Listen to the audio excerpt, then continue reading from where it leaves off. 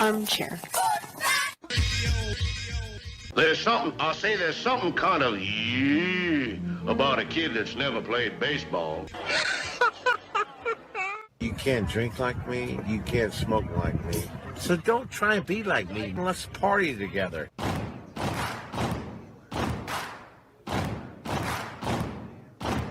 Baseball is a beautiful thing. It's more beautiful in an old park. It's asymmetrical and quirky. But even in a dome with artificial turf, it's beautiful. The way the field fans out, the choreography of the sport, the pace and rhythm of it, the fact that that pace and rhythm allows for conversation and reflection and opinion and comparison. In right field, the crowd is tormenting Strawberries, singing, Darryl, Darryl. Little roller up along first, behind the man. It gets through Buckner. Here comes Knight, and the Mets win. And there's a fly ball deep to left. It's on its way. There it goes. And the Yankees are going to the World Series. Aaron Boone. Ground ball stabbed by Folk. He has it. He underhands to first for the first time in 86 years. The Red Sox have won baseball world championship. Can you believe it? It's a pastime, something you do. It's entertainment, something you watch.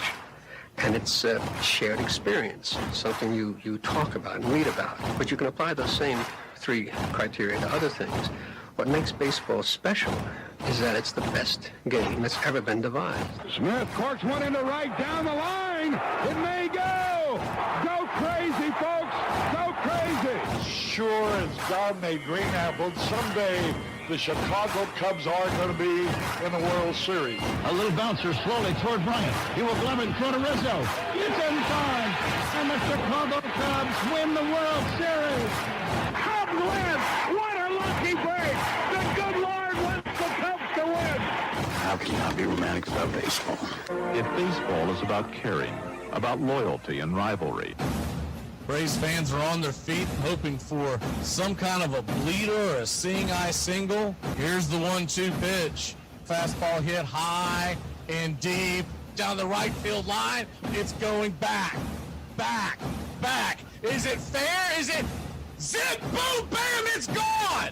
Ram-a-lam-a ding dong, a 3-run shot, and your Atlanta Braves have taken a 1-run lead. She's gone, baby!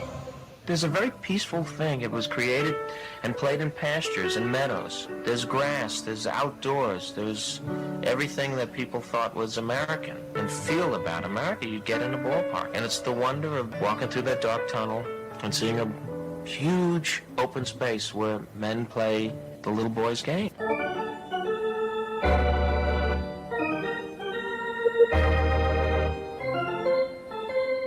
I believe in the Church of Baseball. I've tried all the major religions and most of the minor ones. I know things. For instance, there are 108 beads in a Catholic rosary and there are 108 stitches in a baseball. I prefer metaphysics to theology. You see, there's no guilt in baseball, and it's never boring. It's a long season and you gotta trust it. I've tried them all, I really have. And the only church that truly feeds the soul day in, day out is the Church of Baseball. Touch 'em all, Joe! You'll never hit a bigger home run in your life! High fly ball into right field. She is gone! Swung line drive left field. 1 run is in. Here comes Reed. Here's the throw to the plate. He is safe. You're in Braves country. If there's a bigger thing going on right now, I don't know what it is. We're down to 1 strike here. Gurriel, the last hope for the Houston Astros. Here's the 0-2 pitch. Swung on, bounced over to Dansby. Dansby fires it over to first, and here comes the dog pile. Fire the cannons in the battery. Do the chop all throughout Braves country. Pop that top. Your Atlanta Braves have won it all. Here's a list of the players we'll be inviting to camp. I never heard of half of these guys. And the ones I do know are way past their prime. Most of these guys never had a prime. This guy here is dead. Cross him off, then. The local press seems to think we'd save everyone a lot of time and trouble if we just went out and shot ourselves. We got uniforms and everything. You know, you might think about taking Jesus Christ as your savior instead of fooling around with all this stuff. I like him very much. He no help with curveball. You trying to say Jesus Christ can't hit a curveball? Is baseball?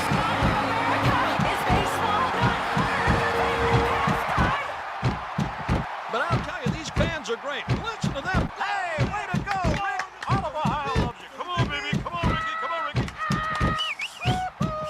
The game doesn't stink. It's a great game. You know, one of the best things about being an ex-big leaguer is getting freebies to the game. Call the front office, bingo. And once these fans recognize me, I probably won't even have to pay for my light beer. Down it! I love them. Good seats, huh? You're in the wrong seat, buddy. Come on. Oh, I must be in the front row. Come on. Ladies and gentlemen, welcome. We direct your attention now to home plate. Please remain standing. We call your attention to our bands here today. They will be jointly directed. And now, another fixture. Our national anthem. Oh, say, can you see by the dawn's early light what so proudly we hailed at the twilight's last gleaming, whose white stripes and bright stars through the perilous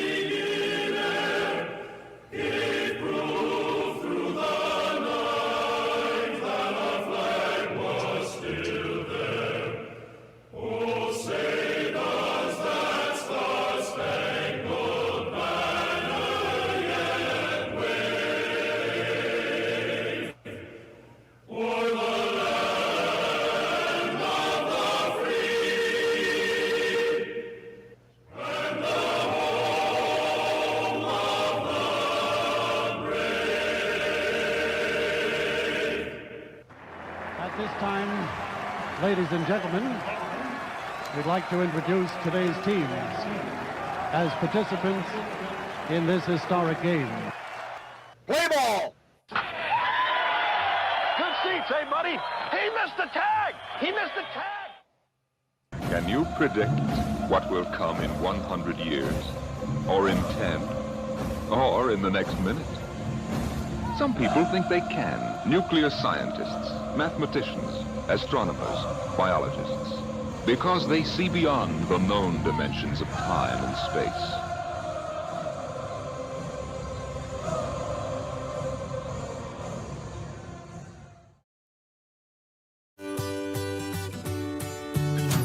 Hey, Braves Country, Mac McGee here for American Rebel Beer.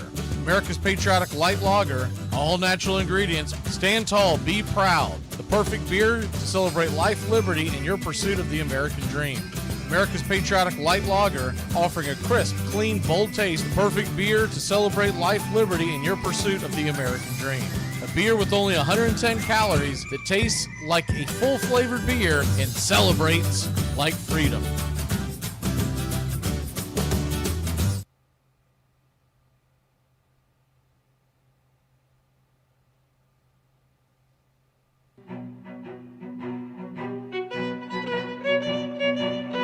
Hey, Braves Country, Mac McGee here for American Rebel Beer. From the mountains to the prairies to your pint glass with white foam, we're bringing back beer with a backbone. All that matters in our brew is taste and a touch of American excellence. American Rebel Beer, born in the USA.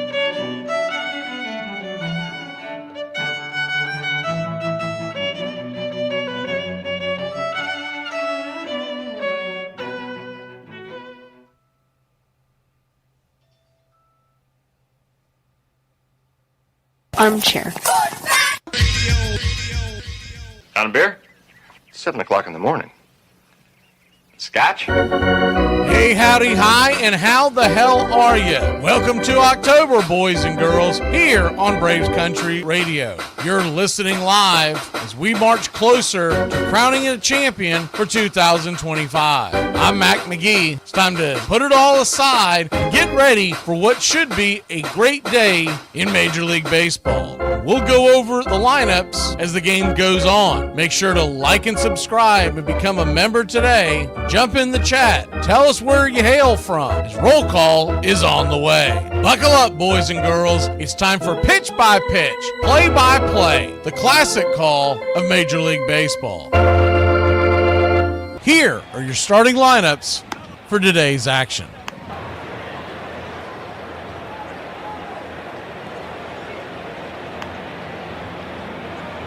Leading off and playing left field for the Seattle Mariners is Randy Arozarena. 27 home runs on the year.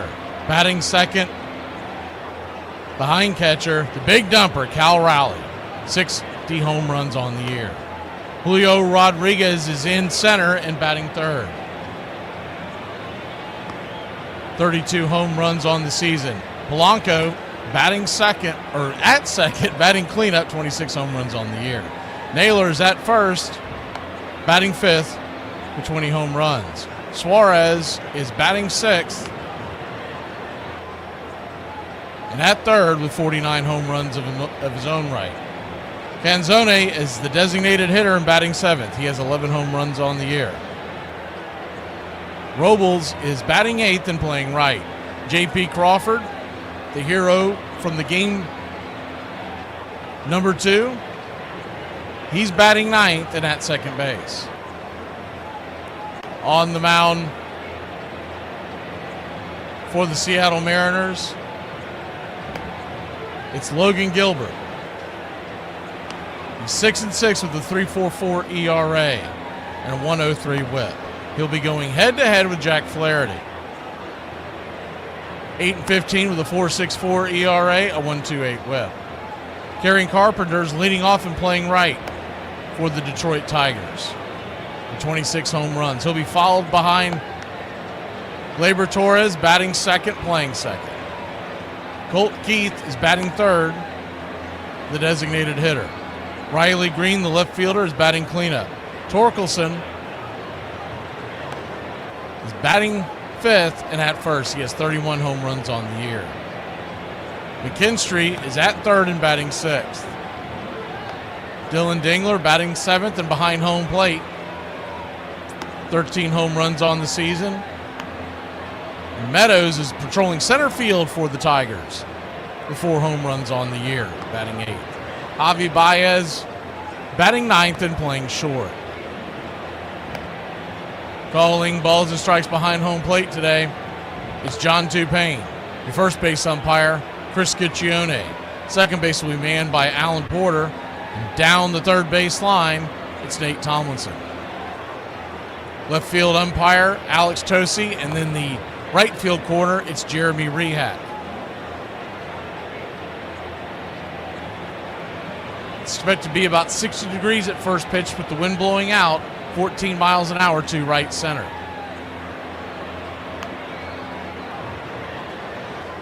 Detroit Tigers are plus 121 on the money line. Seattle minus 131. The over-under is 8. Our pick to click tonight on the Seattle side, give me the big dumper, Cal Raleigh. And we'll go with on Detroit side. We're going to take Kerry Carpenter leading off. She get extra at bats. And he'll try to get this offense rolling.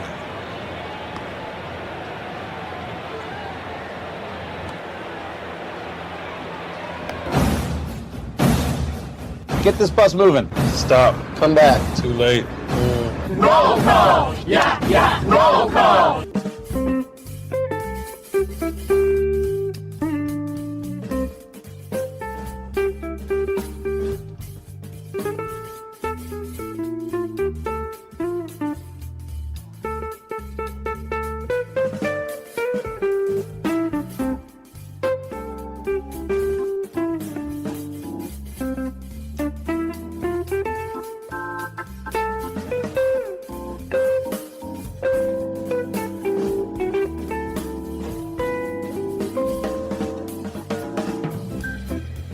See who we have here in roll call tonight.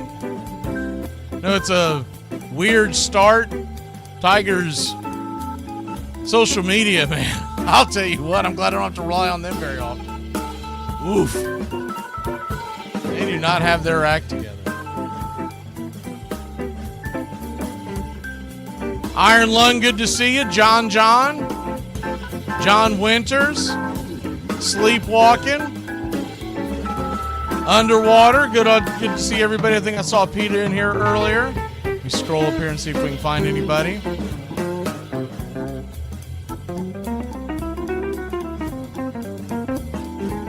Gary the Real McCoy, John once again, James Fisher, Uncle Charlie Fritz, good to see you. I think I said sleepwalking. And C Height. So what we're going to try to do here, Willis, what you talking about, Willis? I see you. What we're going to try to do here tonight, we're just going to kind of see. There's Royal Peter. We're just going to see how the games play out. I really have no idea. But what we're going to try to do is bring you this game, keep you updated on what's going on in New York with Yankees, Blue Jays, and then we'll just kind of see how these games unfold. If this game turns into a blowout, we'll flip over there, but if it's a competitive game, we'll stay right here, and then at the end of this game, we would go over to New York to finish up Yankees and Blue Jays, unless it's just an absolute stomping one way or the other, but I don't see that tonight. So the game plan is to start in Detroit and finish in New York. Games were supposed to be 4 hours apart, but now they're on top of each other. And so we're going to take a real quick break. When we come back, pitch by pitch, play by play, back in a flash, y'all.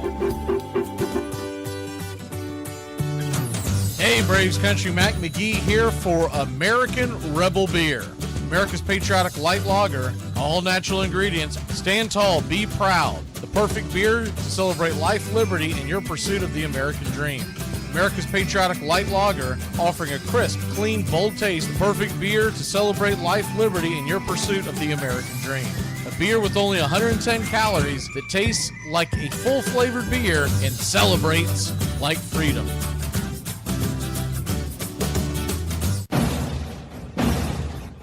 Hey Braves Country, this is Mac McGee with Braves Country Radio. We are bringing you pitch by pitch, play-by-play of your Atlanta Braves all year long. Join the Country Club today. Help support Braves Country Radio. Join the Country Club today. It helps us bring you more of the game we all love. Braves Country Radio, your home for the classic call of Braves Country Baseball.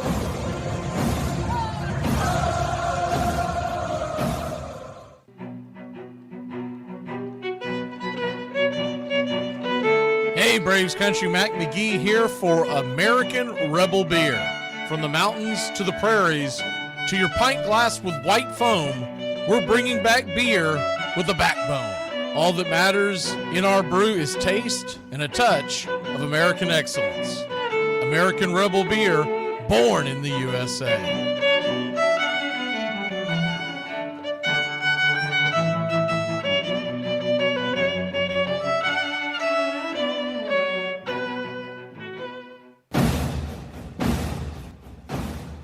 Ladies and gentlemen, we interrupt our program of dance music to bring you a special bulletin from the radio news. Sit quietly and we will control all that you see and hear. There is nothing wrong. You are about to participate in a great adventure. You are about to experience the awe and mystery. You unlock this door with the key of imagination.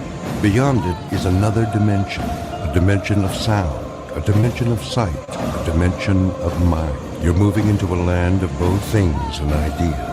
You've just crossed over into adventures in time and space. We offer you Braves Country Radio, your home for the classic call of Braves Country Baseball. Hi, folks. Join us now for another Braves ball game. Yes, sir. This is the one we've been waiting for. This is it. This makes you feel like it's spring and baseball. No more measles and free tickets to the circus. You're in Braves Country.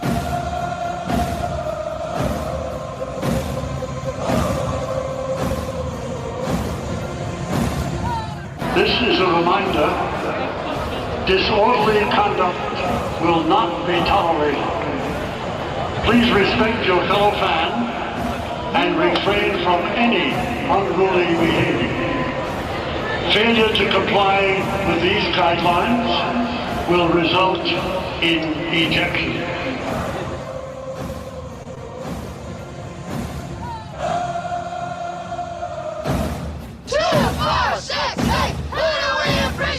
You're in Braves Country.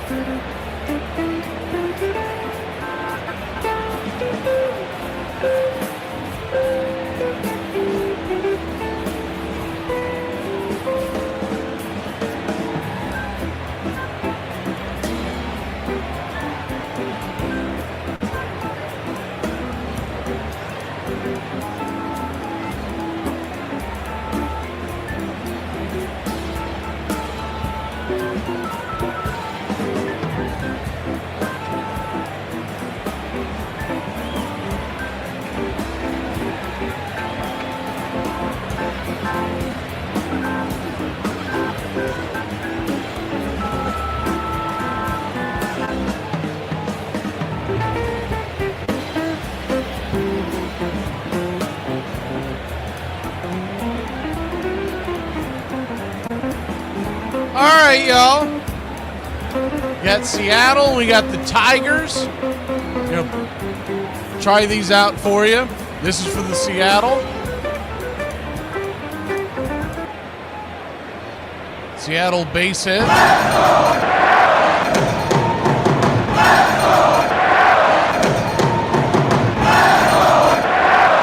This would be for the home run for Seattle.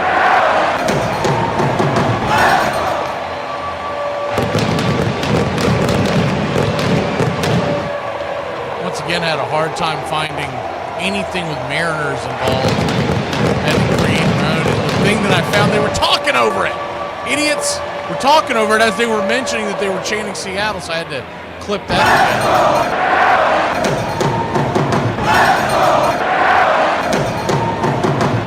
again. And here are the Tigers.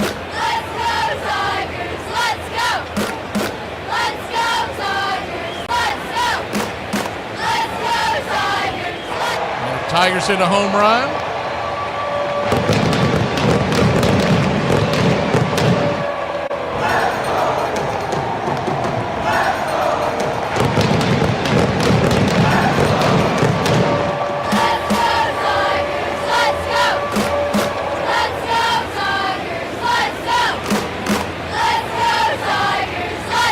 So that's what we'll be kicking tonight. Hope y'all enjoy it. Put your favorite team in. We'll probably put a poll up here in a second. We got the Tigers and the Mariners emojis kicking for you country club members. If you want to join the country club, just $2.99. You can show your Tiger or Mariner pride. Please smash the like. We're getting set for pitch by pitch, play by play. Mariners, Tigers, Detroit. Game number 3. Put this on real quick as we get ready for the 3D to kick in. Got to wait for it to kick in, prevent your screen from shaking on you. We'll always put that across. Jack Flaherty and the Tigers are wearing their home whites.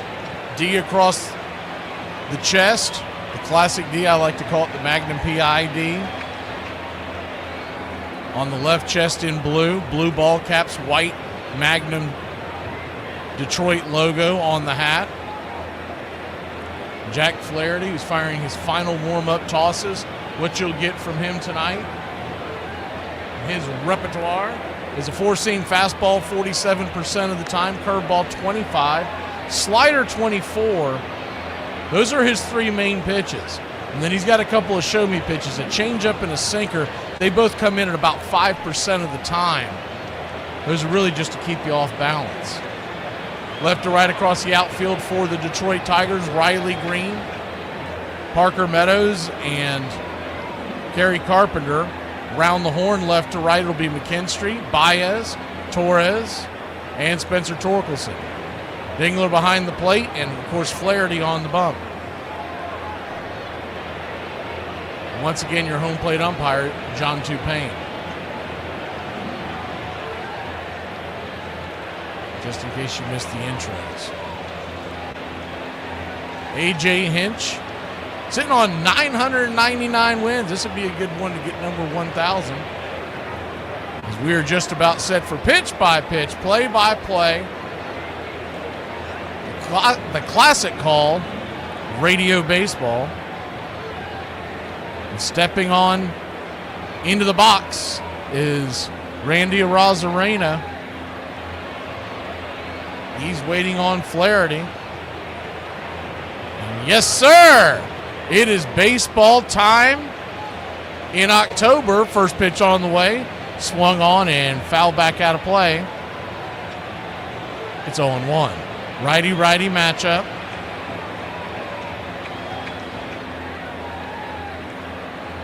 The 0-1. We'll try to sync it up. I think it might be a tad ahead for you. So an 0-1 count.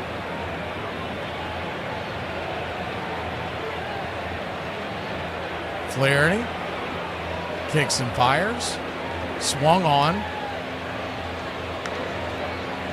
Chopped off the glove of Flaherty. And going up the middle is Randy Arozarena. And the throw comes over to first, and he is going to be safe. An infield single for the Mariners.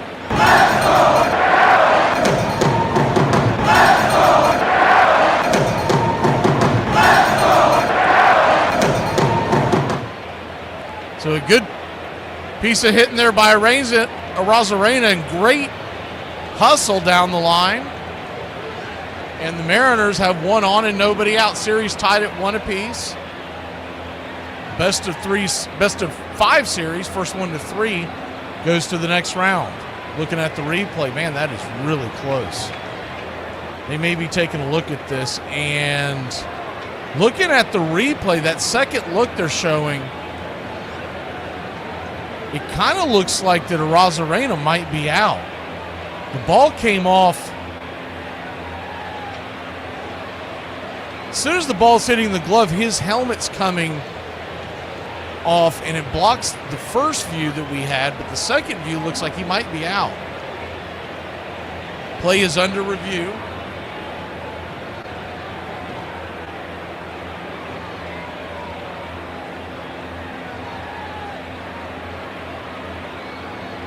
I'm starting to think he is going to be out by just a hair. Now, whether or not they have enough to overturn it, that's a different deal right there. He stuck the bat out and just kind of poked it over the head of Flaherty. Flaherty, if he doesn't make contact with the ball, it's going to be a much easier play for Torres. Torres had to charge the ball because it was slowing down. So we're waiting for the challenge to get resumed.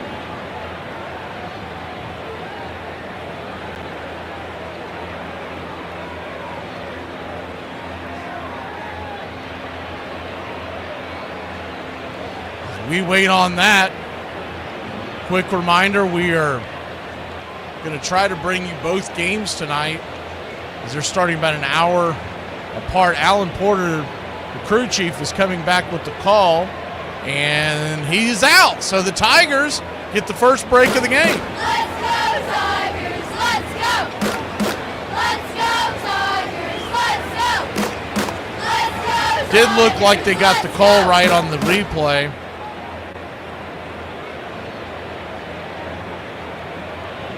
Tell you what, and a good play by Gleyber Torres, because he had to barehand that ball to be able to get it into play.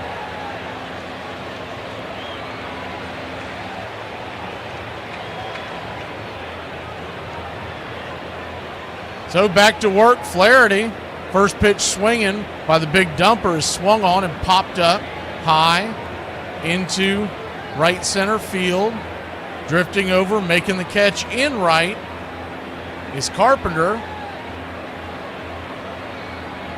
2 down, F9 your scorecard.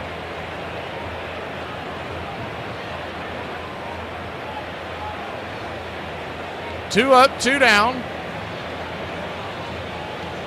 Julio Rodriguez to the plate. Righty-righty matchup. First pitch on the way. Right there for a strike. It's 0-1. The 0-1.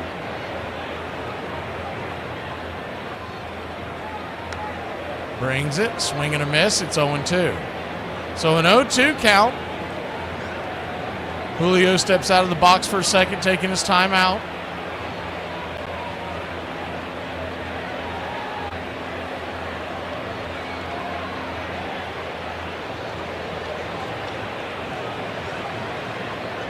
The 0-2 from Flaherty. Bender into the dirt. 1-2. Good take by Rodriguez. Ball gets away for a second.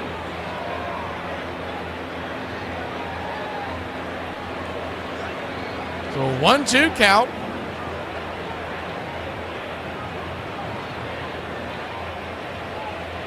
Flaherty turns and delivers. Did he go around? They check down the line. Swing and a miss, strike 3, and that'll end the inning. I think we got the video audio tuned up now. We'll be back in a flash here on ALDS game number 3 in Detroit City, baby. If history repeats itself, I want a dinosaur, bro. Work is work. You don't show up late, you don't make excuses, and you don't not work. If it wasn't work, they wouldn't call it work. They'd call it super wonderful, crazy, fun time, or skippity-doo. What do we do? This just got way too complicated. I've got it. Here's what's going down. Corey, you talk to your team. You guys are going to decline that holding call. Done. Yo, wait, but Hold on. Trayshawn, once we break this huddle, you're going to get out there, do some crazy celebration. I'm talking some humpies. Whatever you got to do, you do it.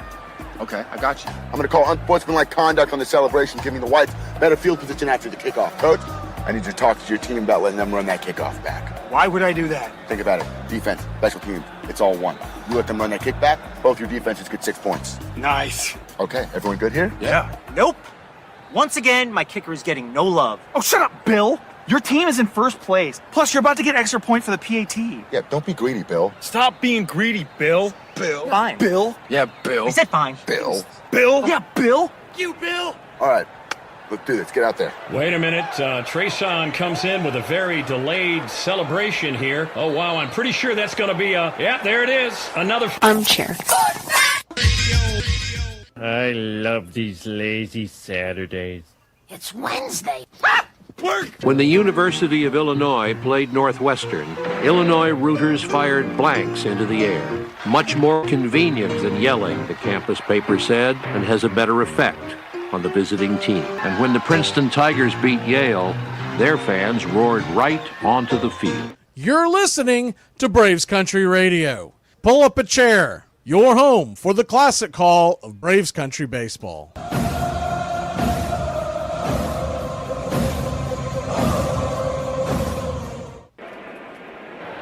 Welcome back.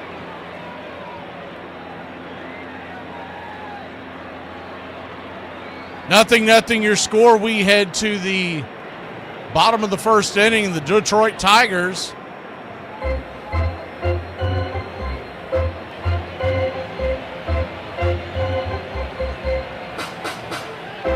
Kerry Carpenter leading us off, followed by Gleyber Torres and Colt Keith. If anybody gets aboard, Riley Green. Just in case you missed the intros. Left to right across the outfield for the Seattle Mariners, it's Arozarena, Hurrod, and Victor Robles. Around the horn, Suarez, J.P. Crawford, Polanco, and Bo Naylor. Cal Raleigh behind the plate. First pitch on the way, high and outside wide. It's 1-0. Gilbert on the bump.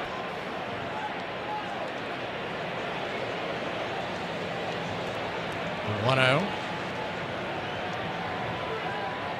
Swing, slaps it over towards second base. Should be an easy play.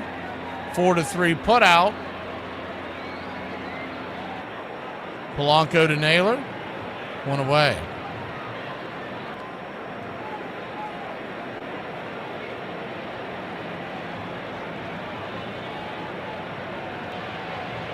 One up, one down. Logan Gilbert looking at his repertoire tonight. He pitches much better at home. As the first pitch on the way is right there for a strike. It's 0-1. 0-1. Righty-righty matchup. Torres digging in.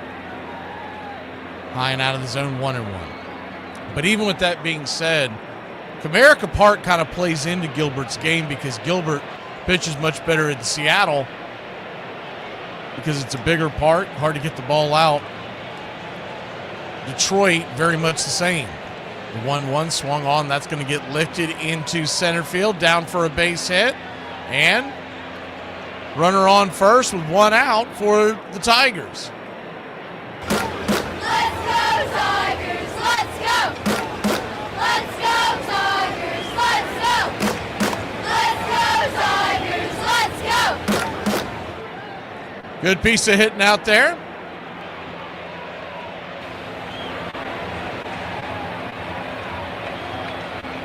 One on, one out, righty-lefty matchup. Colt Keith, the batter, he swings at the first pitch, hammers it over to second, and it's going to be a 4-6 put out. No chance of getting Keith butts down the line and heading to first. But the Tigers avoid the double play. Seattle gets the lead runner.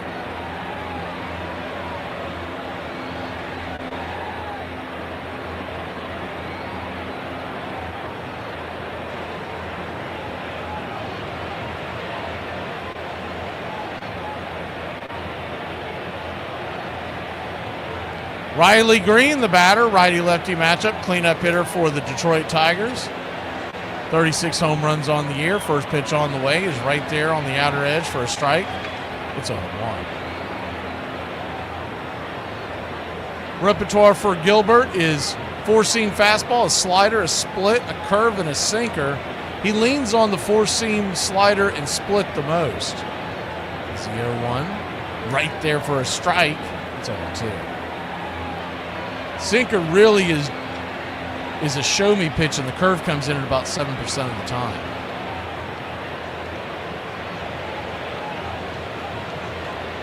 The 0-2 count, swing and a miss in the dirt, strike 3, and that'll end the inning.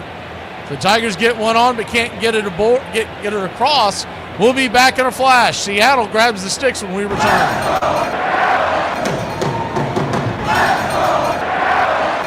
All right, everybody, we gathered y'all here today to let everybody know that I got COVID! COVID! Armchair. Dad, do you think you're a good person? Yeah, I'm wonderful. Just ask me. I'll tell you. Oh, Dad, I don't want one of your lines. Seriously answer. I don't know. I try to be. What does that mean? You try? I asked if you That means are or I aren't. treat people the way I want to be treated, and my handshake still means something. Just for the record, there's a lot of good in you, too. You have the ability to be even better than me. You think? Yeah, and I'll give you a nickel's worth of free advice. At some point in your life, you're going to get to choose what sort of a man you want to be, and once you pick, you walk in that direction with deliberate steps, and don't look back. Don't let people change you once you've made the decision. Smith corks one into right down the line. It may go. Go crazy, folks. Go crazy. Ortiz into deep right field. Touch them all, Joe. You'll never hit a bigger home run in your life. Little roller up along first. Behind the bag. It gets through Buckner. Here comes Knight, and the Mets win it. A lot of room in right center. If he hits one there, we can dance in the streets. The 2-1. Swung line drive left field. One run is in. Here comes Green. Here's the throw to the plate. He is safe. Braves win. Braves win. Braves win. Braves win. High fly ball into right field. She is gone. At its heart lie mythic contradictions. A pastoral game born in crowded cities. An exhilarating democratic sport that tolerates cheating and has excluded as many as it has included. A profoundly conservative game that often manages to be years ahead of its time. You're listening to Braves Country Radio. Please like and subscribe today. YouTube.com/@BravesCountry. I was just talking about dummy fans.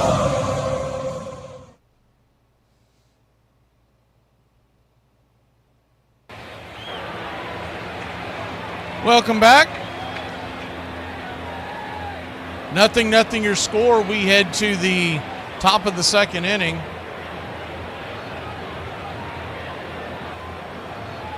Jack Flaherty will go back to work.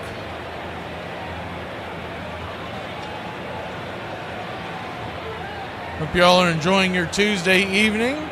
Appreciate you spending your night here in Braves Country. Please hit that like and subscription button if you haven't already.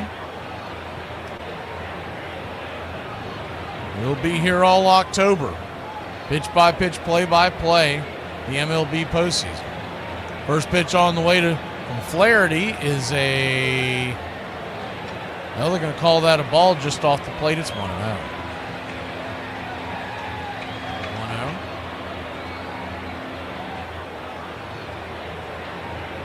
Takes and fires. Fouls it back. It's 1-1. Polanco hit a couple home runs the other night, the hero. The only one seemed to be able to get to Tarek Skubal.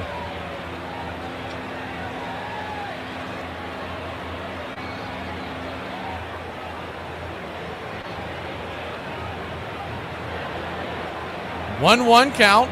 Flaherty back to work.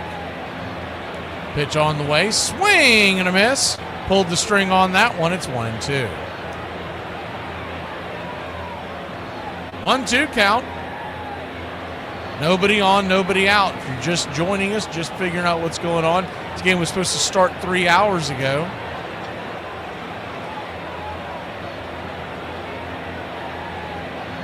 Start at 7 p.m. Eastern. The 1-2 pitch.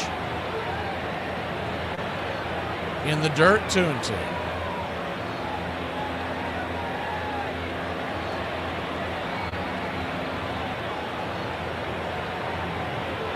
The 2-2.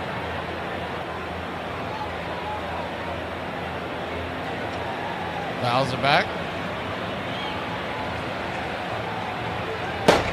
Thank you for the channel support, Peter.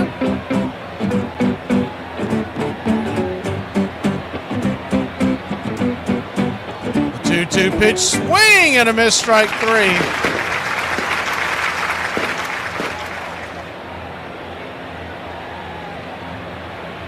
One away. Jack Flaherty, second strikeout on the night.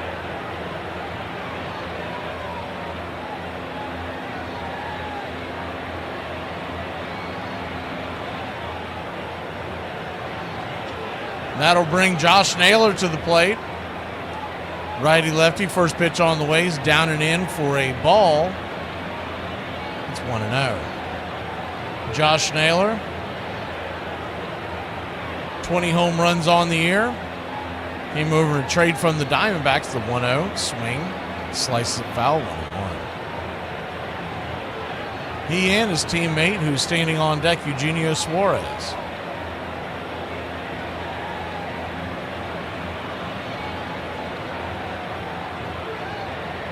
Thank you for the kind words. I'm going to mess that up. Shronzy? The 1-1 right there at the knees, 1-2. I bet I'm butchering that, but S-H-R-O-N-C-E-Y. It's either Shronzy or Shronse. The 1-2. Swing, chops it foul. We'll do it again. 0-0 your score. Just getting going here at the top of the second inning. This is a 1-1 series tie. The winner of tonight's game gets a decisive advantage. The numbers bear out that the winner of Game 3 in a 5-game series, when the series is tied, has an incredible advantage. The 1-2 chops it foul. Just off the plate. We'll do it again. I want to say the number I saw today was 88. It was somewhere in the 88% area. 1-2 count.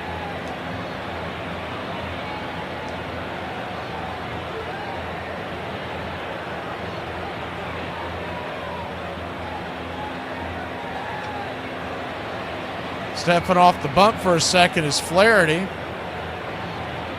He wants a quick powwow with his backstop, Dylan Dingler.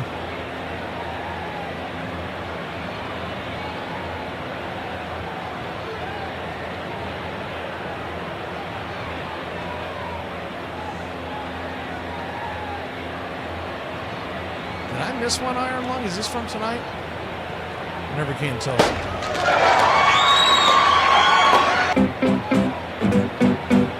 The 1-2 pitch.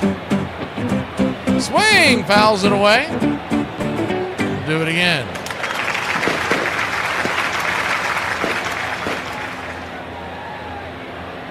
A 1-2 count. That was from tonight. Thank you. If it wasn't, thank you anyways. The 1-2 pitch. Swing, chops it foul. We'll do it one more time. Had the doubleheader last night, and tonight we're going to do, it's not going to quite be a doubleheader. It's going to be an extended of this game. When this game ends, we'll go head over to New York to give you the end of the Yankees Blue Jays game. 1-2, down and in, 2-2. They're supposed to be having pretty good weather over there, so I don't expect a delay over there. We'll keep you up to date on what's going on with that game as we go along.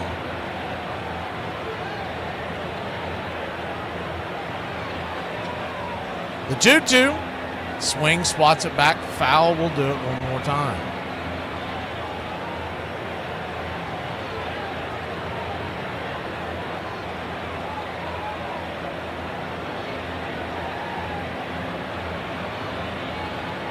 Two from Flaherty. 10th pitch of the at-bat. Swing! That ball's banged down the line, man. We'll do it one more time. Really making them work here.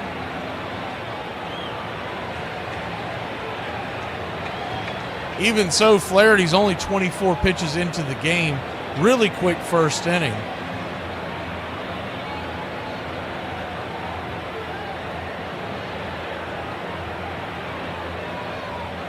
This will be pitch number 11, if my math is right. 2-2. Swing, dribbles it up the middle, backhanded, thrown over to the second base. Going to have to be a scoop by Torkelson, and he gets it. Torres with the good throw, going against his body, heading towards second base. And it was a one-hopper, but a great scoop by Torque from keeping it going past him. He might have had a little more time to gather himself with Naylor running down the line, but great stop by Torkelson. 2 up, 2 down. Top of the second inning. And Eugenio Suarez, the batter. First pitch, swing and a miss. Bender down and away. It's 0-1.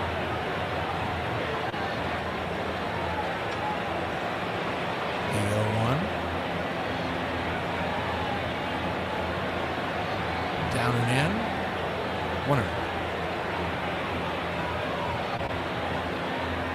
1-1 count.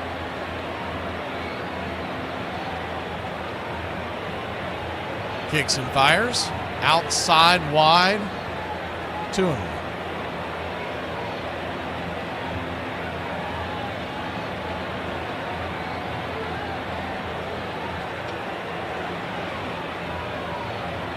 The 2-1 pitch.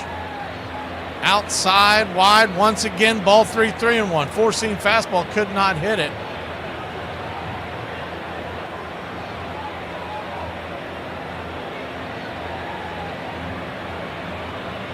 The 3-1, check swing, went around, chased a bad one there, full count. The full count to Suarez. Standing on deck, it's Canzone. Detroit crowd coming to their feet. Here's the pitch. In the dirt, ball 4, and Seattle has a 2-out walk to keep the inning going.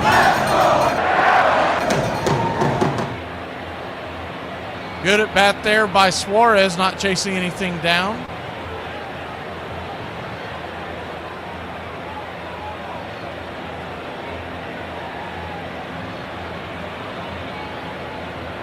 First pitch on the way from Flaherty to start off this at bat is down below the knees for a ball. It's 1-0. 1-0, Dominic Canzone, 11 home runs. As you'll hear me call him calzone or pizza pocket. The pitch right there, P at the knees.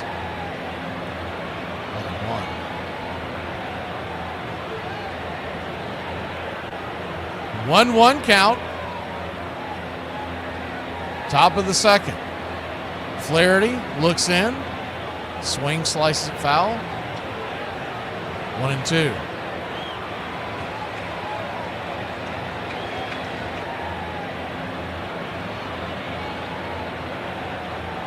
Tigers nothing.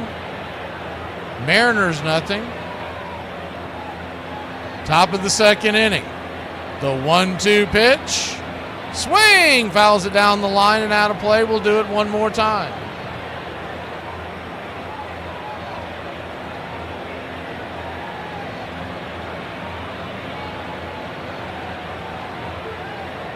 The 1-2. Flaherty brings it. Outside, wide, 2-2. Now 36 pitches into the contest.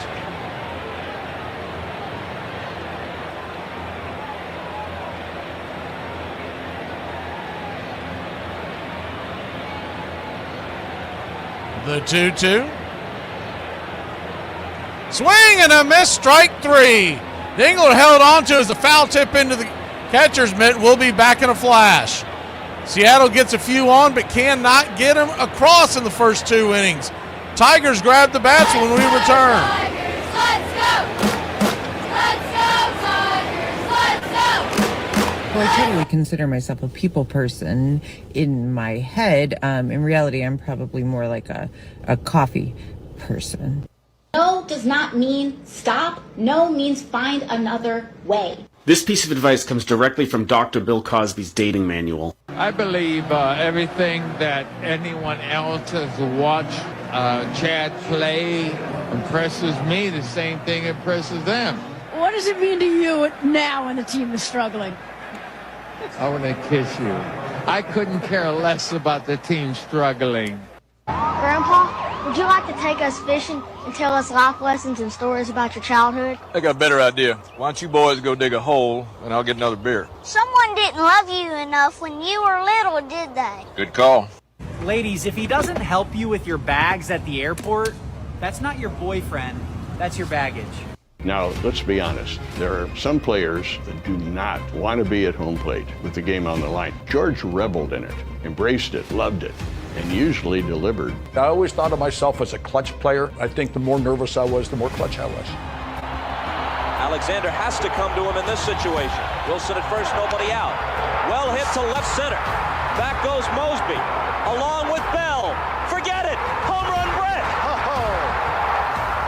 George Brett certainly has no superior and may have no equal as a showcase player in all of baseball. Any second now, he'll be coming out for the curtain call, and there he is. George willed the Royals to win Game 3. Ground ball. Well, he's in a slump. It's only a single, and he's 4 for 4. That was the best game by far I've ever played in my life. It's popped up, and appropriately it will be Brett. Kansas City wins it. He'd almost single-handedly won the game and would hit .348 overall in the series.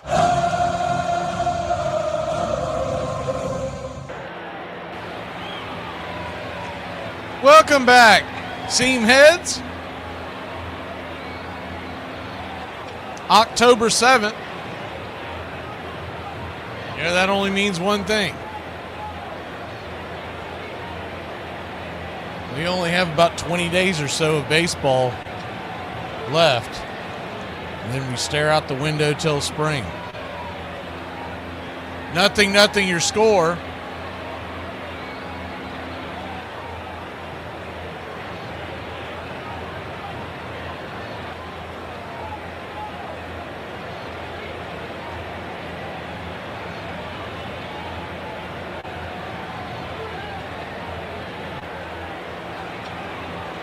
Logan Gilbert goes back to work. First pitch on the way, up top. Four-seamer misses high. It's 1-0.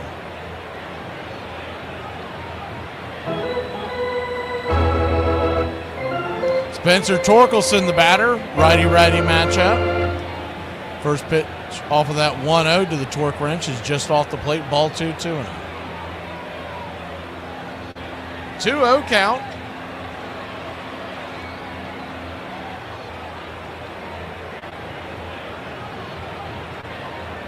Kicks and fires. Swing. Chops it over to third. On it is Suarez. He'll fire over to first. High throw, but Naylor with the stretch makes the grab. 5-3 put out. One away.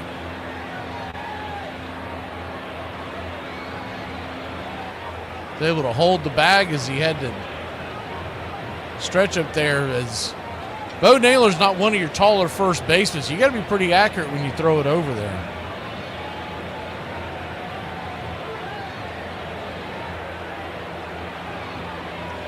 McKinstry, the Swiss Army knife, comes to the plate. First pitch, righty-lefty. Misses for a ball. It's 1-0. 1-0. Brings it. Swing, rips it over to first. Bo Naylor's got it. He'll step on the bag. And a G3 in your scorecard. Quickly 2 down. Logan Gilbert, by the way, he's 1 out away from ending this inning. He's at 14 pitches. Those of y'all who don't follow that is incredibly low. Pitchers normally want to average about 15 pitches an inning. He's a pitch away from doing that in 2.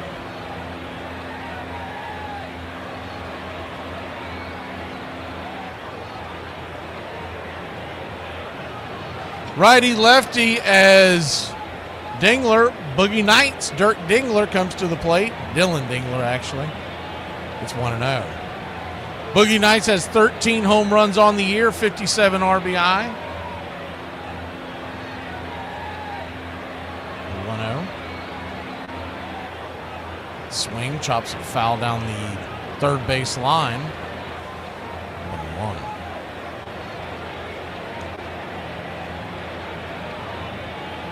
One count. 0-0 your score. Series tied at 1 apiece. The pitch on the way. Swing. That ball smoked up the middle. That's going to get through for a base hit. And it is a 2-out single for the Tigers.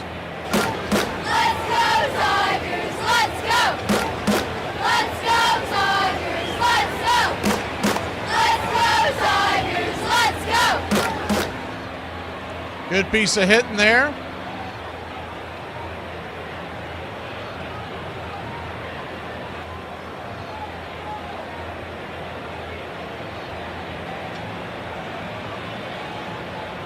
One on, 2 out.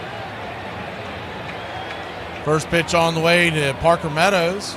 The number 8 hitter for the Tigers tonight is off high and out of the zone. It's 1-0.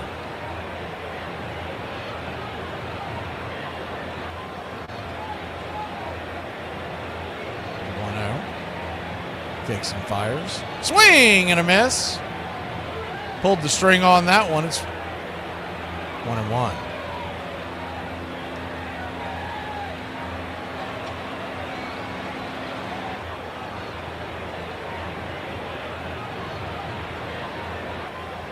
One count.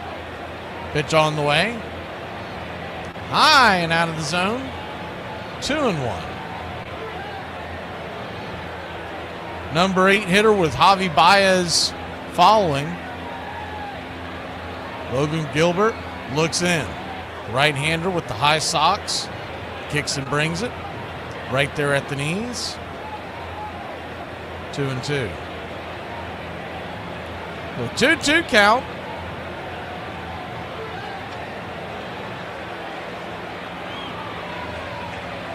Infield back into the right. The 2-2 pitch. Tried to get him to chase that bender down and in once again. This time he laid off, and it's now a full count, which means the runner will be on the move with 2 outs.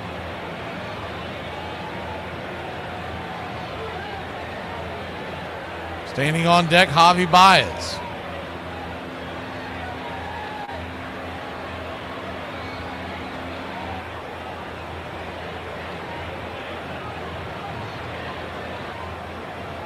Payoff pitch.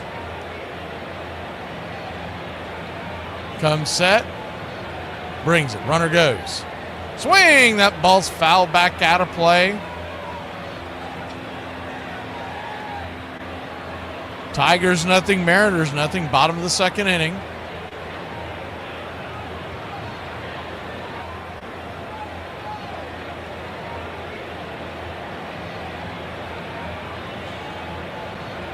Runner at first, 2 outs, full count. Runner goes, the payoff pitch. Swing and a miss, strike 3. Got him with the high heat, and that'll end the inning. Tigers put 1 on, but that's nothing doing. We'll be back in a flash. Mariners looking for their first base hit when we return.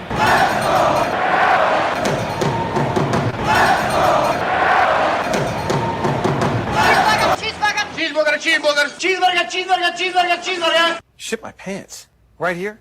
Ship my pants, you're kidding. You can ship your pants right here. You hear that? I can ship my pants for free. Wow, I just may ship my pants. Yeah, ship your pants. Billy, you can ship your pants too. I can't wait to ship my pants, Dad. I just shipped my pants, and it's very convenient. Very convenient. I just shipped my drawers. I just shipped my nightie. I just shipped my bed. If you can't find what you're looking for in store, we'll find it right now and ship it to you for free. Armchair.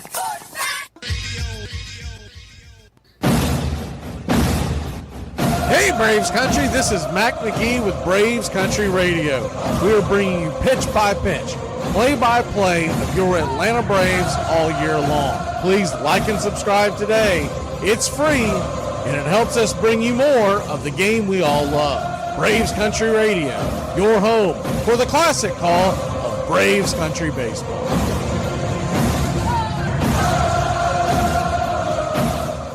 Yes, can I get an iced coffee, please? And hang on one second. Do you want anything? Oh, no, I'm broke. I ain't got no money. I'm good. Are you sure? Because I'll get you anything. Well, I guess if you're paying, you can just go ahead and just surprise me. Yes, can I get the iced coffee and a job application for my deadbeat friend? It is an American odyssey that links sons and daughters to fathers and grandfathers. And it reflects a host of age-old American tensions between workers and owners, scandal and reform, the individual and the collective. Pull up a chair. Braves Country Radio, your home for the classic call of Braves Country Baseball.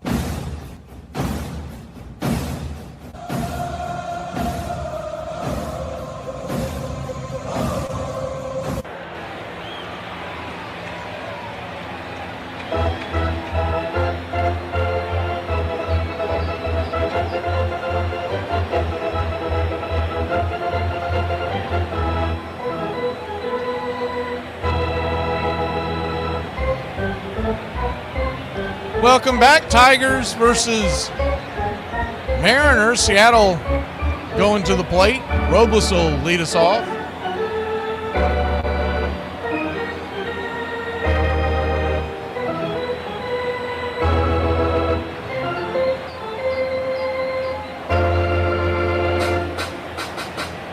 Three-hour rain delay, so that's why we are where we are if you're just joining us.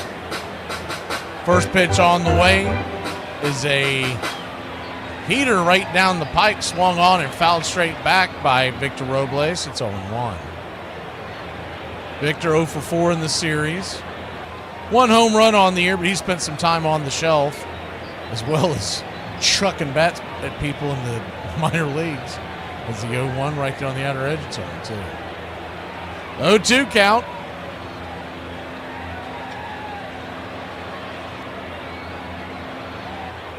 Swing. Hits it down the left field line. That's going to get down where the green grass grows. And the oak trees rounding first, headed for second. It's a leadoff double for the Mariners. Good piece of hitting there by Victor Robles. It's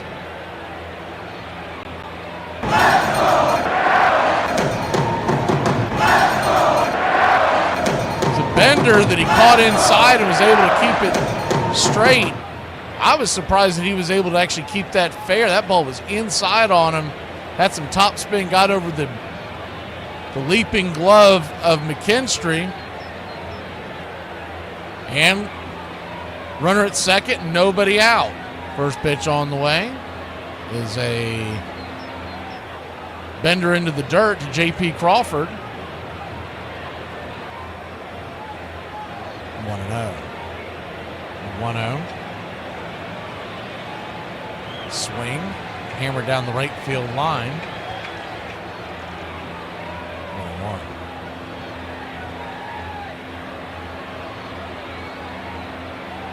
1-1. 1-1 count.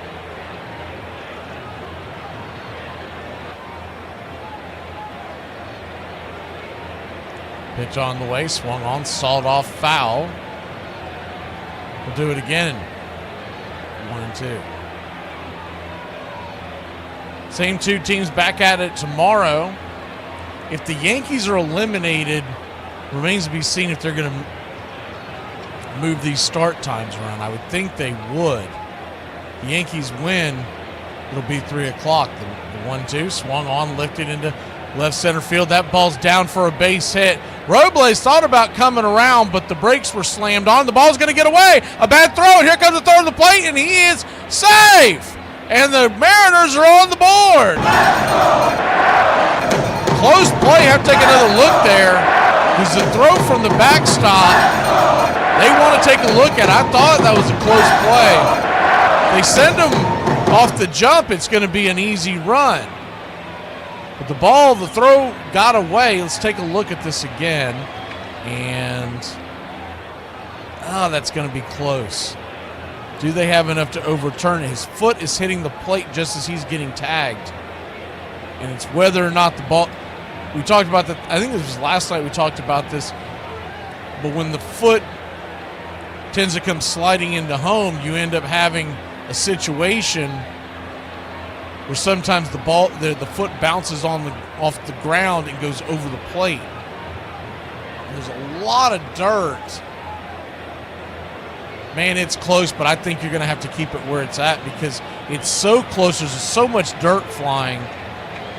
It's one of those, if you have an S on your hat tonight, you're like, he's safe. If you have a D on your hat, he goes, that's horse crap. He's out. I mean, it's one of those. And I can't call you wrong one way or the other.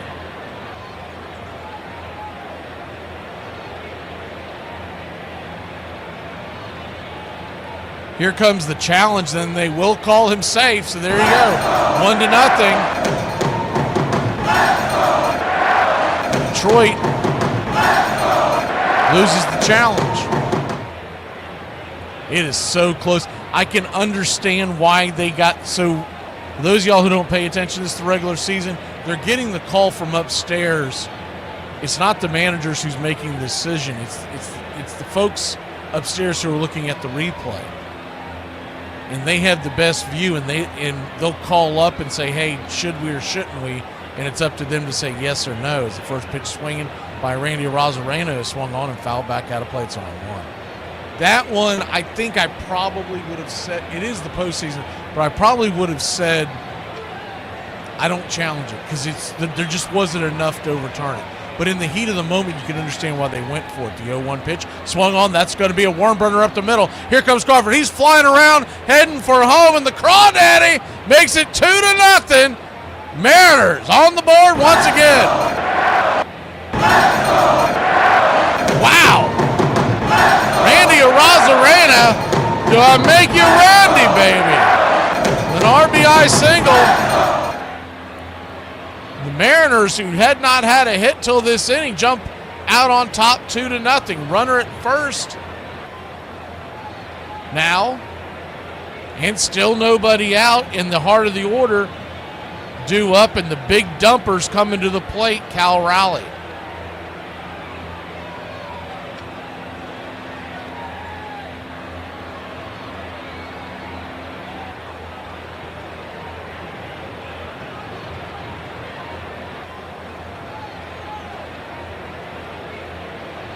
So after a quick powwow, Flaherty 45 pitches in. Now A.J. Hinch has a big decision to make here.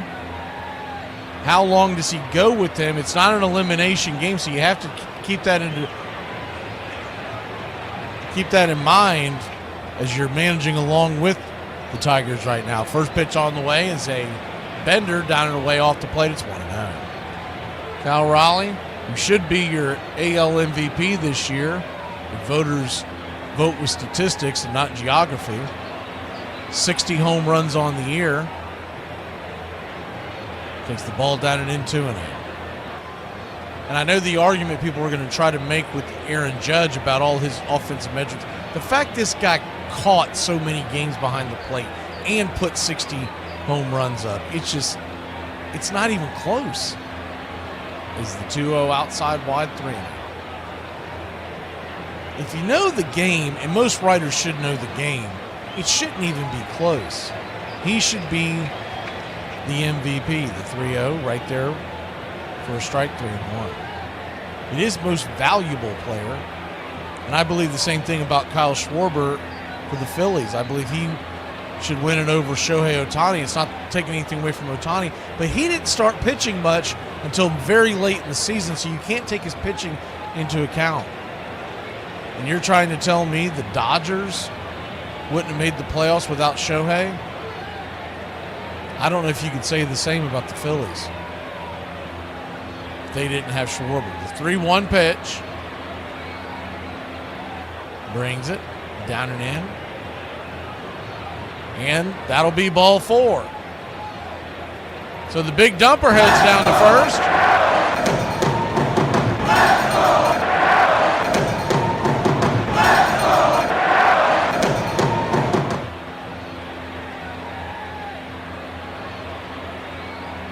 And it's not that Seattle doesn't have a ton of talent, but they made some trades at the deadline that made this hitting roster much better. Before that deadline trade, Cal Raleigh was carrying the offense. First pitch is a swing and a miss from Julio Rodriguez.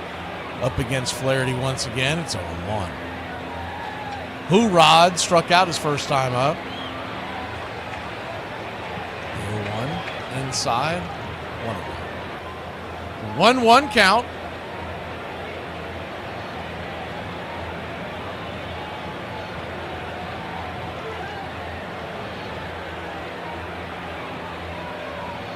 Kicks and fires. Down and away. 2-1.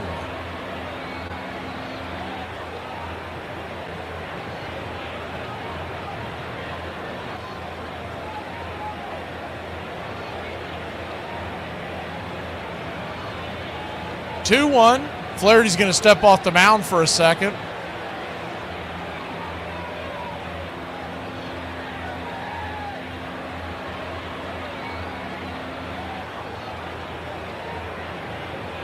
The 2-1 count. Just misses outside wide. Ball 3-1.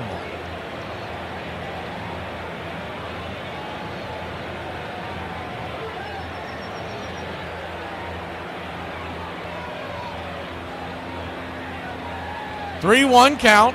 Kicks and fires. Swing and a miss. Blew it right by him. Four-seam fastball, 95 miles an hour.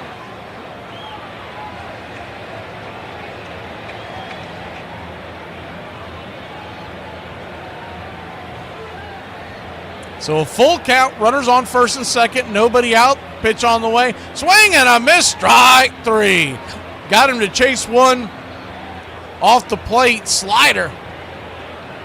Nasty pitch. One away.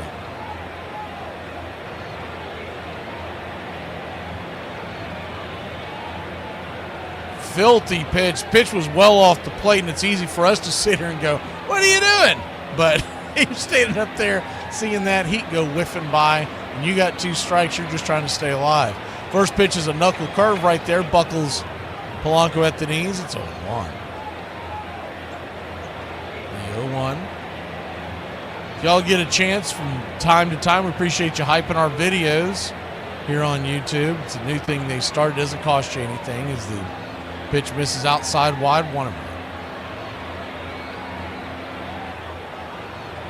I think they allow you to do 3 a week. The 1-1. Four-seam fastball. Kisses the black on the outer edge. It's 1-2. Much appreciated. It helps bring people in, helps us do as much as we can to bring y'all baseball this year and next year. 1-2 count. Outside wide, 2-2.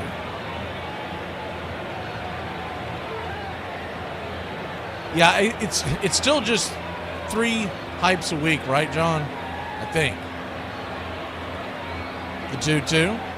Swing and a miss. Strike 3 and a good pitch there by Flaherty.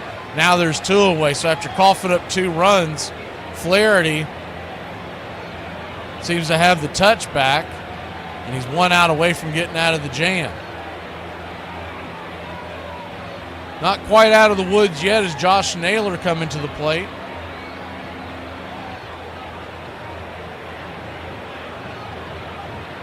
First pitch, swing, that ball's belted high and deep. Going back, on the track, drifting at the warning track, making the catch for a loud out number 3 is Parker Meadows. We'll head to the bottom of the 3rd. It's 2-0, Seattle.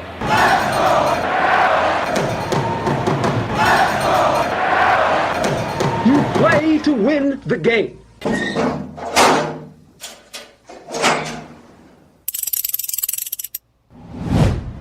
Brad, you might know the answer, but where's Dobbs' eyebrows? I have to know. The kid looks like an alien. I actually found out where Dobbs' eyebrows went to. He mailed them to Anthony Davis of the Pelicans.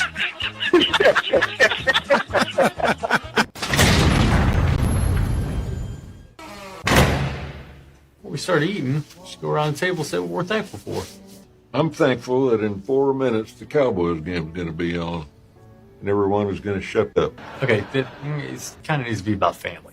I'm thankful that in 4 minutes the Cowboys game is going to be on, and my family is going to shut up. We're never gonna make it to the World Series ever again. We're never gonna make it now. That's not fair. I hate the damn Dodgers. Freddie Freeman can burn in hell. Same with Mookie Betts and Clayton Kershaw. Armchair. By 1800, town ball and its many variations were played nearly everywhere.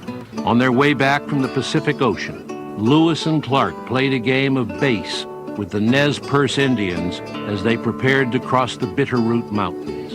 In the 1830s, on the western frontier of Missouri, ball was the favorite sport of Joseph Smith, the founder of a new religious sect called the Mormon. But back east in Cooperstown, New York, city fathers passed an ordinance restricting play after merchants complained about too many broken windows. Meanwhile, in New York City, they were starting to play a brand new version of the game.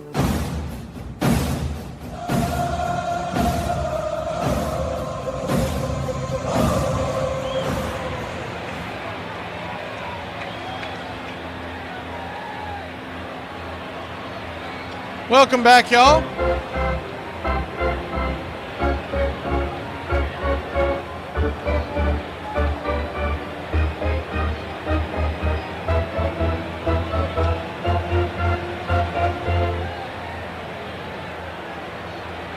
Two to nothing your score if you're just joining us. Seattle's taken the early lead. A couple of runs scored in the last frame. Crawford singled after a Robles double.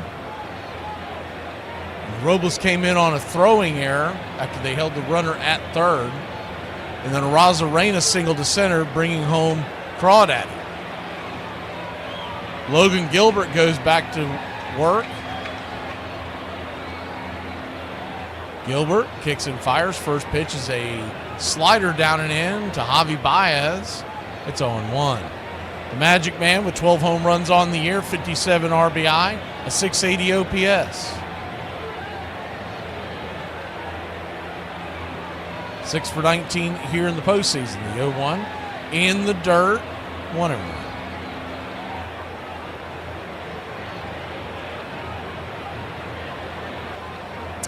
We'll probably talk about that on the show on Thursday, Richard. That's a mess. But I want to kind of save it for the armchair show because all the the guys can kind of sound off as well. But that is an absolute mess. If you tune in, we haven't brought it up. Bring it up. Those are 9 a.m. on Thursdays. The 1-1 swing bangs it down the line. Foul. It's 1-2. Kind of reminds me, that Mark Sanchez thing kind of reminds me of, we still play the clip every once in a while when we were doing the radio show down in St. Augustine several years ago. And a couple of the guys were talking as the 1-2. Swing pops it up high in the sky. It's going to be a can of corn over at short. Making the catch is JP. F6 in your scorecard, 1 away. And I don't remember the golfer's name, but there was a golfer that got in trouble. This wasn't quite 10 years ago. I'd say this was 7-ish, somewhere around the 2018 mark, give or take a year. And there was a report that came out with the golfer that he got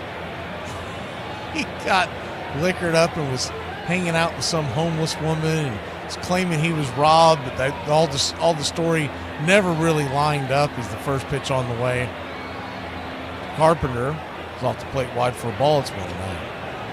And it's not the same circumstances, but the story just reminds me of it because it's such a bizarre story. 1-0 count. Swing and a miss upstairs. Four-seam fastball, 1-1.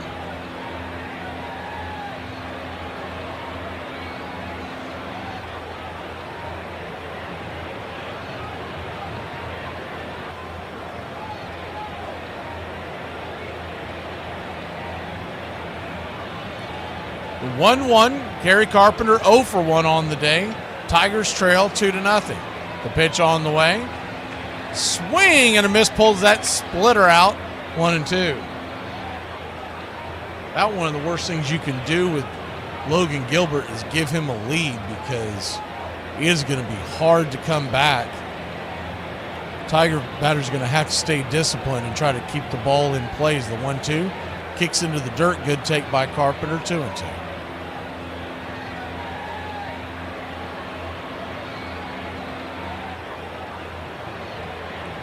Well, HHO kind of started the conversation with his cheesy potatoes. What's for dinner?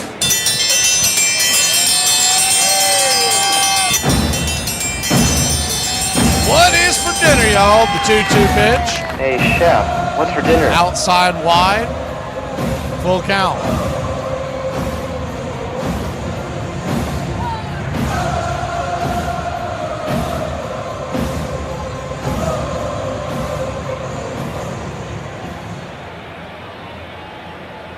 Pitch on the way. Swing and a miss. Strike 3. Pulling the strings on these off-speed pitch. That time the slider from Gilbert. Man, oh man, was that a good pitch.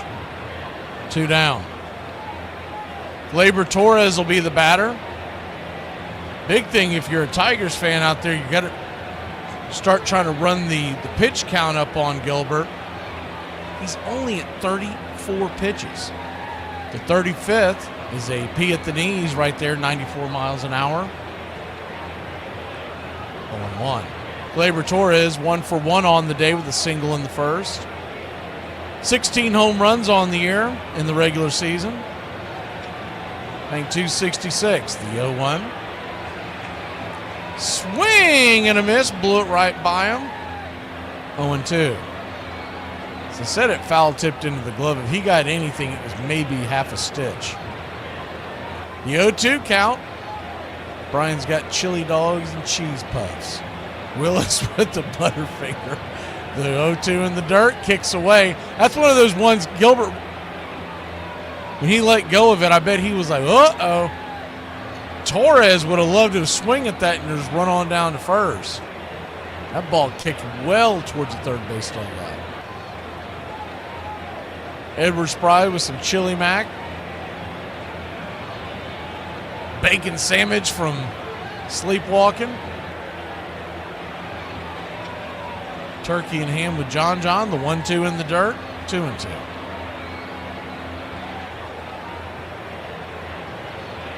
The 2-2 count. Smack's got mom's spaghetti. Either that or he's just quoting the Eminem song. I don't know. The 2-2 swing. That ball's lifted into left field. Down for a base hit. That's going to go in past Rosarena as he goes shopping at the gap, and it's a 2-out double for the Tigers. Let's go, Tigers! Let's go! Let's go, Tigers! Good piece of hitting there. Let's go, Tigers! Let's go! Rosarena giving chase on that. I have to take another look at this. Yeah, he took a bad angle. I think if he plays back a little bit, he might have been able to keep Torres to a long single. Runner at second, 2 outs. Easy does. He's got chicken sandwiches, homemade chicken and dumplings for PETA. His first pitch is down and in. Colt Keith. That's 1-0. BLT. Is that Easy Does It? It's got the BLT.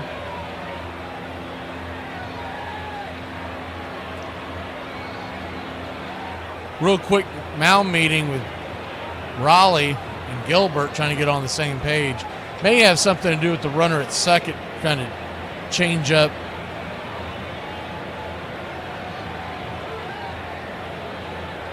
Change up the calls. May try to deke him into something.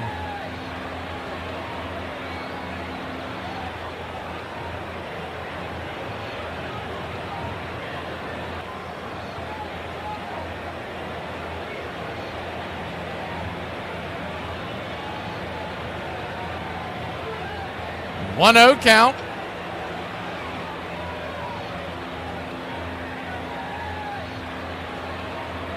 Kicks and fires. Swing and a miss. 1-1.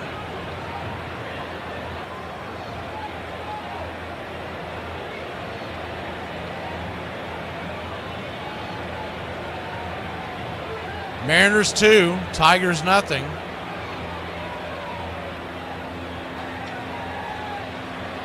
The 1-1. Splitter in the dirt. 83 miles an hour to him.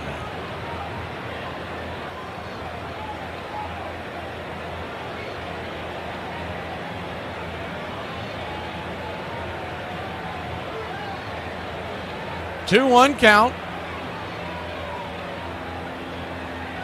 Got him set. Kicks and fires. Swing lifted. High and deep into center field. Drifting over. Underneath it is Julio Rodriguez, and that'll end the inning. So the Tigers get one on, get them to scoring position, but can't get them across.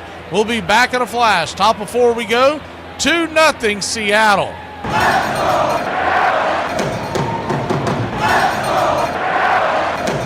No, I mean, I read the HR memo. It said WFH optional between Thanksgiving and Christmas, so work-free holiday. I was just going to table it for... No, Brian. WFH optional is work from home optional between Thanksgiving and Christmas, not work-free holiday.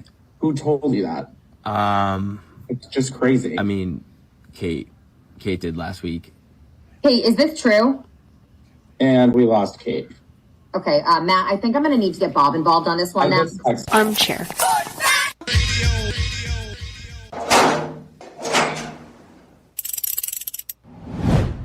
I wanted to see where that was going. The steroids, if we would have left it alone, Yeah. dude, we would have had guys the size of McGuire playing second base by now. You know, it would have been awesome. And because they were so roided up, there would have been no defense anyway, so you wouldn't have to worry about these shifts. You know, they'd barely be able to move.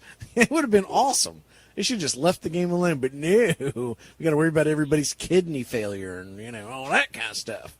I feel like that's none of my business.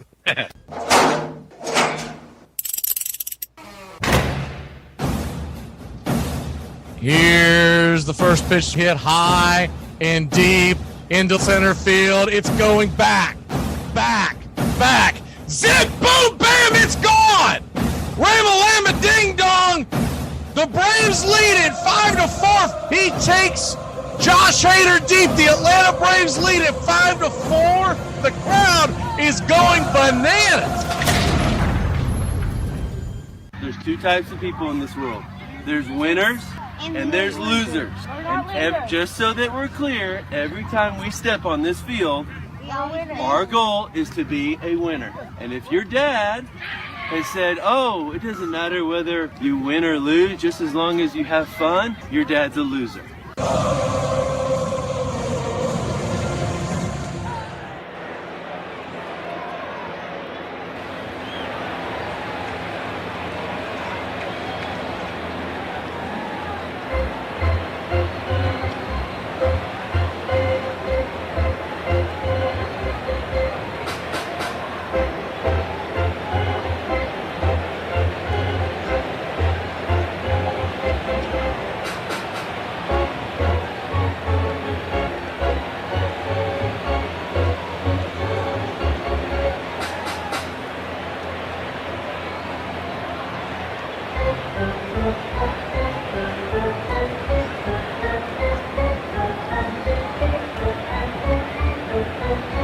Welcome back.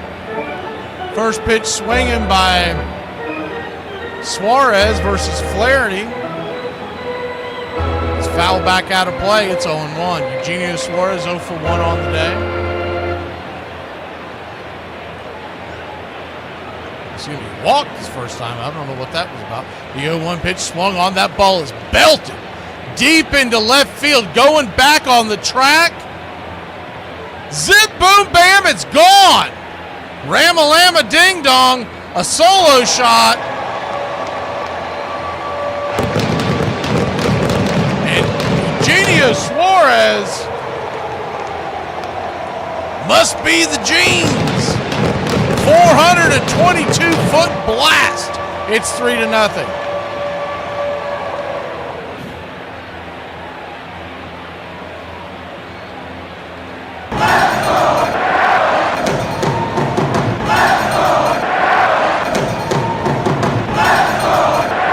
Pitch got too much of the plate, and he got all of it. First pitch on the way. Canzone is off the plate wide for a ball. It's 1-0. Canzone. Pizza Pocket struck out swinging his first time up. Pitch on the way. 1-0. Misses outer edge. That ball was absolutely annihilated. The 2-0 count. Sinker well off the plate, ball 3-0. So now you got to start wondering how much longer do you go with Flaherty. The 3-0 pitch. Misses high, ball 4. So a 4-pitch walk after a solo shot beginning here in the 4th inning.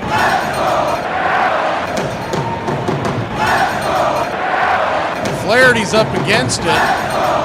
And that pitch just drifted over the plate. That could not be where he was aiming for.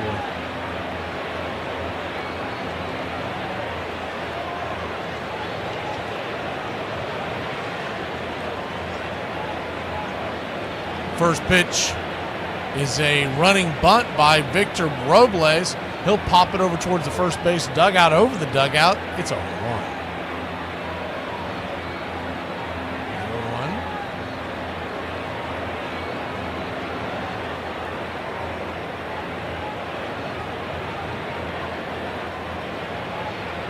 Another chase at a bunt. Did he pull it back in time? He said he did. 1-1.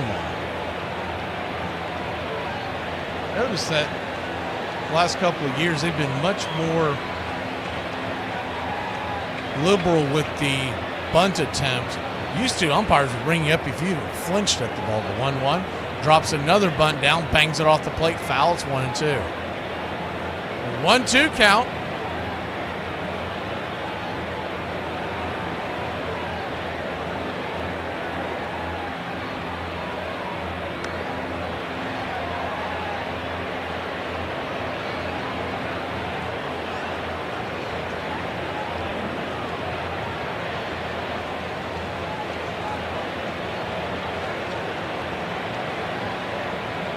The 1-2. Kicks his slider down and away, 2-2.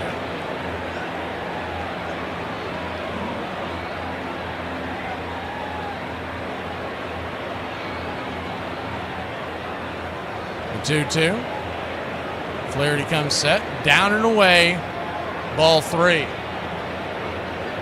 Full count now. He's really in danger of losing control of this game, trailing 3-0 already, and J.P. Crawford standing on deck. The payoff pitch. Flips it over to first real quick.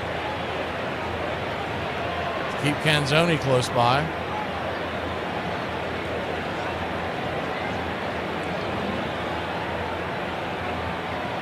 The 3-2. Swing, rifles it back, foul, do it again. Also something to be paying attention to as well, with no outs here in the 4th, so essentially 3 innings, he's already at 75 pitches. I mean, you got to get aggressive with the bullpen fairly soon or you're going to lose control of this game. The payoff pitch, caught looking, strike 3. That looked like a very, very generous call at the bottom of the strike zone, 1 away. But the Tiger fans will take it. Let's go, Tigers! Let's go! Let's go, Tigers! Let's go! Let's go, Tigers! Let's go!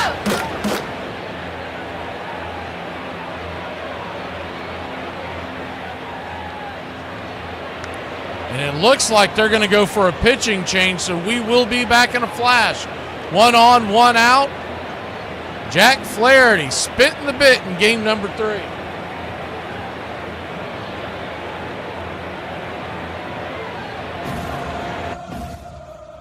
On this date, On this date in 1906, the Christian gentleman, Christy Mathewson, and Iron Joe McGinty give up 11 first-inning runs, allowing the Cubs to rout the Giants 19-0. Mathewson, who is probably still suffering the effects of diphtheria contracted in the spring, retires only one batter while issuing 6 base-on balls in the West Side Grounds contest. On this date in 1921, canceling the scheduled Class D Appalachian League game against the Knoxville Pioneers becomes necessary after discovering a girl's body at the baseball grounds in Tennessee, the home of the Kingsport Indians. The police do not want the bloodhounds confused during the investigation of foul play at the ballpark. On this date, 1966, the Oakland Athletics select future Hall of Famer Reggie Jackson in the first round of the amateur draft, second pick overall. The New York Mets, with the first overall pick, choose Steve Chilcott, a high school catcher who will never play a game in the major leagues. And that's your Braves Country Radio on this date in baseball history. Find us on YouTube and Facebook today.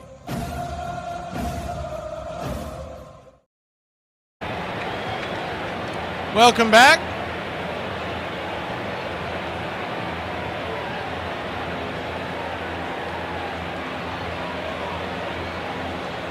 Carrie's asking which team has a better chance of advancing through the playoffs. I mean, I don't know. I think Toronto's probably the best team in the American League, and there's strengths on both sides of this. Both the Seattle and Detroit. Detroit makes you nervous because their offense putters out sometimes. Most of these guys on Seattle, most of them have never done anything in the postseason, so you just don't know how they're going to react when they get to the ALCS if they can get that far. Conley is going to be the pitcher replacing Jack Flaherty. First pitch on the way from the right-hander, King Conley. King Con, as they like to call him. It's 0-1. Righty-righty matchup, high socks with Tommy K. Crawford, the batter, takes the pitch outside, changeup. Evens up the count at 1-0.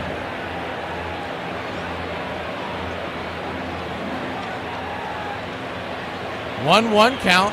Yeah, I see Toronto's already up on New York 2-0. Was that Vladimir Guerrero Jr.? He hit another one. The 1-1 misses outside wide 2-0. They said that Vladdy Jr. has some kind of hang-up where he hates the New York Yankees. And I'm almost thinking it goes back before he ever played against them. Maybe it's got something to do with his dad. I don't know. But the 2-1 outside wide 3-1. He typically shows up big against them, but it's not just that. Like, I remember before he signed his big contract, he made a comment that he would never sign with the Yankees. It's a 3-1 swing, chops and foul, full count. And you never know if a player's saying that because they play in their division. And when he got closer to being a free agent, he then reiterated that he didn't like the Yankees, but he would sign to the highest bidder, right, opening up the door there. But then he ends up signing the extension, so it's a moot point. The payoff pitch. Check swing. Did he go around? He did not. Ball 4. And J.P. Crawford, crawdaddy, heads on down to first.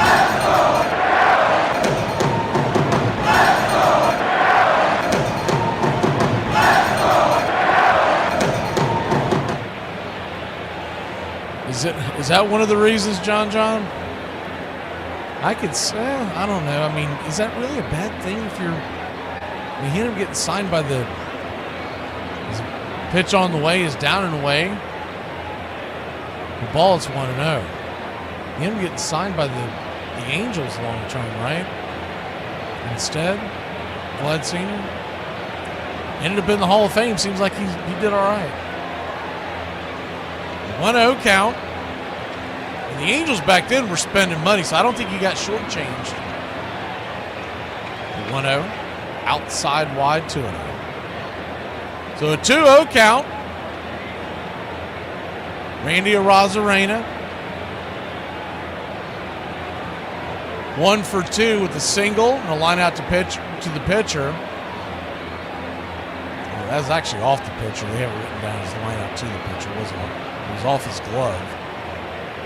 It's the 2-0 right there for a strike, 2-1.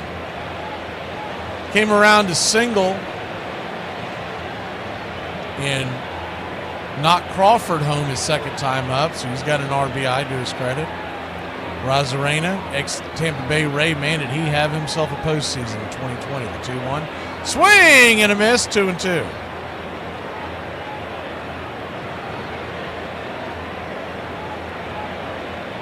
Yeah, it was shortly after that, John, that he said he would open it up.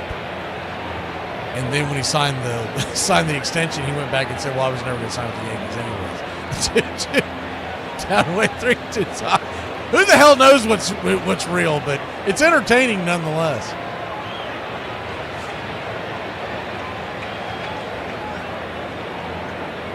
Payoff pitch. Swing, pops it up. High in the sky, back behind home plate. Out of play.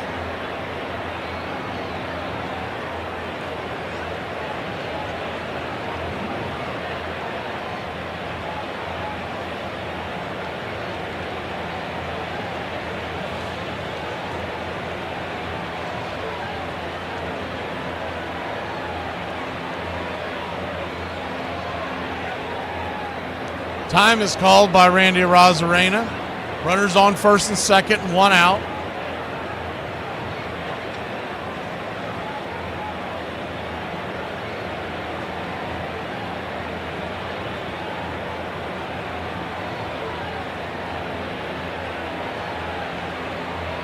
Payoff pitch, swing and a miss, strike 3.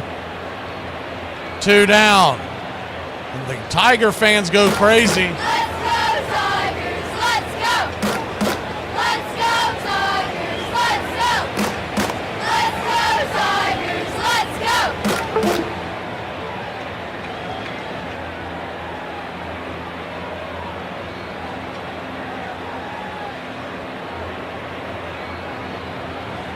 Righty-lefty matchup. First pitch swinging by Cal Raleigh. The big dumper slaps it into center field. The runner will come home to score, and it is a 4-0 lead by Seattle.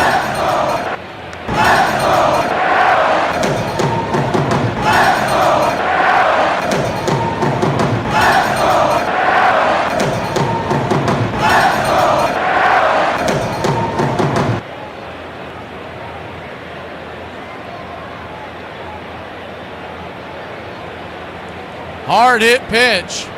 Conley kind of looked like he was just getting a get me over strike, and Cal Raleigh was first pitch hunting, and he slaps it into center field. He was only behind Pete Alonso by 1 RBI and Kyle Schwarber by 7 for the lead in Major League Baseball in 2025. First pitch swinging by Rodriguez. Rod hits it high and deep into left field. Coming over, making the sliding catch in the corner is Riley Green. He might have just saved game number 3. It's 4-0, but the Tigers keep it within arm's length. We'll be back in a flash. Bottom of the 4th we go. For me and the Lord, we got an understanding. We're on a mission from God. I'm listening to a game. It's New Mexico State playing Indiana State. New Mexico State is right up the streets from El Paso, and I went to UTEP. And we're big rivalries, so I'm hoping that Indiana State will beat New Mexico State. And I'm listening to the radio, and I have no clue of the players on either team. All of a sudden, this name keeps coming. Bird. He goes to the right. Bird. He makes the strike. Bird. I said, damn, who is Bird? Bird. You know, here's Bird and Bird this and Bird. Oh, did you see the pass that Bird made? I can't see it, but I'm just trying to imagine it. When the time I got to the end, I said, damn, that brother can play. Hey, let me tell you something. When I got the newspaper the next morning and saw Larry's picture, I said, damn. Armchair. Bad food and overpriced drink had been sold at ballparks since the 1850s, but it took one very ambitious British-born caterer to turn concessions into an empire. Harry M. Stevens had begun his career hawking scorecards in the 1880s, all the while regaling the crowds with quotes from Byron and Shakespeare. By 1901, he was peddling hard-boiled eggs, ham sandwiches, ice cream, and slices of pie in stadiums from New York to Ohio.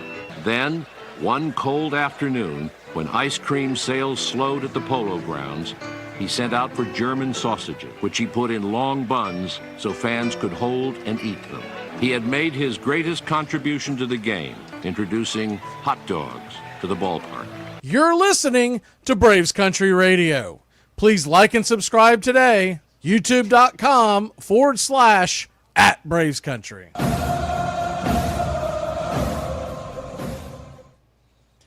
Welcome back.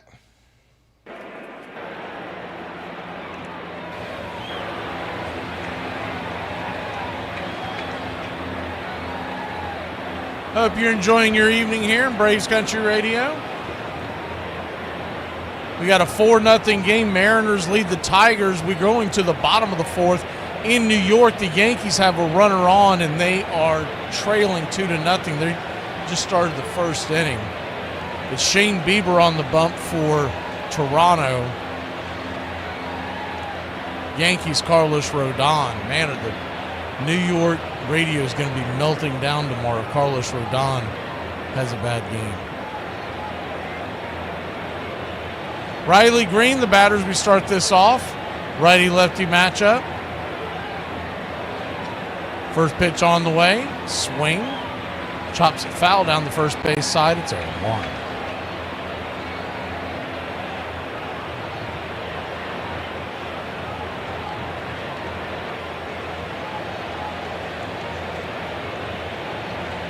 The 0-1. Kicks and fires. Outside, wide, 1-1.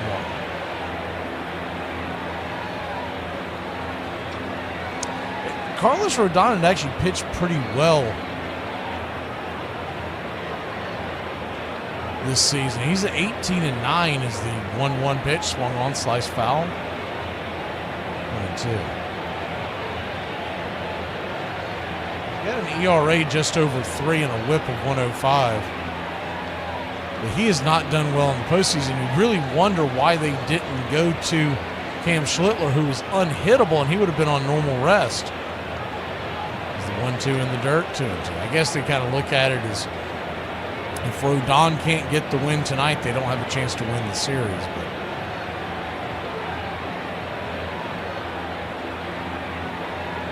the 2-2 count.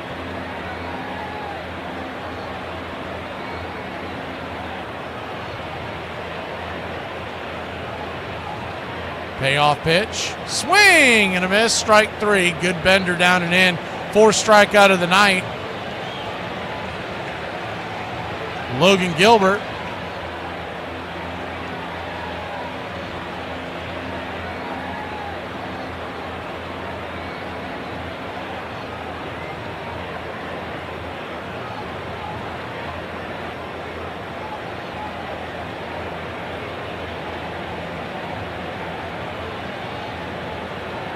Spencer Torkelson, the batter. First pitch on the way. Swing. That ball's popped up high into center field, drifting over.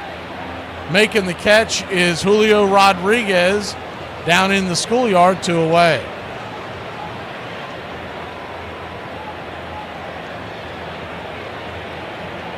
And you do wonder if Aaron Boone's going to keep his job if the Yankees lose. They just scored a run to make it a 1-run game in New York.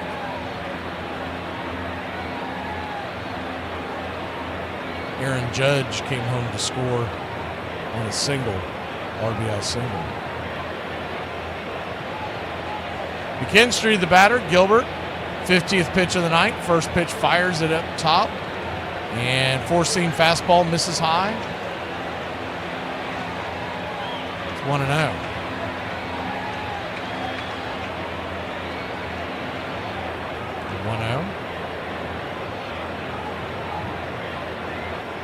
Kicks and fires. Right there at the knees. 1. 1-1 count.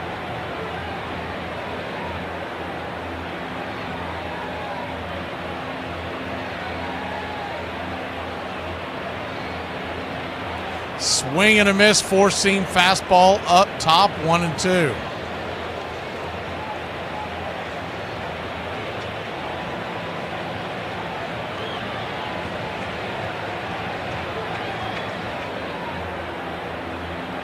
The 1-2. In the dirt, ball gets away. Evens up the count 2-2. Why is who not retired yet? HHO. Who are you referring to? Boone? Boone's not that old. If he gets fired by the Yankees, he'll get hired immediately somewhere. Maybe y'all are talking about something else. The 2-2 count.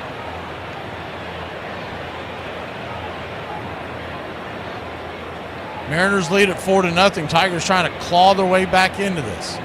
The 2-2. In the dirt. Swing and a miss, strike 3, and that'll end the inning. Tigers go down 1-2-3. We'll be back in a flash. Seattle grabs the bats when we return. I need a 4-letter word for disappointment. Eric. My wife said to me, what starts with F and ends with K? I said, no, it doesn't. Hello? Hi, is Mark there? Yeah? It's me, Shannon. We met at Jack's party. Yeah, how can I forget? Wow, how you doing? I haven't heard from you in, 9 months. Armchair. Can we get back to the version of TikTok where everybody thought they were a professional dancer or comedian or singer and not everybody trying to be a wannabe QVC host? I can't watch 800 more women rub a red light on their face and think that it's going to stop them from aging. You are 22, Jessica. You don't have wrinkles. What do you know? You're on my porch. What's up? I'm confused right now. It's 1 a.m. I'm confused. You were not expecting me. No. Why would I be expecting you? I just figured you would think I would miss you by now when I'd be here. You saw me yesterday. Sorry, dude. I just want to hang out with my friend, and you always make me feel bad about it. Why do you make me feel bad about wanting to hang out with my friend? You just have all this time because you don't have a job. I'm sorry that I don't have to work for money, and you do. But just because I miss you, I should not be punished. You're drunk. Maybe one glass. Well, it's Wednesday. You know how it goes on Wednesdays, man. I'm sorry. It's all mixed up with peanuts, tobacco juice, and a hearty feeling among the fans joshing each other.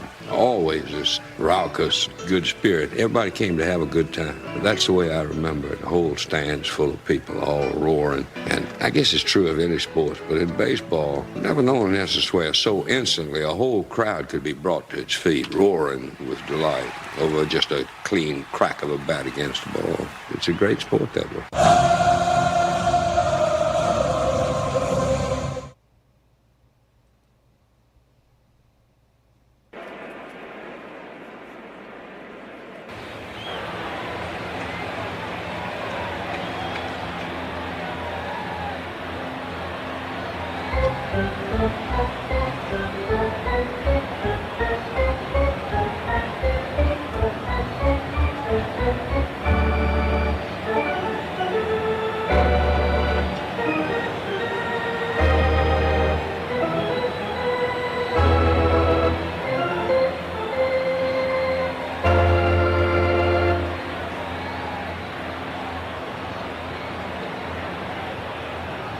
Welcome, Maeve, Sheila,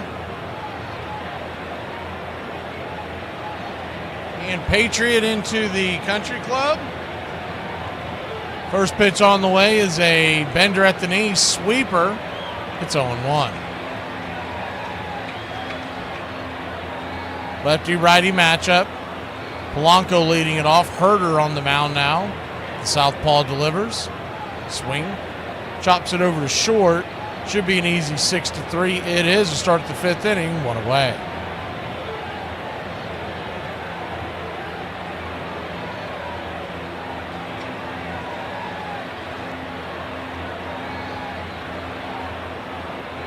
Welcome, new members.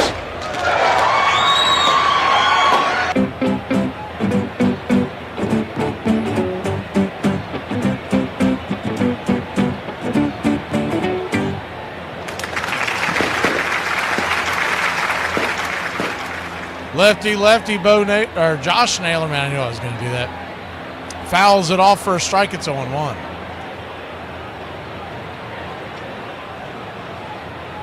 The 0-1. Kicks and fires. Swing, chops it over towards second. Scooping it up and cutting it off is Baez from short. He'll flip it to first. Easy toss. And quickly, 63, 2 down.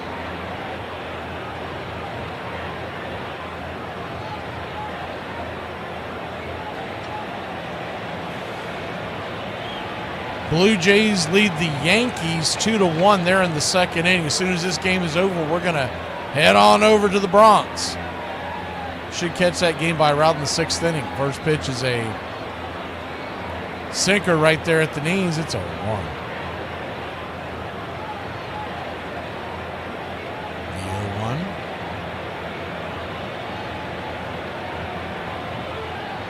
Down and away, 1-1. 1-1 count.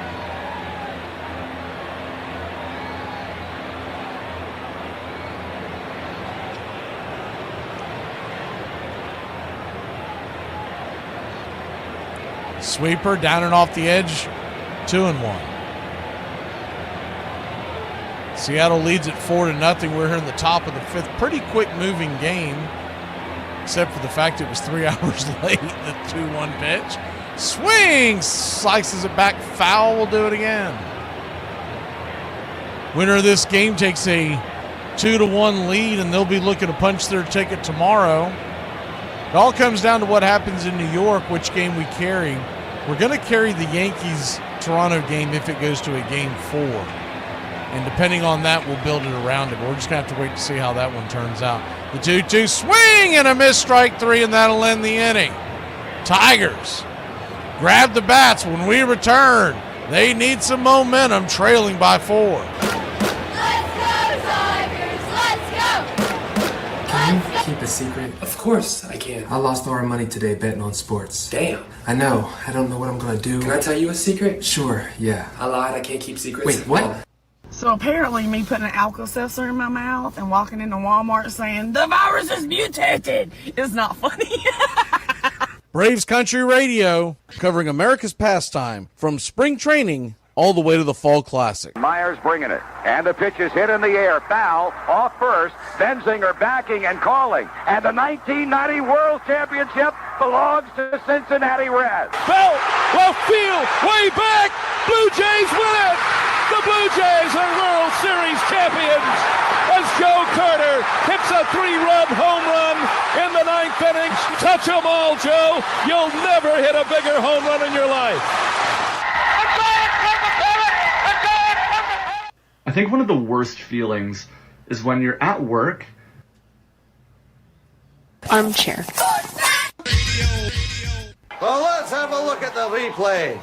William, move your head. Look at the size of that boy's head. Shh. I'm not kidding. It's like an orange on a toothpick. You're gonna give the boy a complex. Well, that's a huge noggin.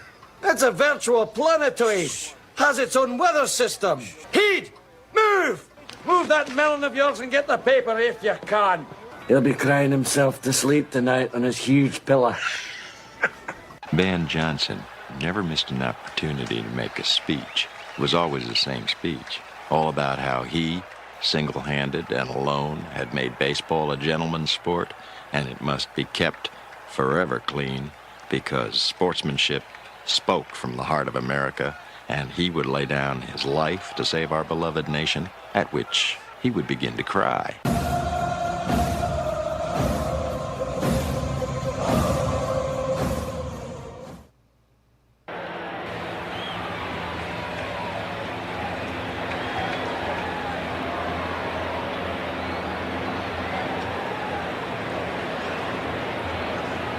Welcome back. Y'all talking about music. I don't know what brought the Glenn Fry thing up, but if y'all have not seen the documentary on Billy Joel. It's really good. A little over halfway through it.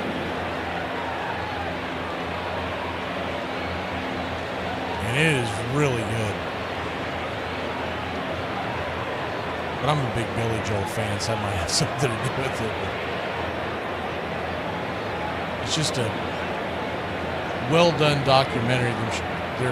They take him all the way from his childhood on up, but it's about, I think it's a 2-episode, and is the first pitch on the way from Boogie Nights, Dylan Dingler, down and in for a ball. It's 1-0. Boogie's 1 for 1 with the single in the second. 1-0. Right there for a strike, 1-1. It's a two-parter, and the second part I know is 2.5 hours, so it's probably around 5 hours total. So it's it's one of those ones you may not watch it all at once, but I highly recommend it. 1-1 count.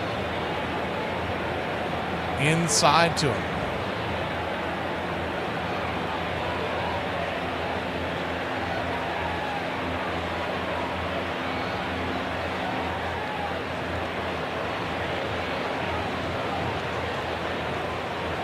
The 2-1 count. Swing! Fouls it into the dugout. 2-2. Y'all got to find someone who looks at y'all the way Carrie looks at Chase Burns. Everything she talks about comes up with Chase Burns. The 2-2 count. Logan Gilbert kicks and fires. A little bit high out of the zone.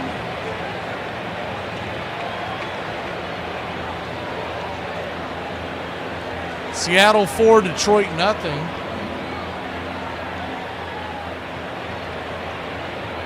The payoff pitch. Inside, almost got him. Nonetheless, it doesn't matter. I guess it did hit him, but it's going to be a free base regardless. Boogie Nights heads on down to first, and the Tigers got something brewing. Let's go, Tigers! Let's go! Let's go, Tigers! Let's go! Let's go, Tigers! Let's go!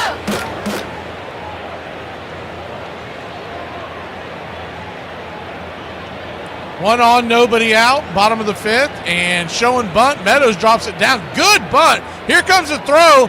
It's going to be a 5-3 put out. Great throw by Suarez. I thought Meadows might beat that one out. So Dingler heads up to second base. It'll be a sacrifice bunt. Let's go, Tigers! Let's go! He had to charge it.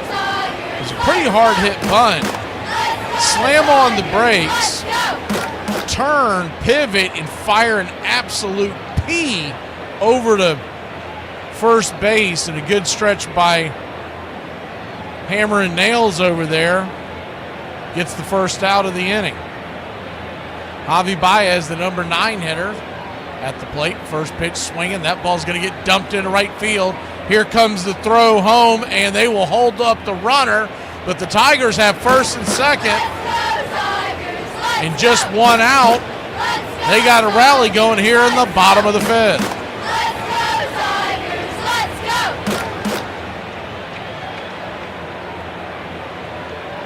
go! Beat says Rodon's hitting people now. If you can't beat them, hit them.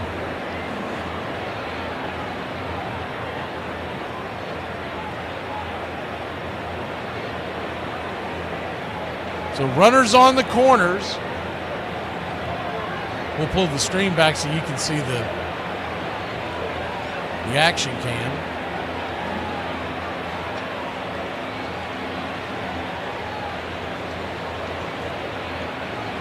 Runners on the corners and one out. On the top of the order, Kerry Carpenter coming to the plate.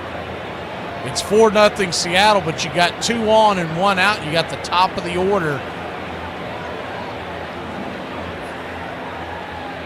Logan Gilbert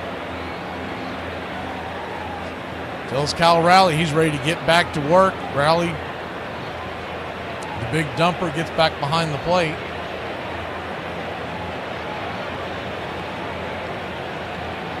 Blue Jays lead Toronto. Blue Jays lead the Yankees 2-1. Excuse me. First pitch on the way is down and away. Slider misses. It's 1-0. 1-0.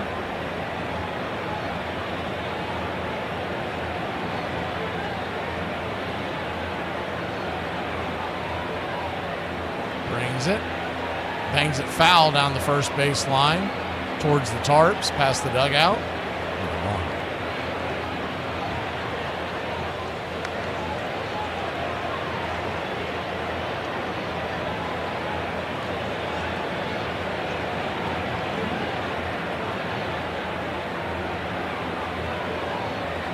1-1 count.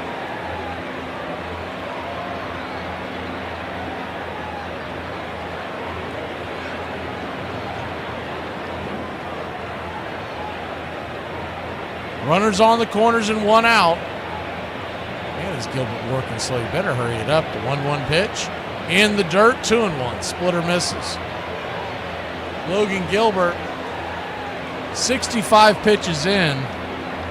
This is the third time through the lineup, and Gleyber Torres, who is 2 for 2, lingers on deck.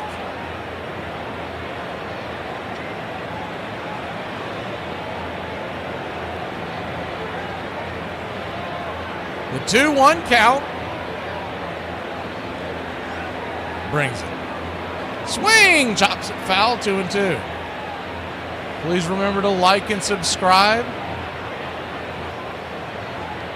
When the video is finished, you can hype it. It's much appreciated. I think you have to wait about 15, 20 minutes after the video ends.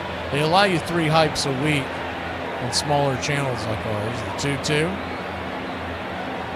Outside, wide, ball 3, 3-2. Full count. Gilbert is in danger of walking the tying run to home plate. Nowhere to run, nowhere to hide. A full count. Runners on the corners. A double play can get them out of the jam. Tigers faithful, waving their towels. Let's go, Tigers! Let's go! Let's go, Tigers! Let's go! The payoff pitch. Swing! That ball's hit up the middle. It's going to be a hard hit, a double play ball. Does he hold on to the ball? It's a 4-6-3 double play, but it looks like he did not hold on to the ball. Naylor, ball popped out of his glove as he missed pulling off the double play. Have to see that play again. Looked like it was a bad throw by J.P. Crawford. There won't be an error on the play, but it is 4-1. Runner from third comes home. He had plenty of time to get him. Just rushed the throw a little bit, and the throw, he never held on to it coming out of his glove. It snow-coned out of his glove as he was coming down to the ground. So 4-1 your score. First pitch, slider down and away to Gleyber Torres. It's 1-0.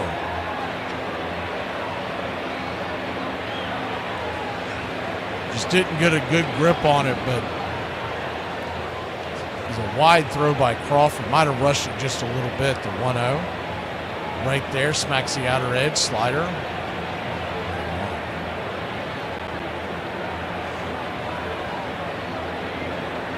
1-1 count.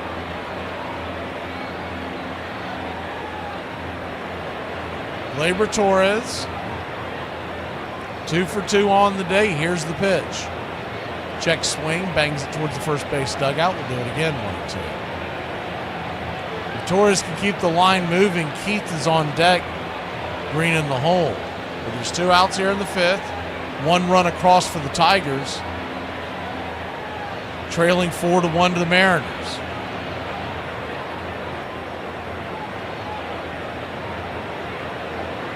The 1-2. In the dirt. 2-2.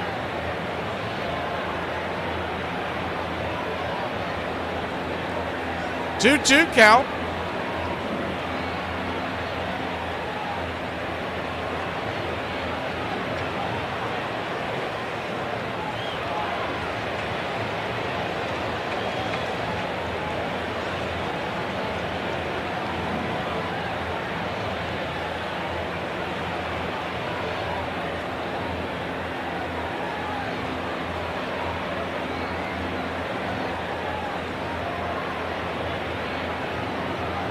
Gleyber Torres stepping out of the box, digs back in.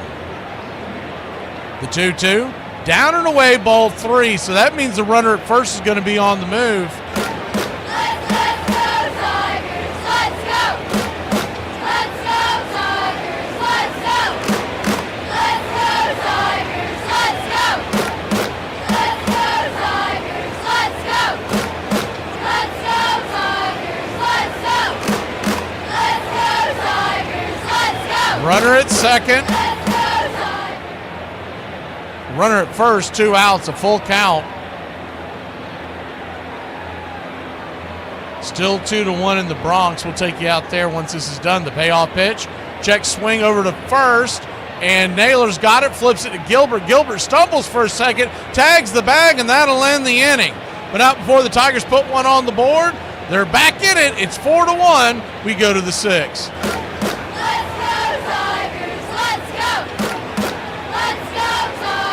Damn, I thought you wasn't gonna never come from the bag. I've been sitting up for about 30 minutes. Sir, but you did show up an hour late, sir. Right. So, come in here handling me cause you mad about some fear. I ain't with none of that. I'm gonna let them know off the ripper. Now Don Mattingly, an emerging star. Mattingly last year was called up by the Yankees from Columbus the day Bobby Mercer retired. He'd been with him prior to that, but had been sent out. And he's not only won a spot on the roster, he's in the lineup, he's hitting third, and he's leading the league at .338. Randolph at first base. That's drilled to the gap in right center field, and it is off the fence. Randolph was running all the way, so he is being waved in. Whitaker throwing to Parrish is not in time on a double by Mattingly.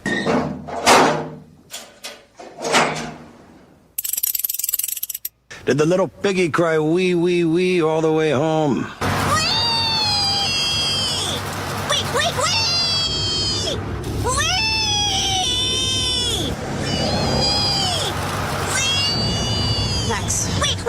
Maxwell.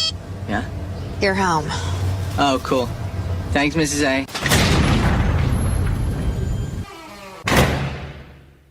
In 1856, a British-born music teacher and enthusiastic cricketer named Henry Chadwick saw the Knickerbockers play the New York Gothams and became an instant convert to baseball. Chadwick developed the box score, wrote and edited the most popular players' manual, and launched one of the first baseball columns, covering the Knickerbockers and their challengers, the Gothams, Eagles, Empires, Excelsiors, and Atlantics, in the pages of the New York Clipper. And he began keeping comparative statistics so that he could measure one player's performance against another's.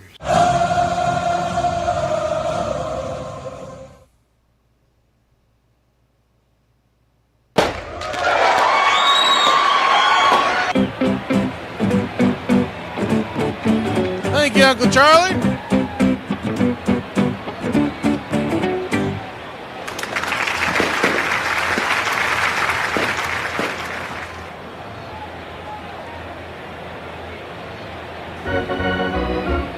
Top of the 6th we go. It's 4-1.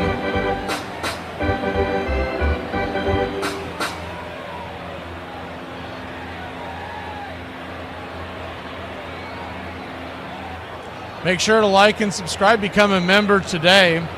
Doing a lot of stuff for you baseball fans in the off season. We know it can be a long, cold winter waiting for spring training. First pitch on the way, swung on, popped up high and deep into right field. Drifting over, making the catch in right field is Carpenter for out number 1. We're in the top of the 6th, 4-1.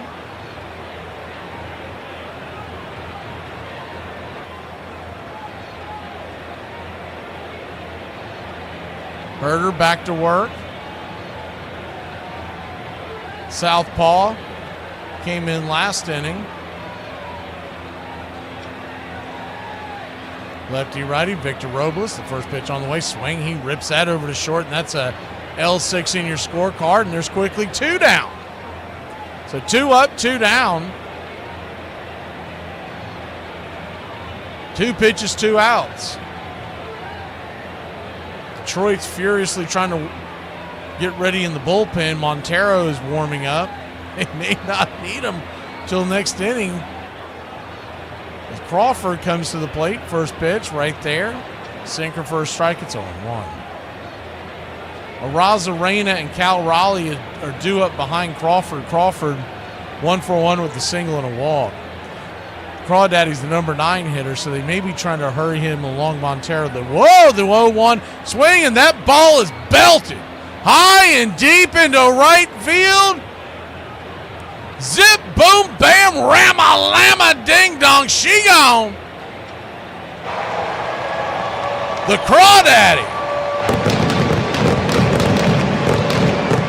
smacks one over the track, 397 feet, and he gets the run back. It's 5-1.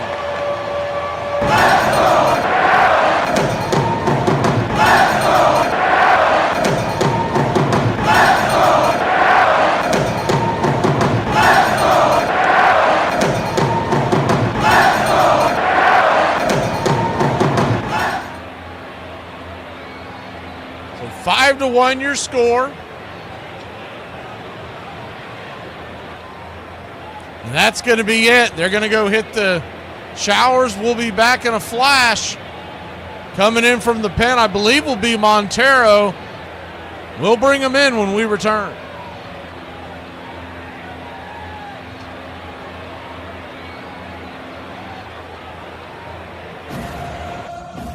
On this date in 1951, a crowd of 57,000 at the Orange Bowl, the largest ever to attend a minor league game, watch an ageless 51-year-old Satchel Paige hit a double and get the win when the Miami Marlins beat the Columbus Jets in International League action 6-2. On this date, 1972, the National Baseball Hall of Fame inducts pitcher Sandy Koufax. In his first year, the author of 4 no-hitters, along with 300-game winner Early Win, Yogi Berra, all enshrined into Cooperstown. Yogi Berra, who retired as the AL leader for catcher putouts of 8,723, did not get in his first year of eligibility. Should be noted, the 36-year-old Sandy Koufax, with an 87% ballot rate, becomes the youngest player ever to be enshrined into the Hall of Fame. And on this date, 1999, Major League Baseball gets a 3,000th hit on consecutive days when Wade Boggs homers in the 6th inning off Cleveland Indians starter Chris Haney. The Devil Rays third baseman, the first player to reach the milestone with the home run, rounds the bases,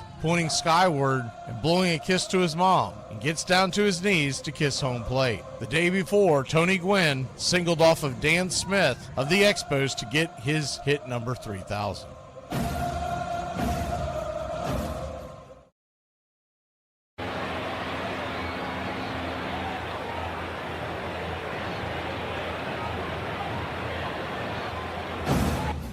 For about 70 cents, you can buy a can of soda, regular or diet. For about 70 cents, you can also buy a cup of coffee. For about 70 cents, you can buy a pack of gum, plain or sugarless. For 10 cents a day, you can buy a The Country Club for Braves Country Radio.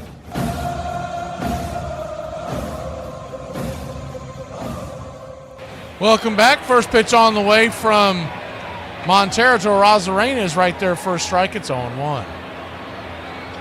The 0-1 righty-righty matchup. 5-1 your score. Seattle leads at top of the 6th. Sinker outside wide. 1-1.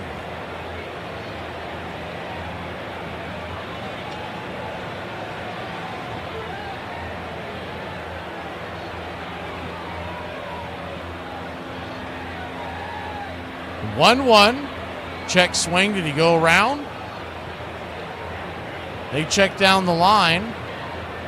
First base umpire Chris Guccione says no dice.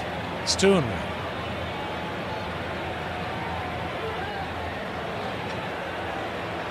The 2-1 right there at the knees. 2-2.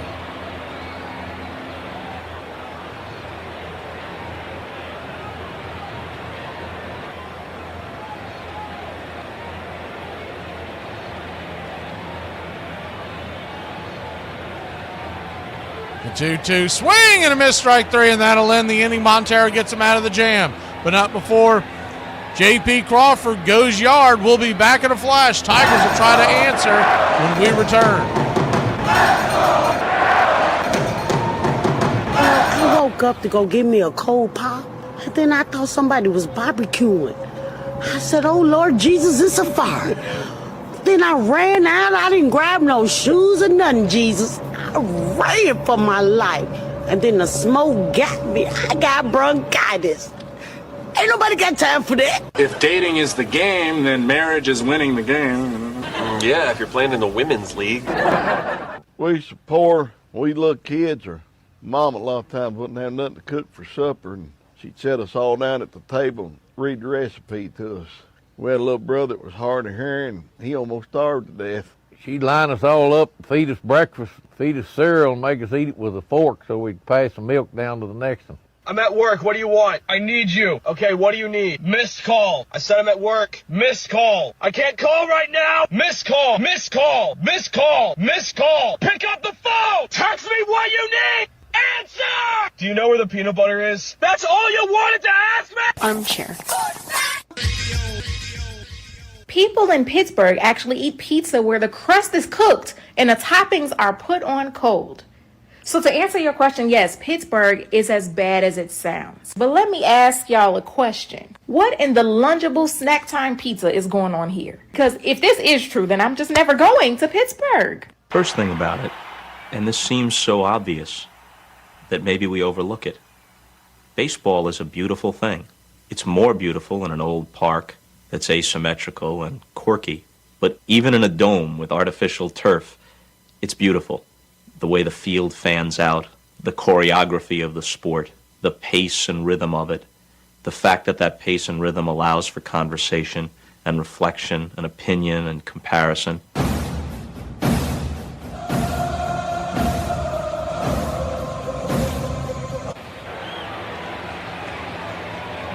Welcome back.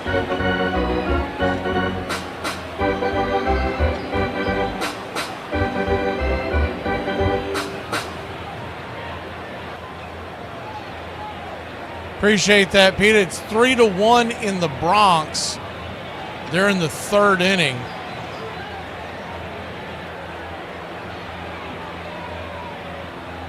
Looks like 4-1. Looks like Vladimir Guerrero Jr. just scored on a head-first dive. See if they take a look at that. But right now, that's what the scoreboard shows.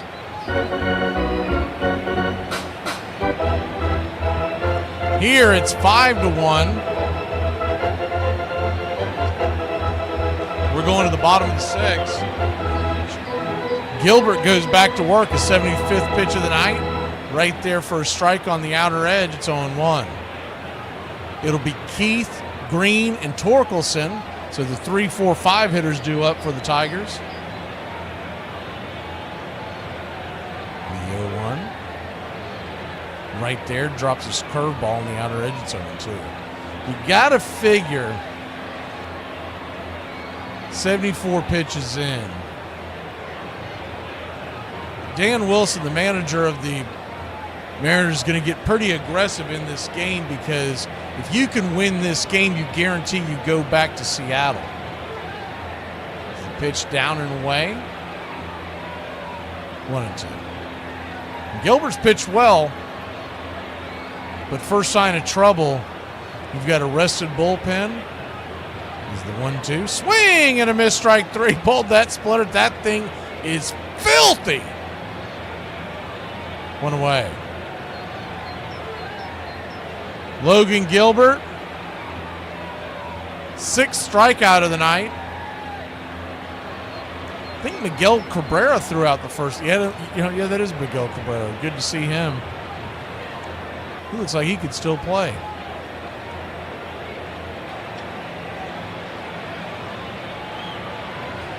First pitch from Gilbert to Green, righty-lefty, is in the dirt. It's 1-0. Correct. Yeah, Jesse, Game 4 is in Detroit. Game 5 is in Seattle, so if they win tonight, they force Seattle. They force Detroit to beat them in Seattle to punch their ticket. if you didn't catch what I was pitching you. The 1-0 in the dirt, 2-0. So you got to figure they're going to be aggressive because of that, because you have a 4-run lead in the postseason as the 2-0 swing pops it up high in the sky, foul territory. Underneath it, making the catch is Suarez. 2 down. So the point was, if you can get aggressive here and get the win, you're not. You force Detroit to go back to Seattle to knock you out, because all the best they can do is split it here in Detroit, and then Game 5 would be back in Seattle, and that would take place on Friday. Game 4 tomorrow is in Detroit. I believe that's 3 p.m. unless they change it. First pitch swinging by Torkelson, swing and a miss. It's 0-1. Man, they just showed the replay of Vladdy head first slide. He went airborne Pete Rose style into home plate. You got to love that. I did that in Restaurant League softball one year. My damn shoulder was messed up for about 2 years. The 0-1. Didn't even feel it the night it happened. It was the next morning. I went to get out of bed and collapsed. I went, uh-oh. Something's not right. Is the 0-1 in the dirt? 1-1.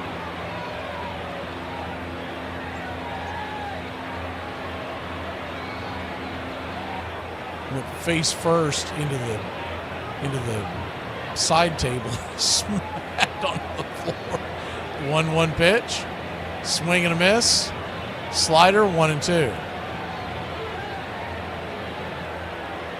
And it was funny because I was in my, I guess I was late 20s, early 30s. If I did it today, I'd probably be in intensive care. The 1-2 count. Swing and a miss, strike 3. James Fisher, I was safe. And that run ended up winning us the game. It was the playoffs. Playoffs? We'll be back in a flash. If we're all the same in there, why don't we just focus on treating other people the way that we want to be treated? We were just talking. Shut up.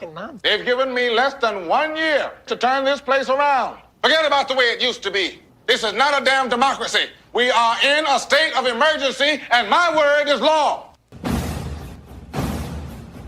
Join the country club today. You'll have access to badges, one-of-a-kind emojis to display your Braves pride throughout the ball game. You'll also get instant access to our video drops, members-only chat, wallpapers, and more is on the way.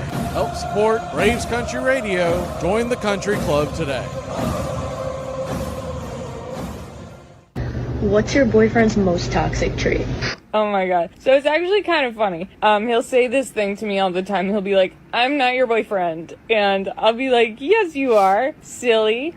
And then he'll say to me, he's like, no, I'm not. You seriously are delusional. You need to stop. It's getting ridiculous. You keep violating the restraining order. He filed a restraining order, by the way. It's so funny. It was such a good joke. But yeah, no, you know, I love him either way. He's my boyfriend. He's my boyfriend. We're together. We're happy. Armchair.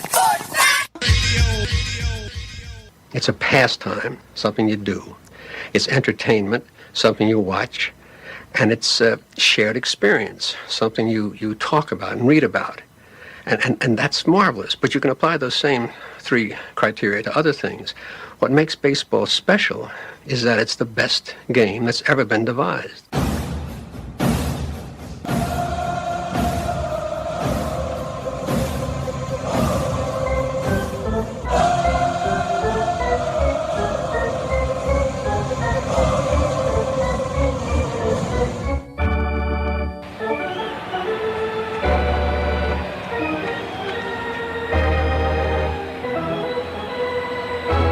This is a reminder, disorderly conduct will not be tolerated. Please respect your fellow fan and refrain from any unruly behavior. Failure to comply with these guidelines will result in ejection. Welcome back.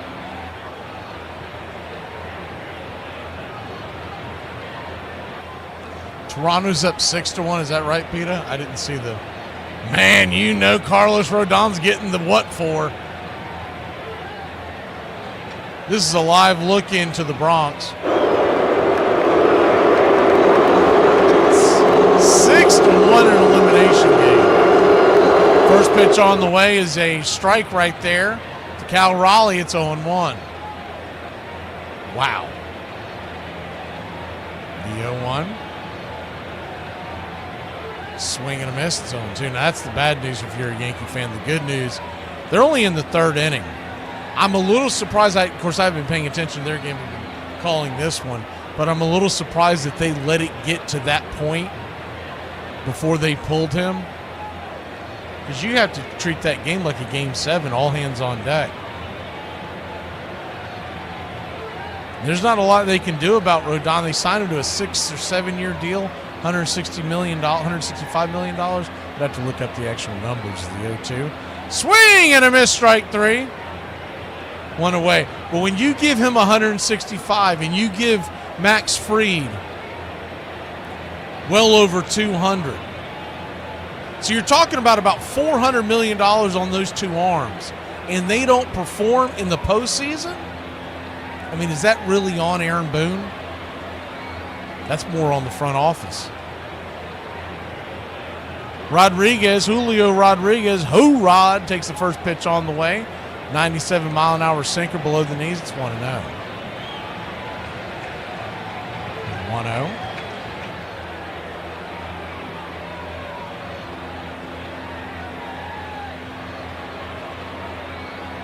Swing, chops it over to third. 5-3 put out. 2 down. Rodriguez busting it down the line. Look at Gilbert walking around in the dugout. He's at 85 pitches. There's no reason to think he can't go back out there for another inning. But Brash is warming up in the pen. So he's getting high fives and hugs, so I guess his day's over. Man, I'd be so tempted to run him back out there for another inning. See if I could squeeze one more inning out of him. First sign of trouble, you put Brash in. First pitch up top to Polanco is outside high and wide. It's 1-0. Jorge Polanco 0 for 3 in the game. 1-0 outside. High and out of the zone. Montero once again 2-0. 2-0 count.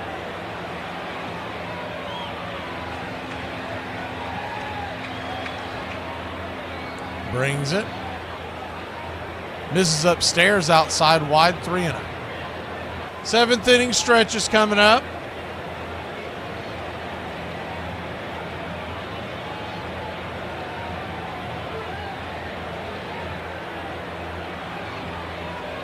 The 3-0.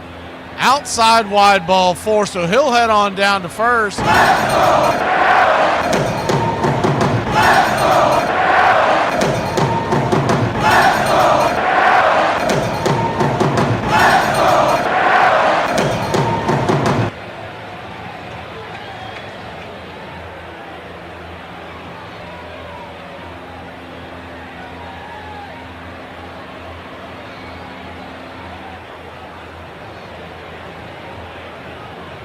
First pitch swinging.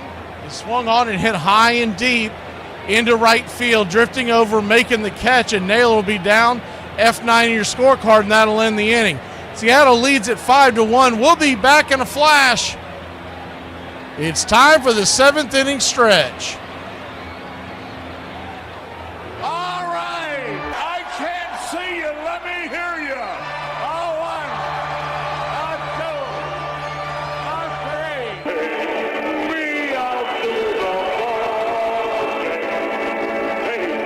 Me out to the night. Find me something up and crack the jack. I don't care if I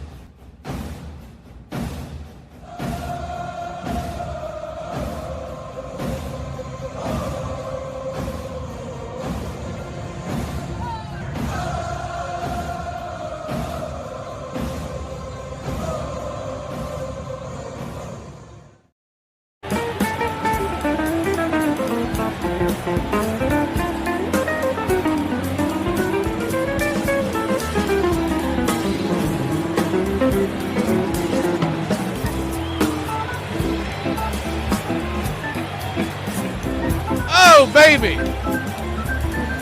October baseball.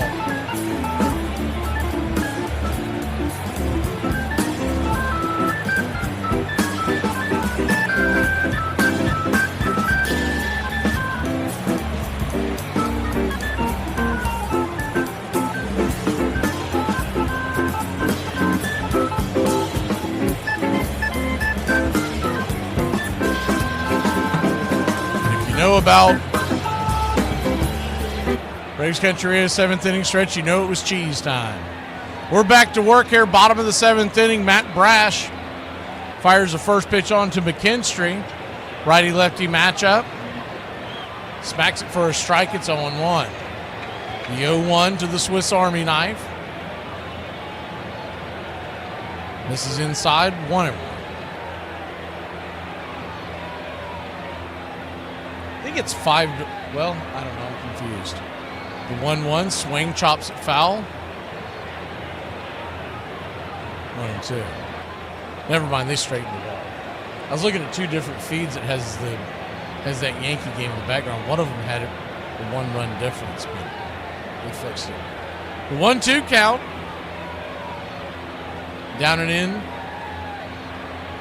2-2. So it is 6-1 New York. They are in the 3rd. We'll keep you updated on that. Assuming it's a competitive game, we'll take you out there as soon as this one is over with. The 2-2. Outside wide, 3-2. I would have liked to have played you that clip that I saw yesterday, but it had a bunch of music in the background that would have gotten the clip banged up as the payoff pitch is swung on, ripped up the middle. That's going to be an easy 6-3 put out. JP to Josh. One away. But there was a clip, and I had forgotten all about this. So I'm sure a lot of you, I know John remembers this, living up in that area. But earlier in the season, the Blue Jays, I believe they swept the Yankees is what the deal was, but all what I remember it was the rant by Michael Kay, their television announcer, after the game. And he was basically saying, I wish I could remember what he said, but basically he was saying as the 0-1 pitch is swung on, chopped foul, Dingler's down 0-2. Dingler 1 for 1 on the day. Basically, he was saying, you're celebrating too early. And he didn't say it, but he was basically saying, quit smelling yourself. You're celebrating too early. These are the New York Yankees, blah, blah, blah. And somebody took that audio as the 0-2 down away 1-2. And they put a bunch of goofy music behind it, so it was much more difficult to hear it. But basically, it was a Blue Jay fan that said, you still feel that way? As the 1-2 chops it over to short. 6-3 put out, 2 down. And I do know the series took place in New York because in the background when Kay is running his lips, you can see Yankee Stadium in the background. So I wish I could remember what he said, but he was basically saying you're celebrating too early. I always use the term smelling yourself, but that's my term. I know he didn't say that. First pitch to Brash is a sinker on the inner cut. It's 0-1. If the Yankees come back and win that game, we're going to give you game 4 tomorrow. If not, it changes our entire broadcast schedule, so we'll have to see how it goes.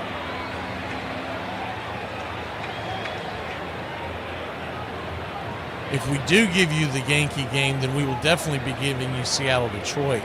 As the 1-1 swung on, ripped over to first, and stepping on the bag is Naylor, and that'll end the inning. 5-1, we go to the 8th. You know what that means, BCR. 106 miles from Chicago. We've got a full tank of gas, half a pack of cigarettes. It's dark, and we're wearing sunglasses. Hit it. It's happy hour. When wins become losses and losses become wins. You guys going to happy hour? Yeah. Yeah, I'll come for a couple. Just a couple, though. Not like last time. When buying a beer, don't make this mistake. Buying only one beer can cause a misalignment in your spine due to the uneven weight distribution. This can cause unnecessary back pain and potential spine issues. To prevent this, carry 2 beers, ensuring your body is balanced and proper health maintained. Okay. Somebody get it! Afternoon, everybody. Put my pants on, one leg at a time. Guess what? I got a fever, and the only prescription is not... Ladies and gentlemen, we interrupt our program of dance music to bring you a special bulletin from the Intercontinental Radio News. You're in Braves country. Drink a beer. Salute. They're making it laws where you can't drink when you want to. Pretty soon we're going to be communist country. Oh, yeah.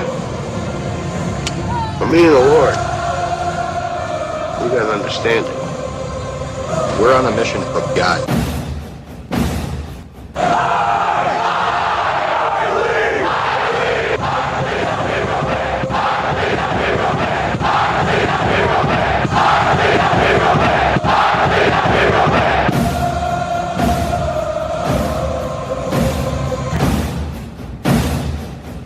If you want to stop me, you're gonna have to kill me!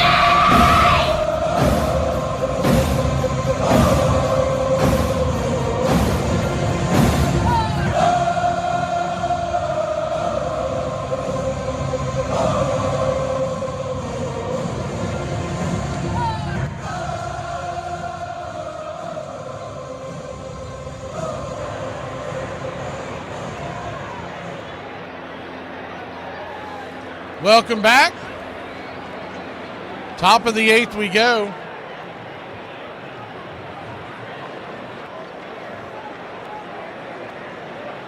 It's go time.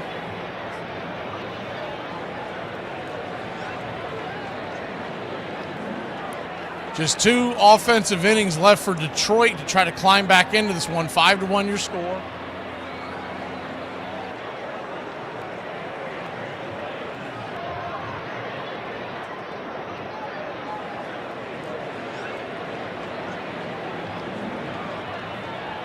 First pitch on the way is a sinker from Montero to Suarez. It's 0-1. Genio Suarez 1 for 2 with a solo shot.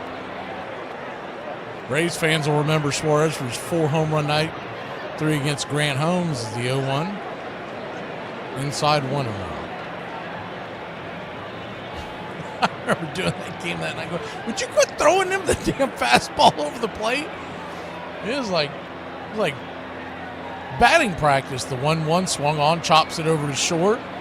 6-3. Low throw, bounces one time, backhanded by the torque wrench. Good defensive backhand by Torkelson. 1 away.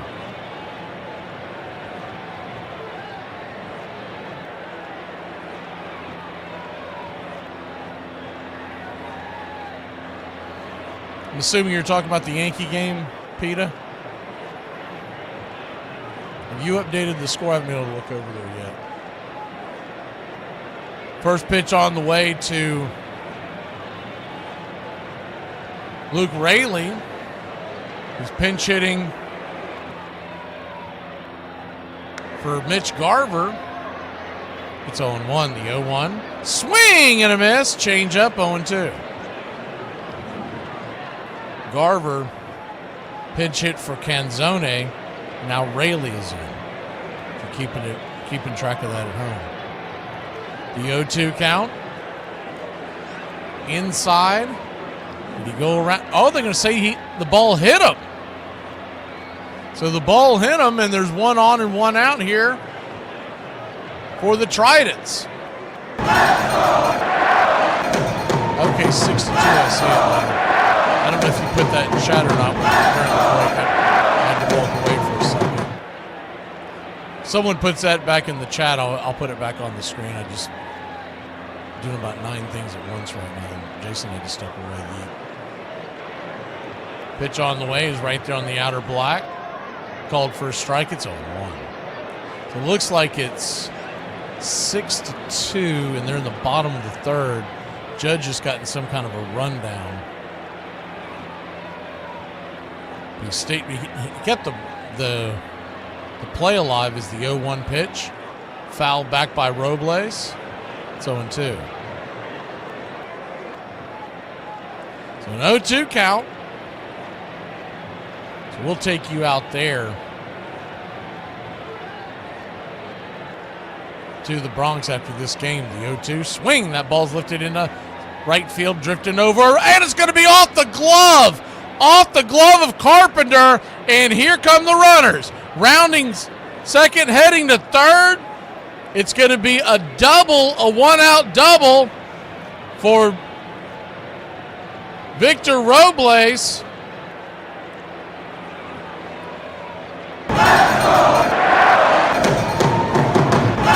Assuming they call it that, I think they have to. The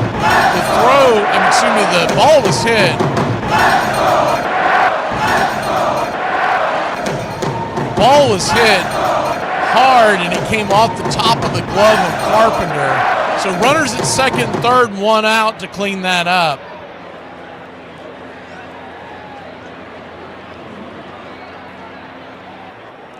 Thank you, Peter. And we'll give Brian a go this time. First pitch on the way is a high and out of the zone to J.P. Crawford. It's 1-0. Crawford, the number 9 hitter. So the top of the order's due up. Montero in a tough spot here. Runners at second and third. One out.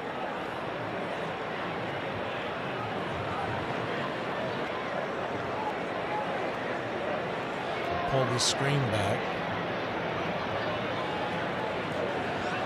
Infield in.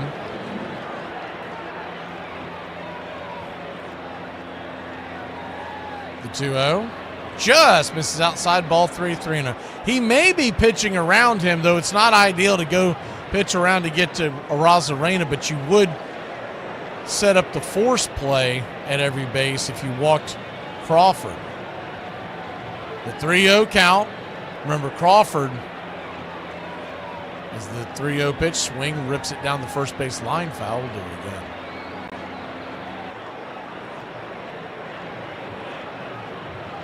Crawford homered his last time up.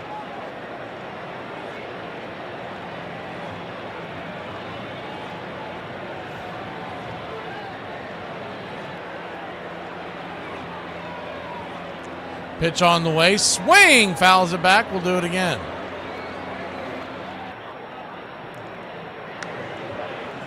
Full count. Montero looking for a strikeout, a pop-up, something to get the out without advancing the runners. Arozarena stands on deck. See where Crawford goes with this one. The payoff pitch, swing, lifts it high into left field, drifting over, making the catch in left. Here comes the throw, runner coming home, and he will score, and it is a 6-1 lead for the Tridents.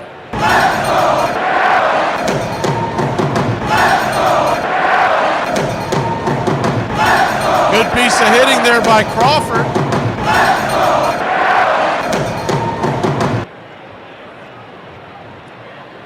And now 6-1. We're in the top of the 8th. Montero 30 pitches in, by the way.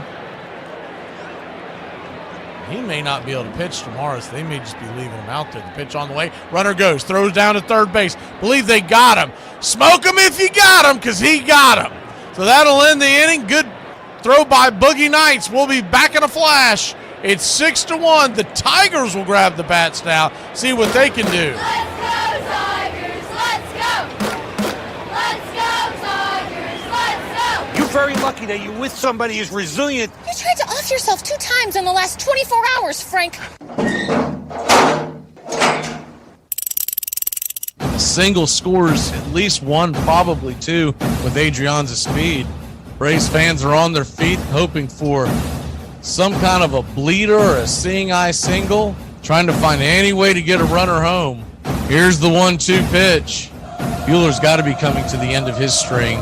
For him to piece together this many pitches on 3 days rest, he's really done an incredible job. Here's the 1-2 pitch, and it is swung on and hit high and deep down the right field line. Is it fair? Is it? It is gone, baby! Ram-a-lam-a ding-dong, zip, boo, bam, a 3-run shot makes it 4-1 Atlanta.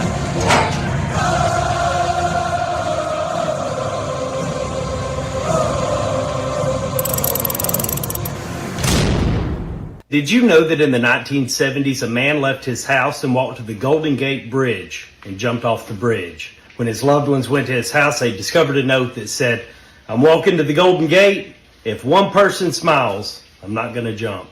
You don't know what other people are going through. Sometimes all that person needs is a warm smile from a stranger. Armchair. It is a haunted game in which every player is measured against the ghosts of all who have gone before. Most of all, it is about time and timelessness, speed and grace, failure and loss, imperishable hope and coming home. Robinson with a good lead. There he goes. He hits the dirt and he's safe. Pull up a chair. Your home. Braves Country Radio. The classic call of Braves Country Baseball.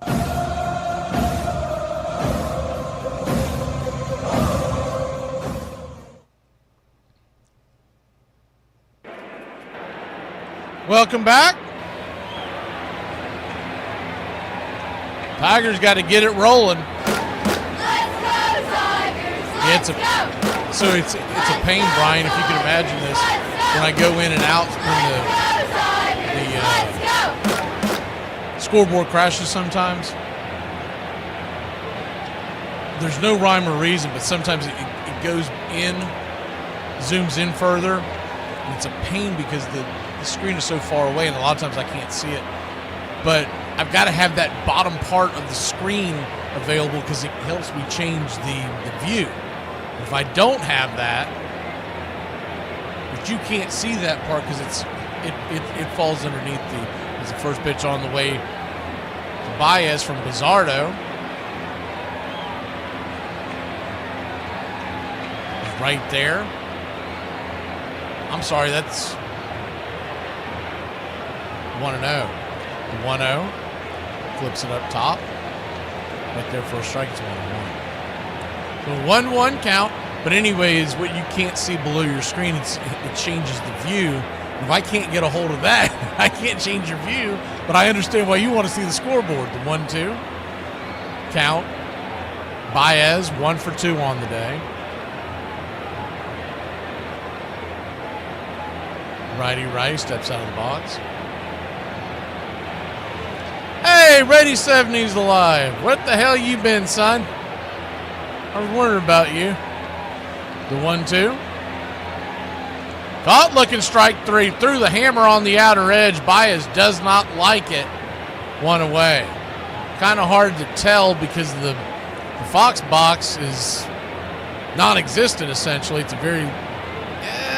that's a strike. That's a strike, and you dang sure can't be taking that.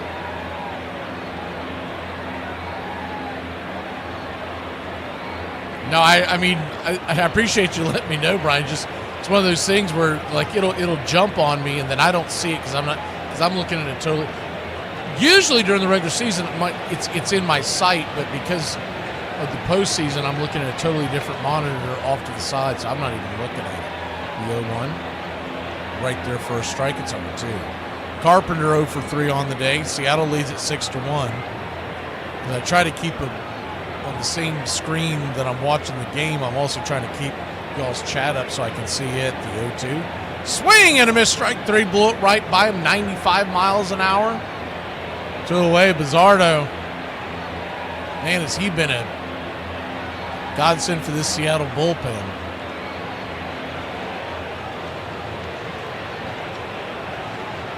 If you're just joining us, it's been pretty much all Seattle as the sinker up top misses high to Gleyber Torres, number 2 hitter in the Tigers order. It's 1-0.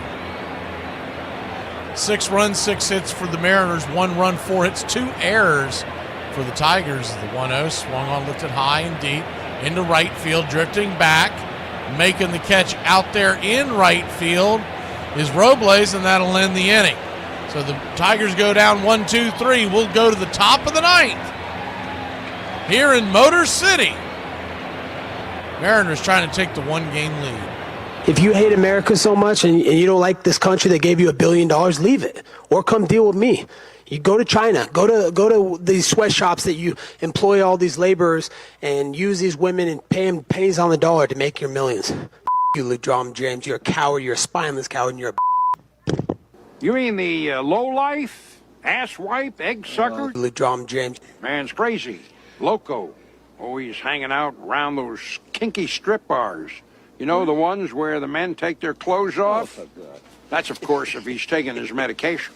Medication? Yes, without it, he could be anywhere, wandering around, talking to the trees. Believe me, this man is a menace. Armchair.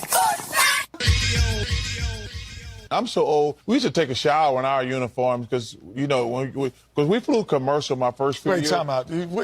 There's no era where you did. Yes, it is. Stop, you're making this up. No, I'm not. There's no way that you were supposed to wash your uniform with it on. When I first, you're making this up. I'm not making this up. Let him finish. When I first got to the NBA, we flew commercial. So when you played the night before and flew the next morning, when was you exactly going to get your uniform clean?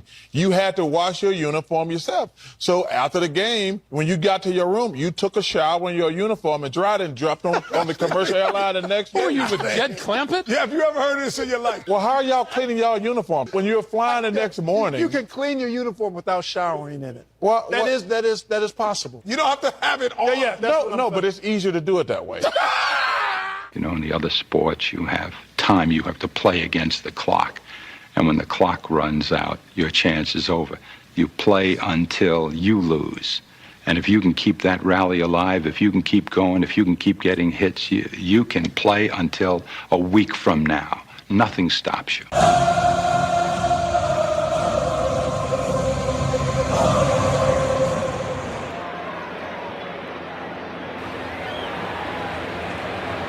Welcome back.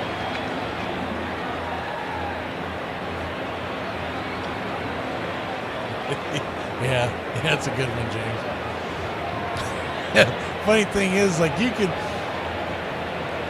see the thought process behind it, but it just seems like more something that like a teenager would do, not a full-grown man in the NBA.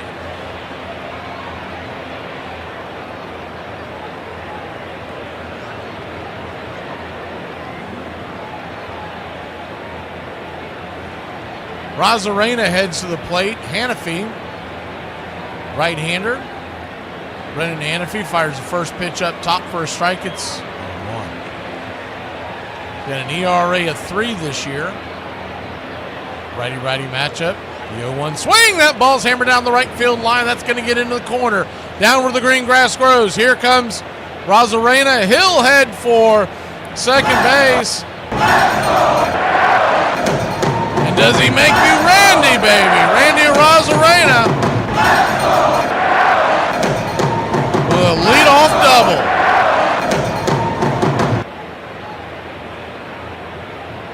Hard chopper. He was a little behind the pitch, but it actually worked out for him.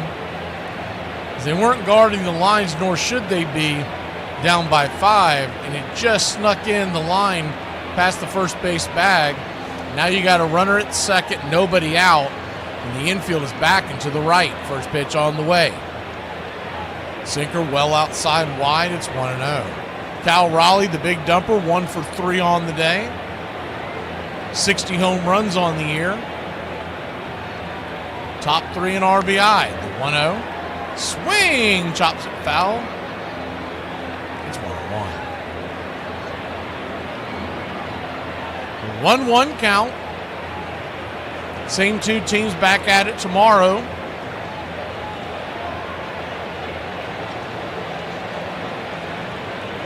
We're just waiting to see if the Yankees game, if the Yankees lose, do they shuffle all the times? The 1-1 swing lifts it high and deep into left field. Going back on the track. Zip, boom, bam, it's gone. Ram-a-lamma ding-dong. A 2-run shot. And the big dumper drops one over the wall to make it an 8-1 lead.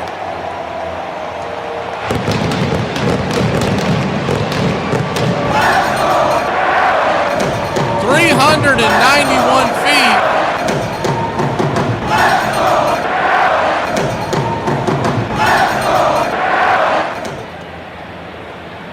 And it's 8-1.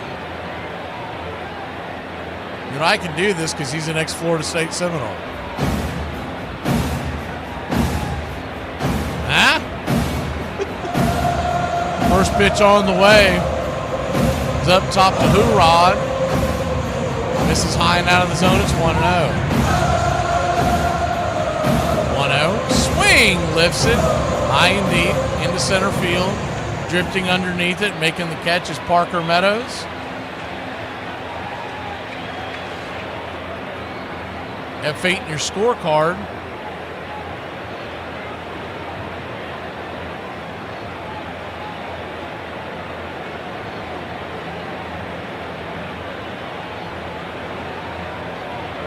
The random one Seattle fan sitting out there with the big dumper. I saw him pregame. He caught the home run ball. He's surrounded by Detroit fans, and he caught the home run ball. One down, pitch on the way to Polanco's down and away. It's 1-0. Man, the Detroit faithful are not faithful. They have disappeared in the crowd. The 1-0 pops it up high in the sky. Coming in, Meadows camps underneath it. F8, 2 down. I mean, if you stay that long on a 3-hour rain delay baseball game, I'm sticking it out, man. I'm not leaving. What if they come back? That is unbelievable. The one random Seattle fan out there. And I remember seeing him pregame because Big Papi was talking about him.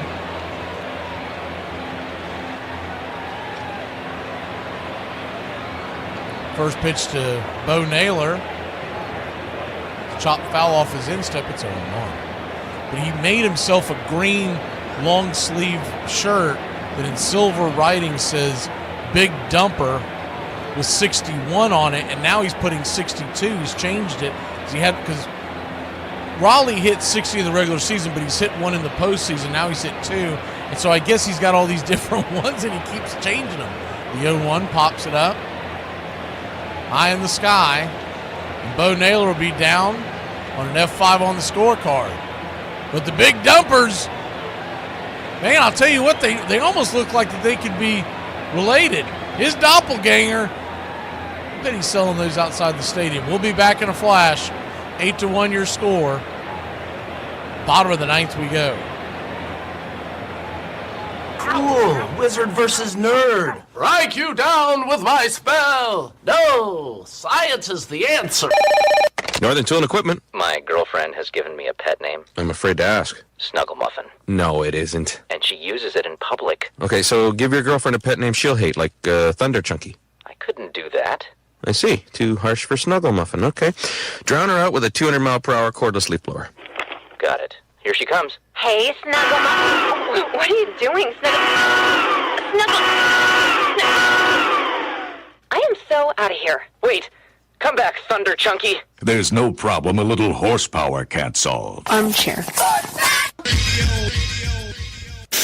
Rainey against Leary. The way that Leary is pitching, we may have to go back to the hotel and stay in this lousy town for another night. Might be too late to get out of the airport. Boy, he's a slow worker. There's a strike call. Don't bother me. I hold grudges. I don't give a damn. I still hate from middle school. I don't wish none of you well. All of you.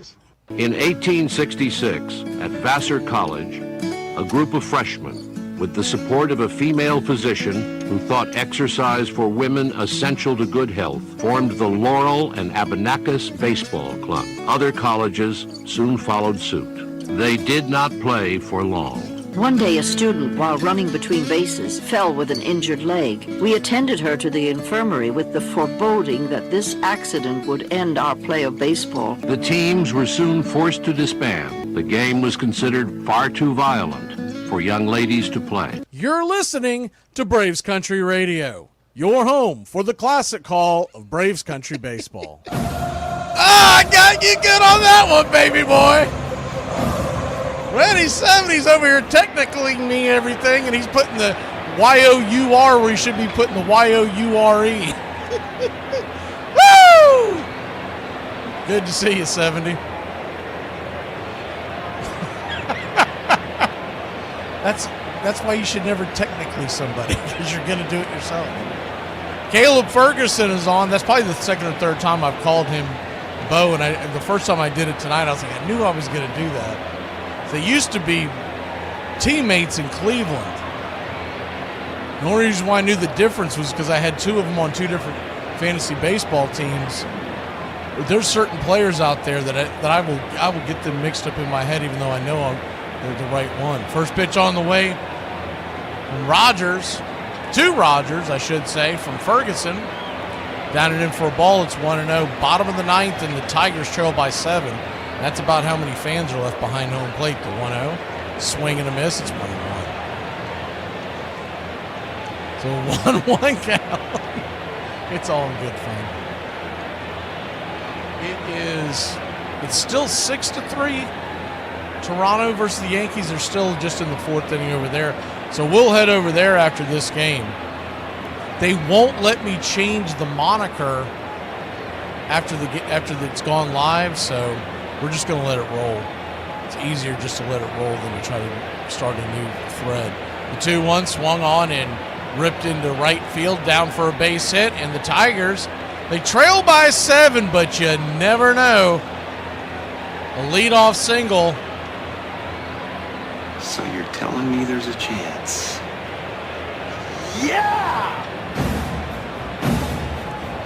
Yeah, Daniel Baldwin's been starting behind home plate for a long time.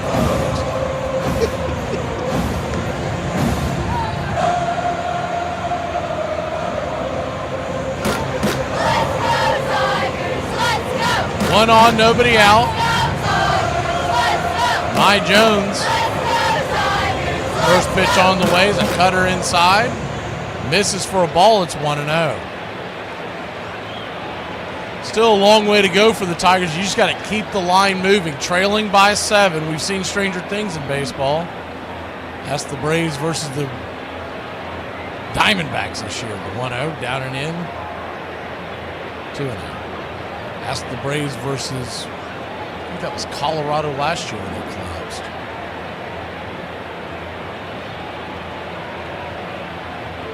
So a 2-0 count. I don't know why would the guy put the shirt back on. Maybe he's cold. Or maybe he's planning on selling that one. The updated shirt they just showed him in the outfield. If you're outside that stadium in Detroit, they're not buying that shirt, you might want to give it a whiff before you lay down any money. The 3-0 misses, high ball 4. Not saying it's going to happen, but you're telling me there's a chance. Runners on first and second and nobody out. Now, Dan Wilson's seen enough. He's getting Munoz warmed up in the bullpen. Munoz getting loose. He's at least walking around. As Raleigh goes out there, little powwow on the mound.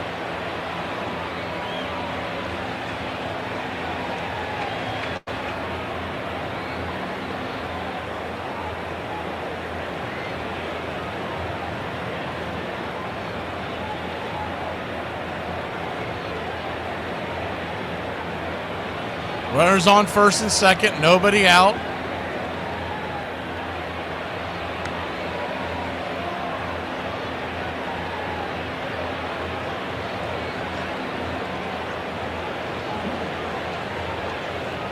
First pitch on the way is down and in for a ball.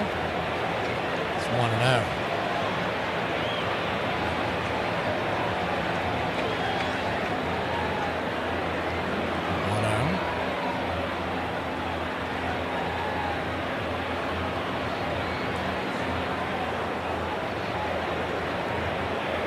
Good to see you, GoldenEye.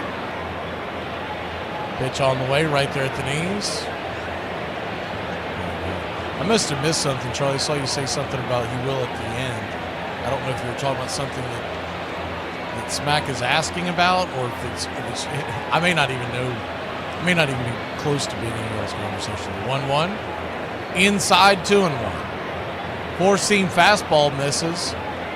Torkelson, who had 31 home runs on the year.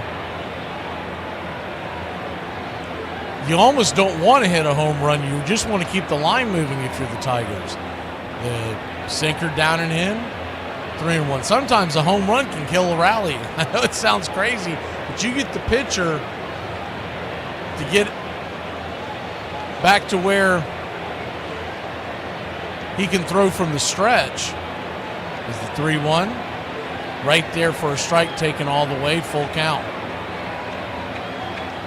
Full count. Runners on first and second.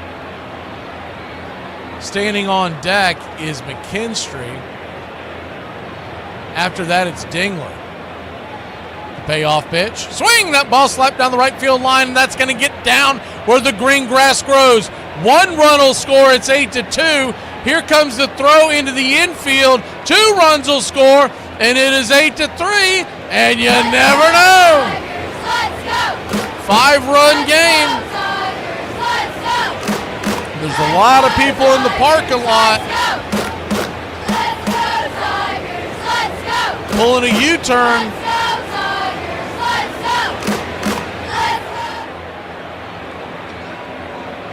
Hard hit ball down the right field line. We'll get a new one started up here in a second. I see that screen is messed up.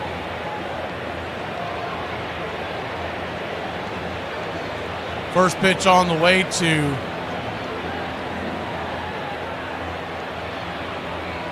Ferguson. From Ferguson to Ibanez. It's outside for a ball. It's 1-0. 1-0. Brings it.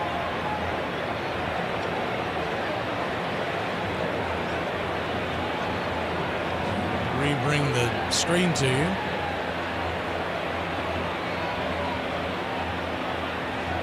The 1-1 pitch. Here we go. 2-1. Flying solo. I was supposed to have my right-hand man here, but a 3-hour rain delay kind of threw that out the window. The 2-1 count.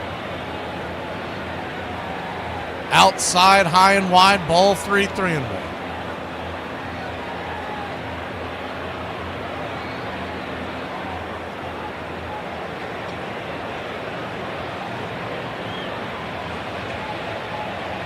The 3-1 swing. That ball's roasted through the infield, through for a base hit, and that is going to cut this to an 8-4 score.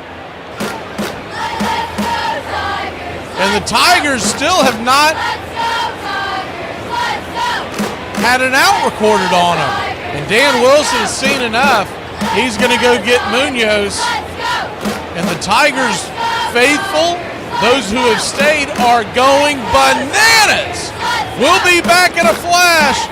October baseball. It don't get any better than this, baby. Pretty cool. Pretty cool. Woo! An Irishman walks into a bar and he orders 7 tequilas and a pint of Guinness. As the barman is finishing pouring the Guinness, he brings it over to the man and he notices all 7 shots of tequila are gone. He says, "Wow, you've drank them fast." And the Irishman says, "You'd drink fast too if you knew what I had." And the barman says, "What?" He says, €2. No! Beans don't go in chili. It ain't never. Hot dog or using it as a topping, then no. Beans. Did you say hot dog? Not never. In the history of foreverdom, is it okay? You're making beanie weenies. You're making pork and beans. Don't put beans in chili. It's not okay. Definitely not never. When it is the centerpiece of the meal. Not if you're putting beans in it. No. No. You not are not never. a cook in Texas. You don't even count as a piece. Did you say he doesn't count as a person because he learned to cook in Texas? Yes. Are you saying Texans don't count for cooking? They got good barbecue. No, they don't. Oh. Did you just say Memphis style? Is it Carolina? Hell no. Then there's the abomination that is Alabama white sauce. They use mayonnaise. Mayonnaise. Okay, first of all, Ew. Second of all, it's not okay. Third of all, you put it on your barbecue. Texas is the Alabama white sauce of barbecue. I see great things in baseball. It's our game, the American game. It will take our people out of doors, fill them with oxygen, give them a larger physical stoicism, tend to relieve us from being a nervous, dyspeptic set, repair these losses, and be a blessing to us. Walt Whitman. Braves Country Radio, your home for the classic call of Braves Country Baseball.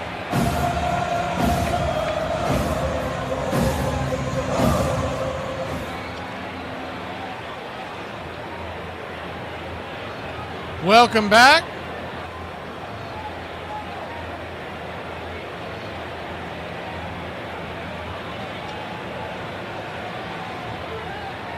Let's go, Tigers! Let's go! Let's go, Tigers! Let's go! Let's go, Tigers! 8-4 your score, and the Tigers are threatening. Came into this inning down by 7. Basically cut it in half to an 8-4 lead. Munoz is on for the Mariners, see if he can close this one out. First pitch on the way, drops a slider right there for a strike. It's 0-1.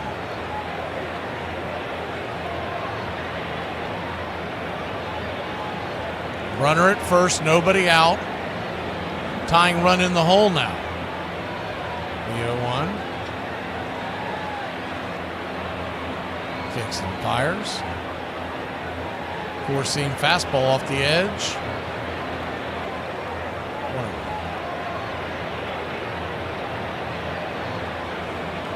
So a 1-1 count.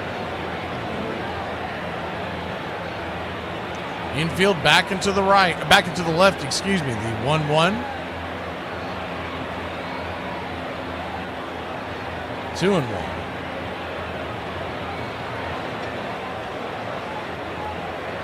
Dingler digging in. Boogie Nights. The swing pops it up high and deep into left field, but not deep enough. Underneath it is Randy Arozareno, and he'll record the very important out number 1.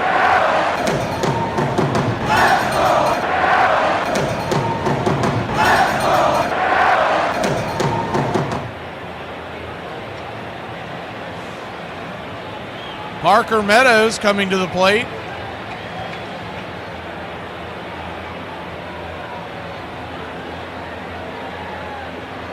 Righty-lefty matchup. The first pitch on the way. Right there for a strike. It's 0-1.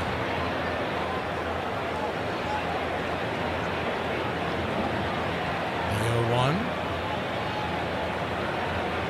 Munoz comes set. Kicks and fires. Into the dirt, evens up the count at 1-1.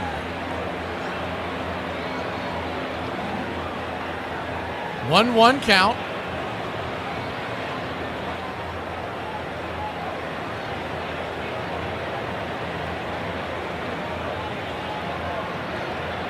Pitch on the way, swing! Bangs it back foul underneath both Cal Raleigh and home plate umpire John Two Payne. It's 1-2.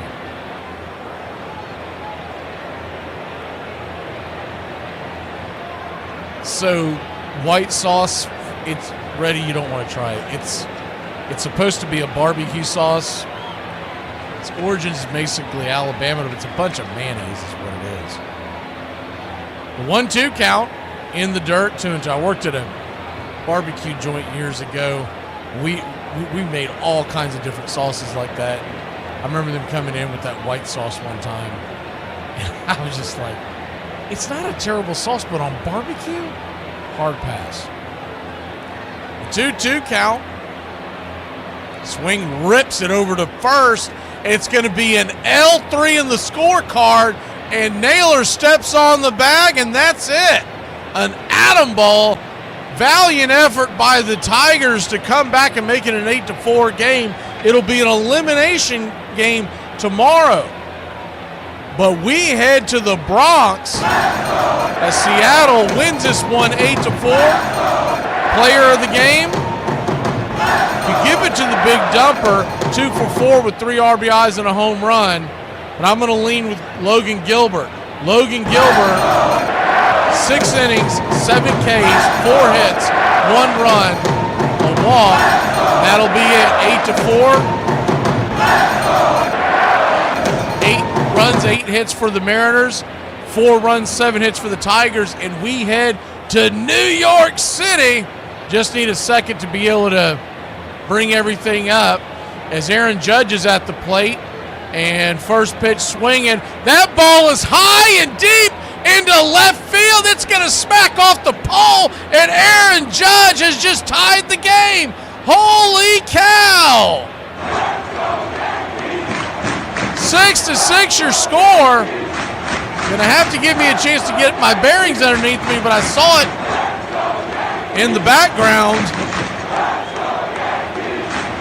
Holy Toledo!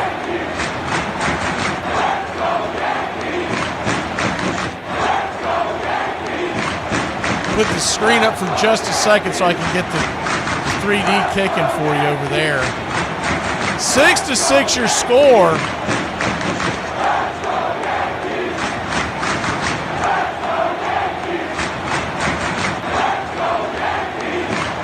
Aaron Judge just clocked one out of the building, and it's Bellinger. Bellinger, first pitch swinging. Hits it high and deep into left field. F7 in your scorecard, 2 down. We'll go through the lineups as we go along as we're jumping into. That ball smacks the foul pole. I mean, it was a long, deep shot, and it was curving. It smacked the pole. It wasn't a bat flip, it was a bat toss and yakking. Tie ball game. They were once up 6-1 in this game. So we're in Yankee Stadium, the 0-1. Righty-lefty matchup. Varlin is in for the Blue Jays. Ben Rice is on the mound. The 0-1. Right there at the knees. Just misses 1. 1-1 count.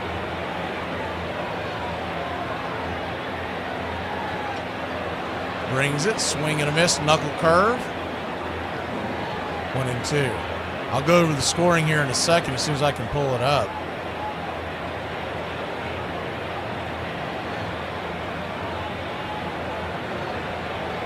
The 1-2.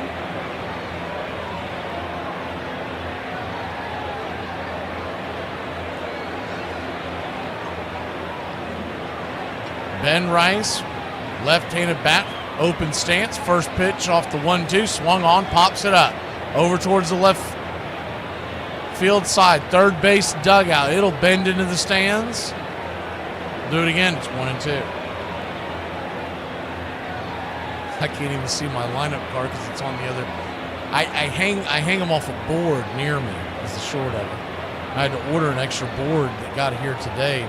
I got it filled out, I just have to change it at the break. The 2-2. Misses.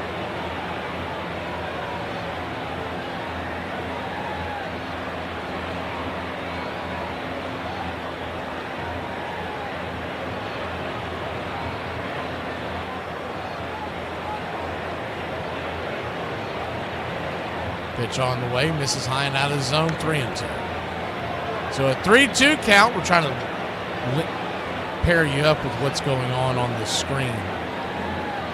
So I realized I was a touch in front. The payoff pitch. Swing and a miss, strike 3, and that'll end the inning. But not before the Yankees put 3 on the board. Aaron Judge has tied it up in the Bronx, baby. You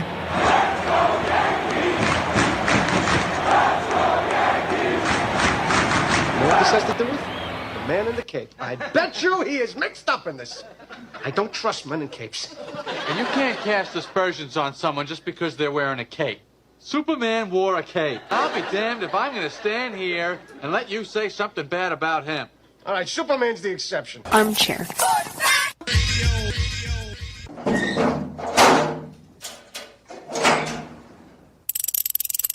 Christian Yelich, single and a run, very dangerous hitter.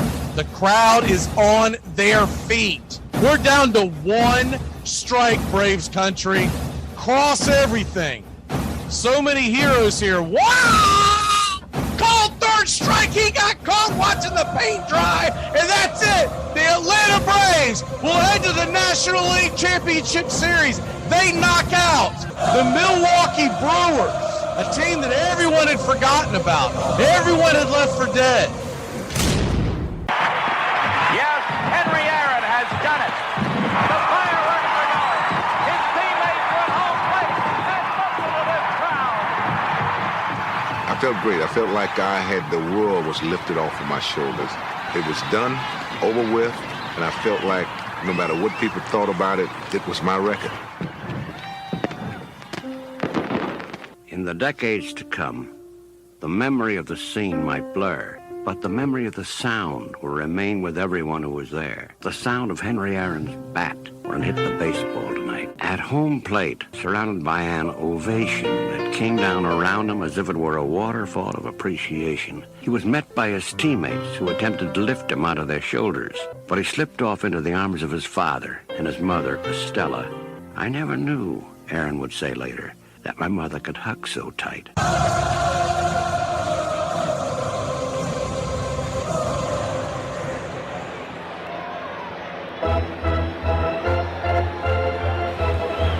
Welcome back.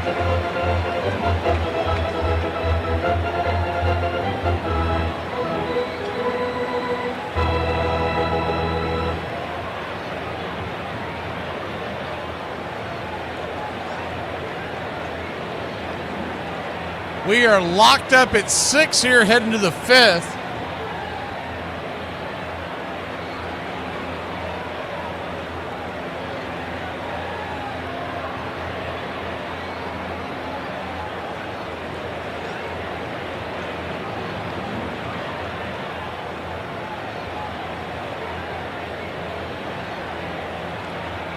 The New York Yankees go back to the bump. First pitch on the way.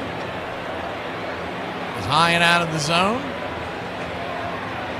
On the mound is Doval, Mila Doval for the New York Yankees. It's 0-1. They called it a high strike, the 0-1. Swing and a miss cutter, 0-2. Dalton Varsho, the batter. It's Varsho, Clement, Santander due up in this inning.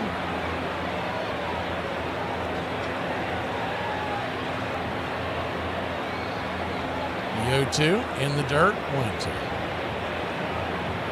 Doval, former San Francisco Giant, is the closer there. He's got some filthy stuff. You'll see him get it north of triple digits. The 1-2 count. It's kind of an inverted side delivery, the pitch. Swing and a miss. Nasty slider in the dirt, 90 miles an hour. One away.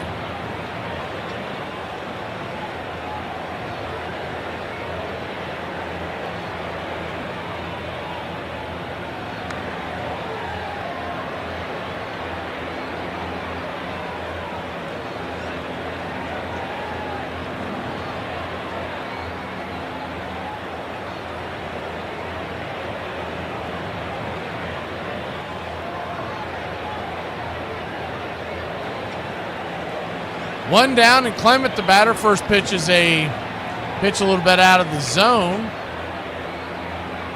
1-0. Clement has slid over to second base. He was originally at third. Barger has come in for IKF. So he's over at third base now. The 1-0 swing, lifts it down the left field line. That ball's going to get up against the wall. Bounces off the wall, and Bellinger's got it, but it is a one-out double for the Toronto Blue Jays.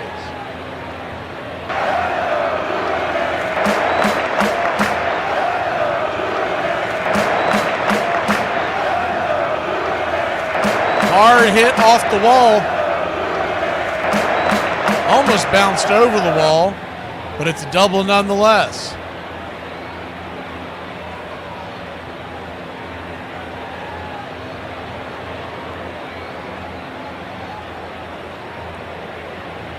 Santander stands in. First pitch on the way is outside wide. Anthony Santander. 2-run single in the third. It's 1-0. And most of y'all would remember him from the Baltimore Orioles. 1-0. Swing, fouls it away. 1-1. Battled some injuries this year. Has 6 home runs on the year. And he can swing it.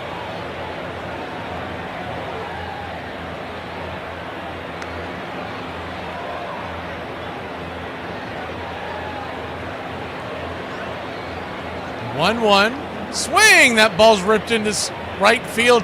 Making the diving catch is Aaron Judge. He'll spin. And number 99 flashes the glove, flashes some leather, and fires it back into the infield. Good play by Aaron Judge. Wow.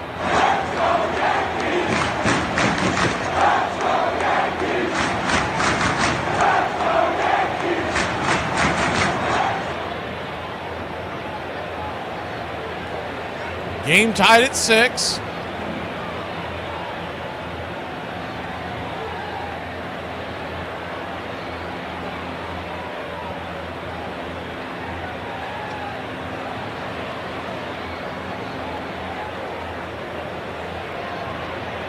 Looks like we're going to get a pitching change. We'll be back in a flash. Yankees 6, Blue Jays 6. We're here in the 5th.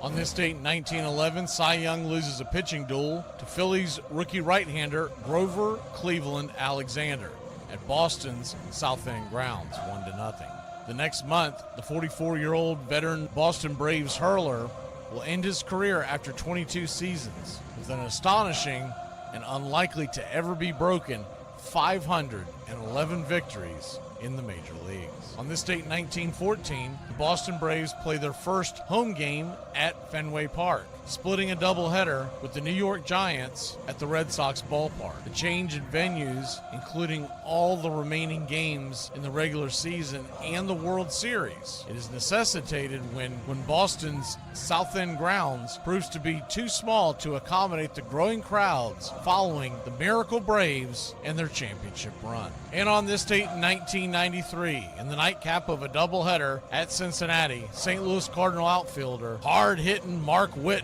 becomes the 12th player to hit 4 home runs in one game, helping to tie 2 established RBI records. With 12 RBIs in the second game, he equals the single-game mark set by Jim Bottomley in 1924. And with his ribby in the opener, he ties 21-year-old record established by Nate Colbert, most RBIs in a twin bill.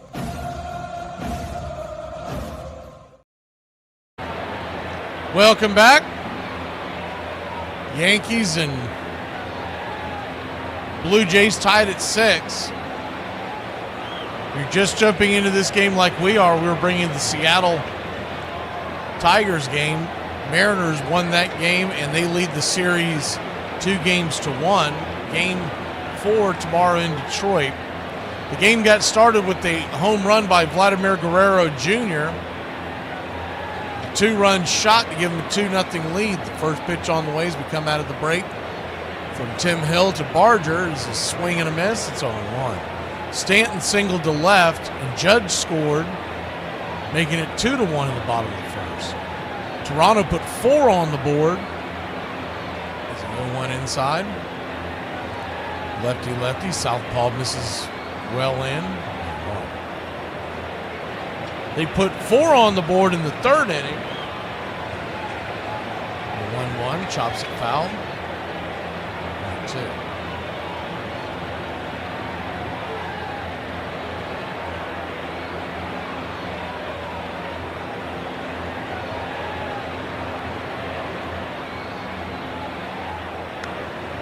1-2 count. Swing, chops it foul. Trying to chase the sinker off the plate. Just got enough to stay alive. We'll do it again. In the third inning, Varsho singled home Schneider. Clement singled home Guerrero. And Santander singled home both Varsho and Clement. 1-2 in the dirt. Just misses his foot. 2-2.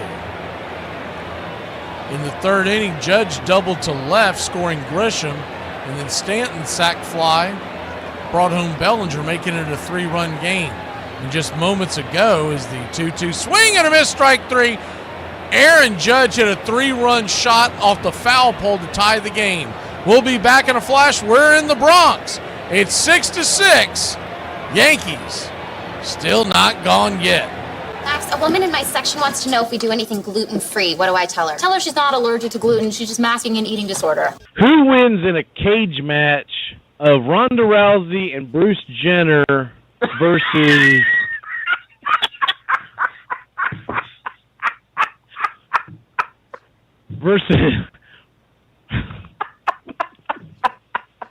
Ronda Rousey and Bruce Jenner, or Caitlyn Jenner, versus Michael Sam and Ray Rice?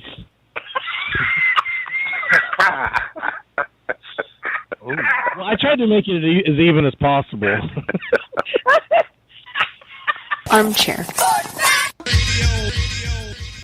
I may have been a little irrational today.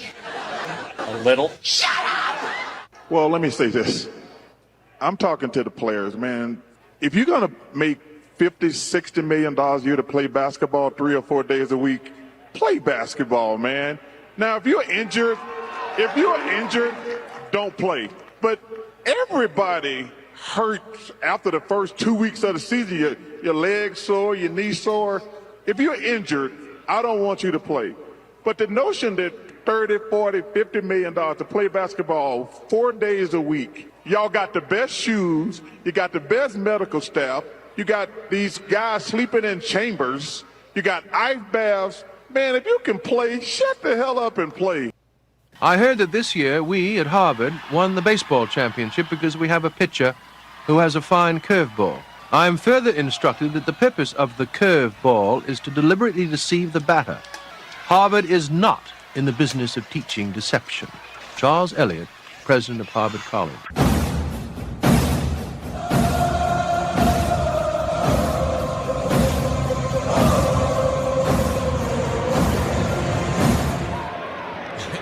Yeah, well, that was a clip from, it was a really fun show we did years ago. I miss those guys. So many of them had to stop doing radio and had to do other things. We had a blast.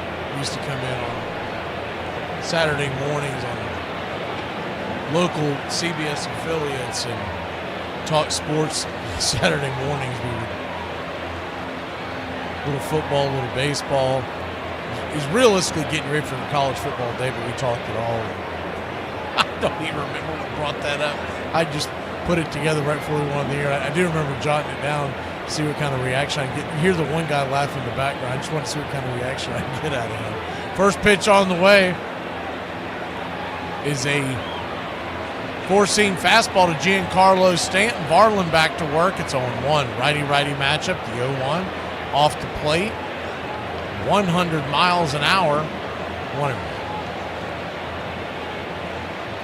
1-1 count. Varland 14 pitches in.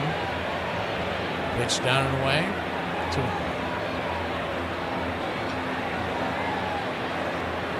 We caught you up on the score, and what we haven't caught you up on the fact is that Toronto's had 2 errors. I saw one of them. It led to that 3-run home run. Is the 2-1 pitch. Down and away. 3-1. At least I think I have my timing right. It was right towards the end of the ball game we were doing in Detroit. I saw the ball pop out of the glove of the third baseman, Barger. The 3-1 swing! 100 miles an hour, full count. Standing on deck is Jazz Chisholm. McMahon in the hold. The payoff pitch. Swing and a miss, strike three. Got him with the knuckle curve. There's one away. Barger was drifting over into foul territory down the third base line. And I believe it stayed just fair, if I saw it correctly. Once again, it was off to the side. Popped out of his glove. Kind of opened up the floodgates.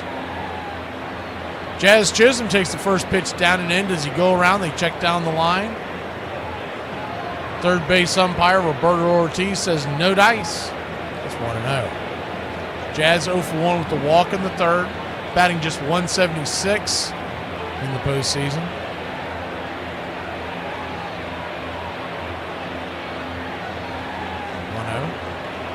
Swing and a miss. Off his instep, it's 1-1. 1-1 count. Yankees 6, Blue Jays 6. If you stepped away, Yankee fans thought it was over. It ain't over. Aaron Judge slammed one off the left field foul pole to tie it up in the last inning. A 3-run shot.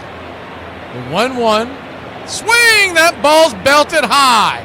It's deep. Going back on the track. Bang! That ball is gone. The Yankees have the lead. 7-6. His first home run this postseason, and he's got Jazz hands going around the bases.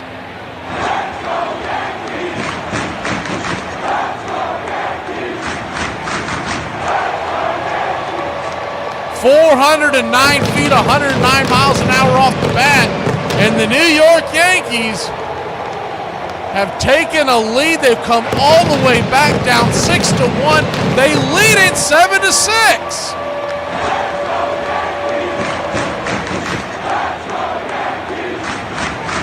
I think that's going to be it for Varland. Looks like John Schneider coming out of the dugout. And that's it. We'll be back in a flash. The New York Yankees. 9 lives. We'll be back. Hi, I'm going to be your waitress because my mother drank.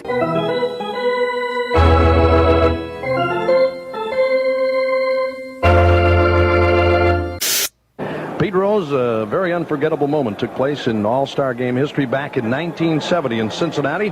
And as we run it up here, I wonder if you'd talk about it and describe it.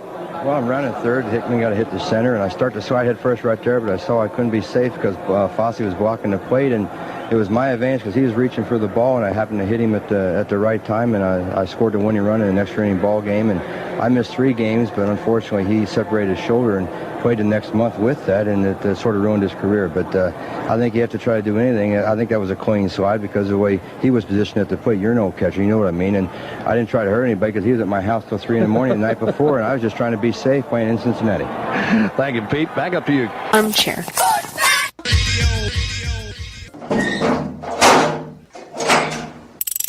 Must be sitting on the slider.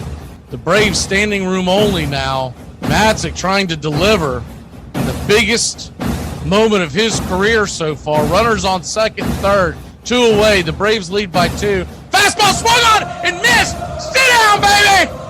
Matzik comes in and absolutely yaks the whole side. Because we've been playing it fundamentally the same way for so long, the way that we can find the benchmarks that cross generations and cross decades is to be able to use these statistics as if they were labels. They aren't numbers. 300 hitter is not a number. The 300 hitter is a tag that means something today, as it did in 1930, as it did in 1890. So the statistics become a means by which we can connect to the permanence. I can make that comparison with my father, who could have made it with his father.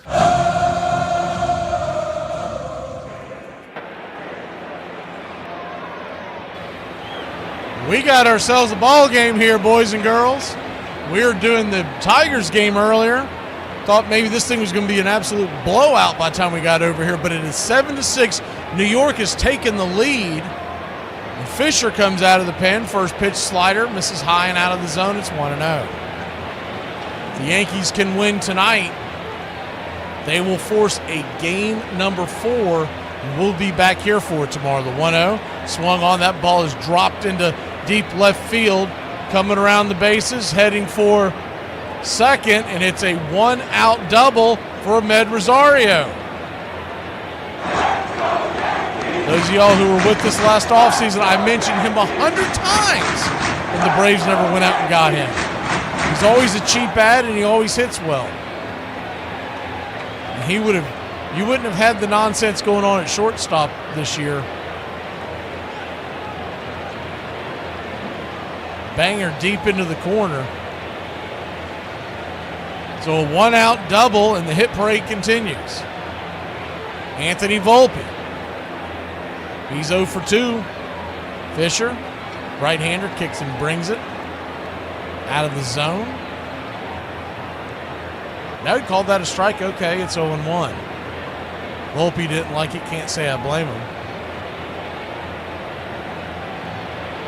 Thank you, moderators, for everything you do. The 0-1, down and away, 1-1.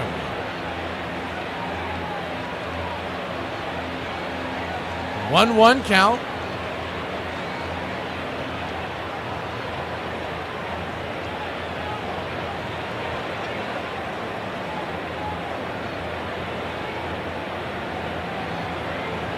Pitch on the way. Up top, slider. 1-2. So we're in a, I don't know where we are, but we're in some. Actually, we're in both states tonight, but someone from Minnesota called. Is the 1-2 down and away 2-2. Called one of the channels, and I guess it was passed along to Jason, who texted me. Said someone made a comment jokingly because they were listening as we were flipping from the Seattle game to the Yankee game is the 2-2 down and away, full count. They jokingly said, ask him if in between pitches he can bring us the, I guess there's an NBA preseason game going on between the Pacers and the Timberwolves. Full count. I have no idea what the lineup is out there tonight. But I can tell you it's 110-102 Pacers, the 4:44 left. How about that? The payoff pitch. Swing! Fouls it away. We'll do it again. And I know they were doing it jokingly, but I was like, you know what? I bet I can find that damn game. And I'm gonna shock whoever it is that called in. Full count. Runner at second, still 1 out. The pitch. Swing and a miss. Strike 3. Got him up top of the zone. 2 down. Looks like Little's warming up in the bullpen for the Blue Jays. Trailing by 1.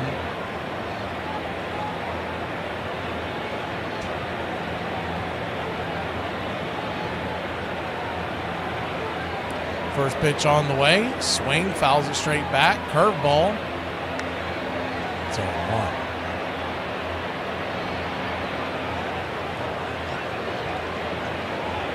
The 0-1.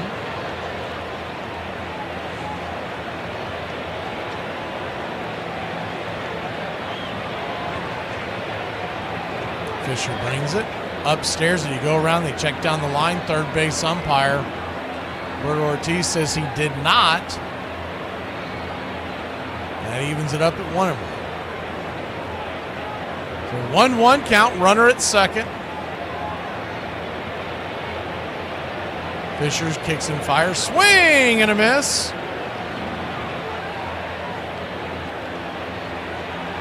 One and 2. Infield back and to the right. Wells. Huge hole down the left field line, so if he smacks it down there, the run will score.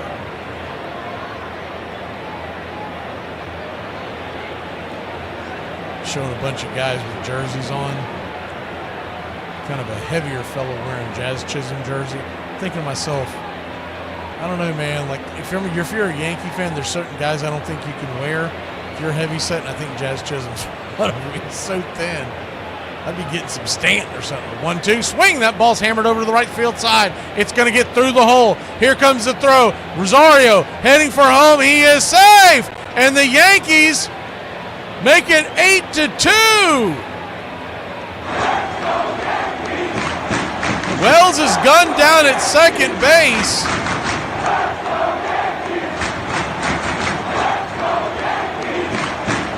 Or 8-6. I think I said 8-2. 8-6. I thought he called him out. Did he not call him out? He's standing. He called him out. See if they're going to challenge this. I guess they will not. We'll be back in a flash. 8-6 your score. The run did cross the plate before the out was applied. Hey, this isn't my coffee. Where's my finely ground quinoa blend from Starbucks? That's it.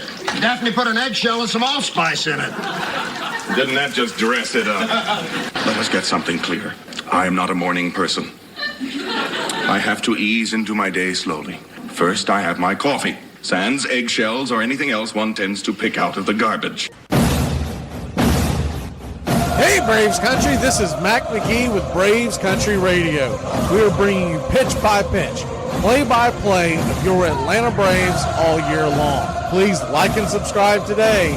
It's free, and it helps us bring you more of the game we all love. Braves Country Radio, your home for the classic call of Braves Country Baseball.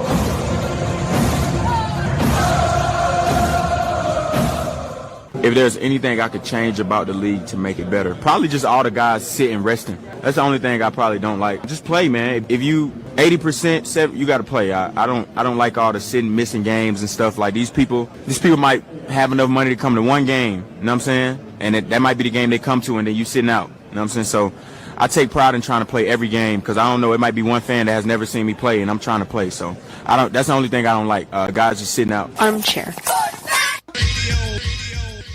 Who is on first? What are you asking me for? I don't know. When the University of Illinois played Northwestern, Illinois rooters fired blanks into the air.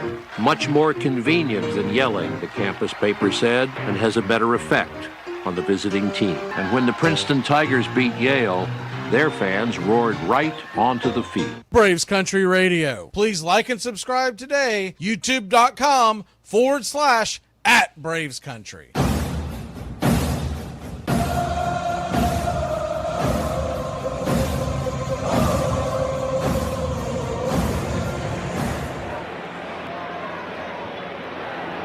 Welcome back.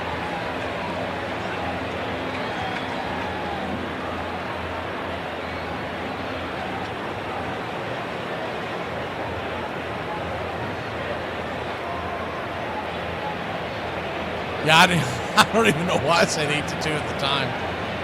I caught myself, but I have no idea why I said it, Brian. We're heading to the top of the sixth, 8-6 your score. First pitch on the way. From Hill to Jimenez, number 9 hitter in the Toronto order. It's 1-0. Lefty-lefty matchup. 1-0. Right there for a strike. It's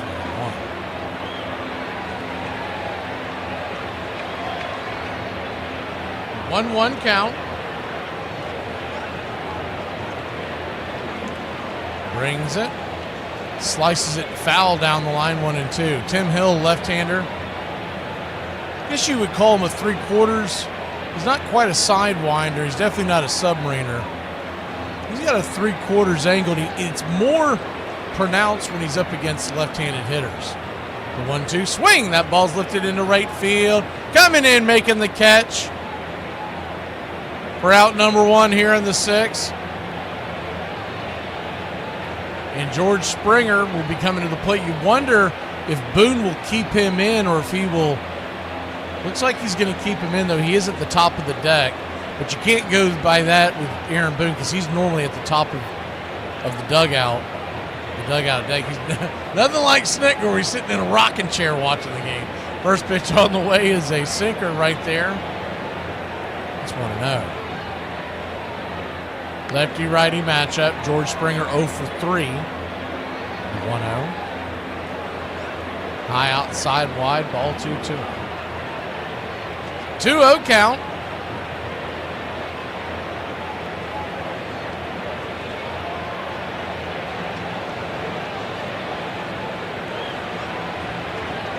Swing! Fouls it down the line, out of play.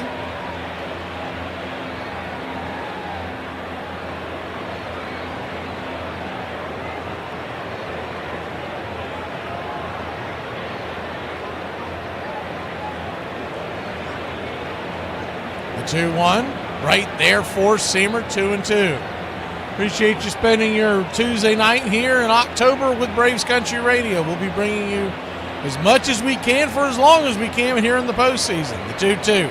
Swing, chops it over to short. Volpe's got it, fires it to first. And it's a laser across the diamond, 6-3 put out, 2 away.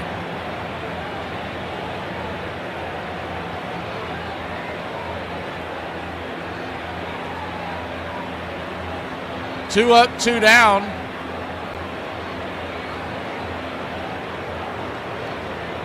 We'll take it one day at a time as Schneider, Davis Schneider, comes to the plate.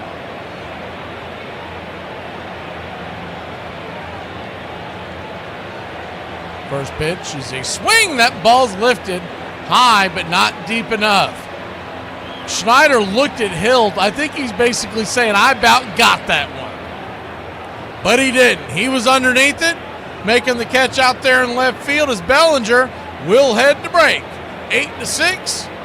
Yankees got a snowman on the board. They'll grab the bats. Are you okay, pal? Had a rough day on the job. Are you going home now? I was about to. Well then, you just fulfilled the first rule of law enforcement. Make sure when your shift is over, you go home alive. Well, there's been so much going on. We have so much to talk about tonight, so let's just get right to it. Alrighty. I'm not going to whitewash it. I let my church down, and I let my family down. And didn't we let something else down, like our trousers? Armchair. I was talking to one of my husband's friends, and he was telling me about how he went and got his son a game system and some games or whatnot so he could take it over to his mother's house and so they could play games and stuff while he's not at his house.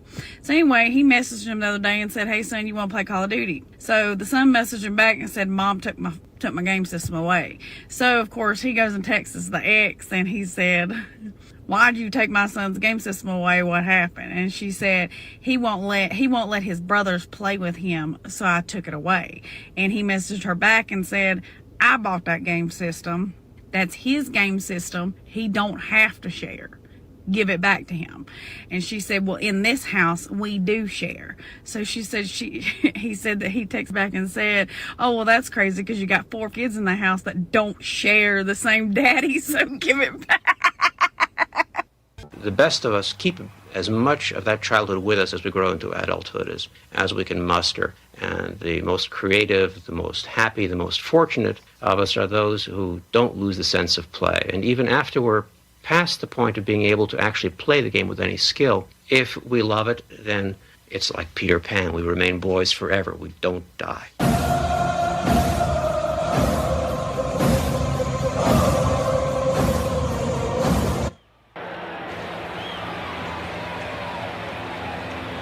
Welcome back.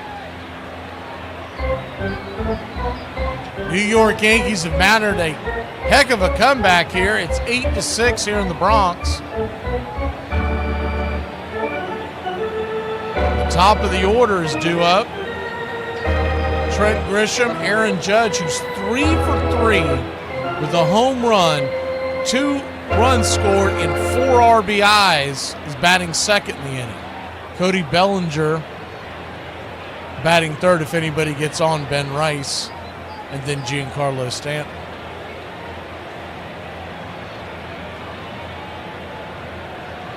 Brendan Little, the southpaw, comes on for the Blue Jays, 3.03 ERA.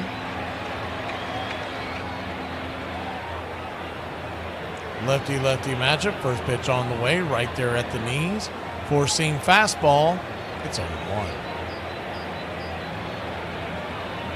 The 0-1.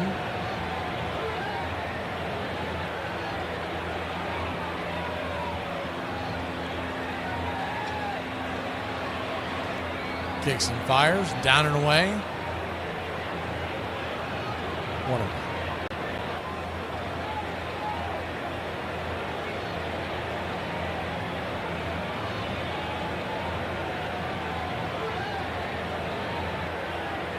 One count. Brings it. Swing and a miss. Cutter. About letter high. 1-2.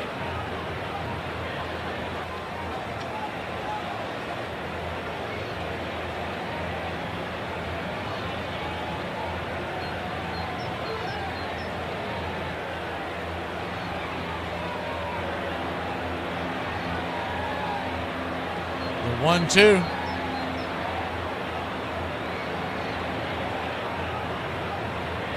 Swing, lifts it into center field, drifting over, making the running catch is Dalton Varsho. 1 away.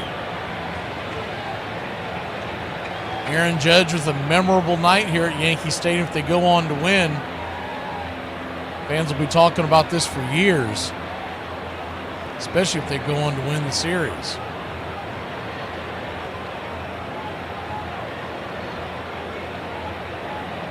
Huge smile on Judge's face when he hit that game-tying home run. Remember, he's been dragged by the media for years about not showing up in the postseason. I think a lot of these fans expect him to put the kind of numbers up in October that he does in the regular season. The simple fact of the matter is you see better pitching. And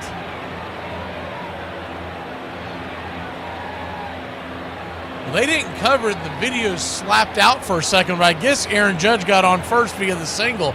The 0-1 pitch to Bellinger swung on and lifted into right field down for a base hit. And diving attempt out there in right field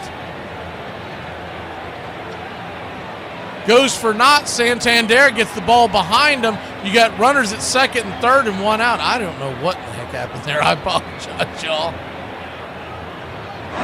For the FS1 broadcast. My video zapped out. They were showing highlights. The next thing you know, Judge was nowhere to be seen and Bellinger was standing at the plate. And we've got 3 different monitors that did it on all 3, so it can't just be the one monitor. So runners at second and third, 1 out. Ben Rice, the batter. Lefty-lefty matchup. Pitch off the plate. 1-0. But what I was saying is fans have unrealistic expectations for guys in the postseason.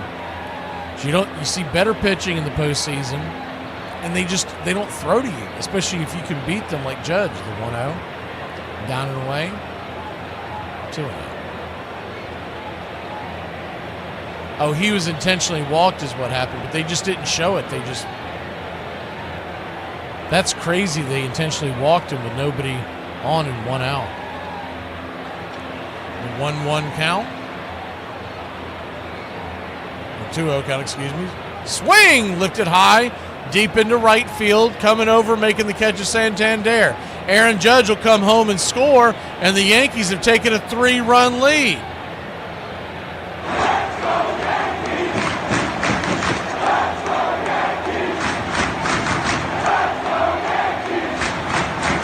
So that backfired. They pitch around, well, not pitch around, they put them on intentionally. And after the base hit by Bellinger, Judge comes home on a sac fly. It's 9-6 New York.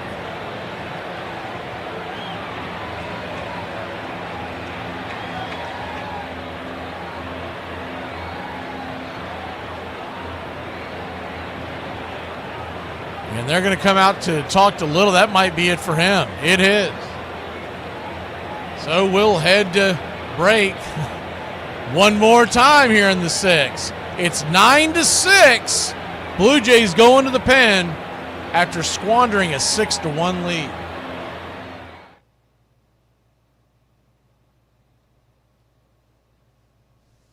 This is a fun fact for you. A leopard can drag another animal twice its weight up a tree, And then a cougar can drag a person half their age into a bed. Are you in a relationship with a woman and you're tired of all that hooting and hollering? Well, here are surefire ways passed down from generation to generation of men on how to calm those ladies down. Number 3, just tell her to calm down. Sometimes women get all caught up in their womaning and forget the basic rules of polite discourse. A gentle reminder to calm down should simmer the situation. Remind her to relax.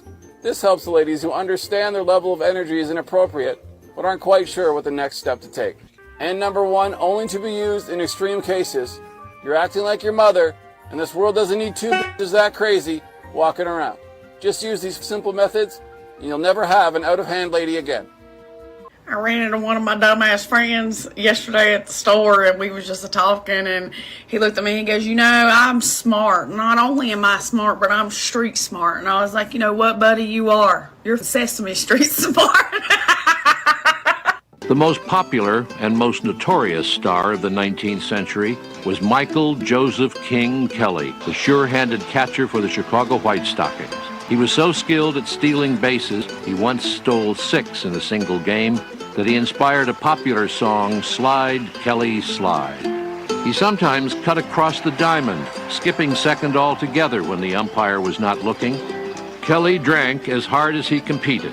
Once, A.G. Spaulding put Pinkerton detectives on his trail and accused him of having been in a saloon at 3 a.m. drinking lemonade. Kelly was indignant. It was straight whiskey, he said. I never drank a lemonade at that hour in my life.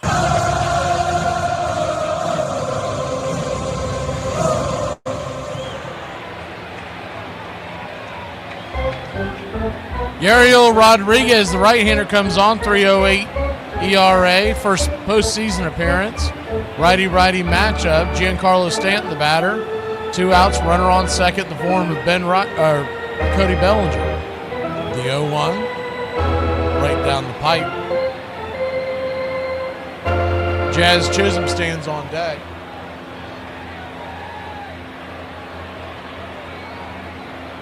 Kicks and fires. Check swing in front of the plate. Quickly on it is Kirk.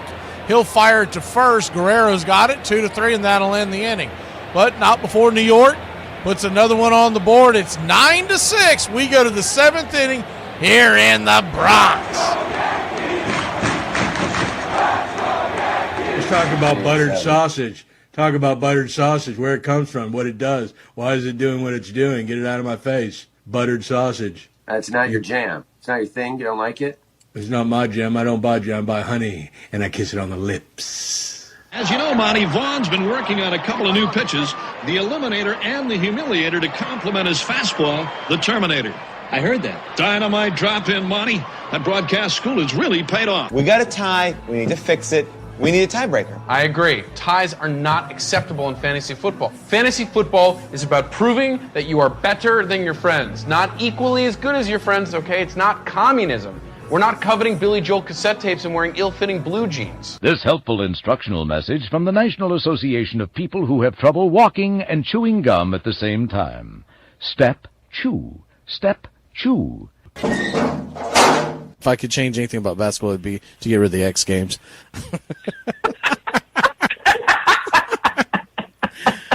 Armchair. What do you guys want? Let me get a frate motete. And then let me get a Trenta pinkity drinkity. Drinkity, pinkity, dinky, and a frate mate. What the hell? A frate mate and a frinkity, pinkity. Frate mate. Latte mate. I don't think we got one of those. Oh, okay. I'm sorry. My first time. Mayhem seemed to follow John McGraw wherever he went. When he got into a fist fight with the opposing third baseman in Boston in 1894, both benches empty. Fans began brawling. Someone set the stands on fire, and the entire wooden ballpark and 170 neighborhood buildings went up in flames.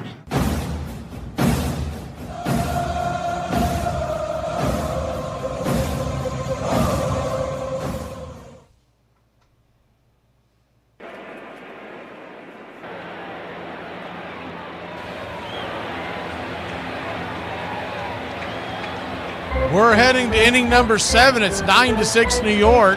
Toronto grabs the bats. Vladimir Guerrero Jr. leads us off.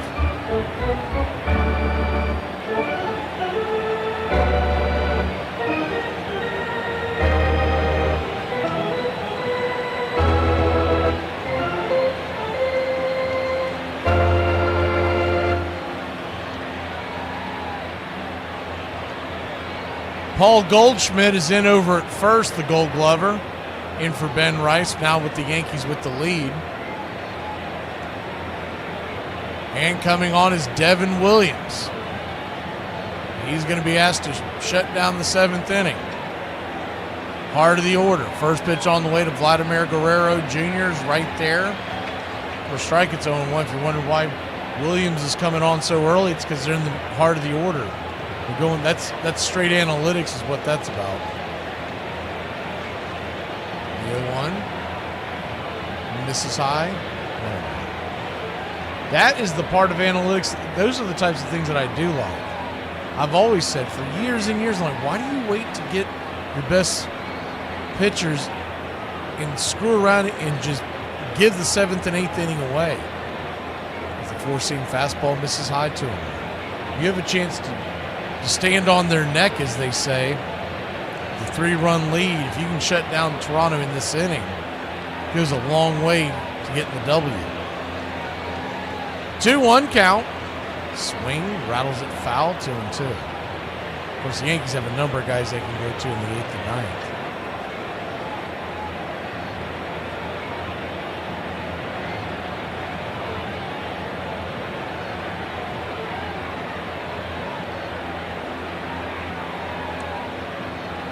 The 2-2.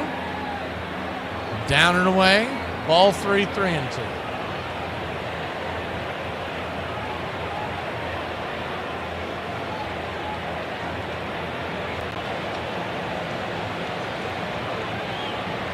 Payoff pitch from Williams. Swing, pops it up. Might have chased one there. F6 in your scorecard. Running into each other are Jazz and Volpe. Jazz holds on to it. One away. That's Volpe's ball all the way. Jazz knows that. He must not have heard him. Shortstop calls for the ball. You get out of the way.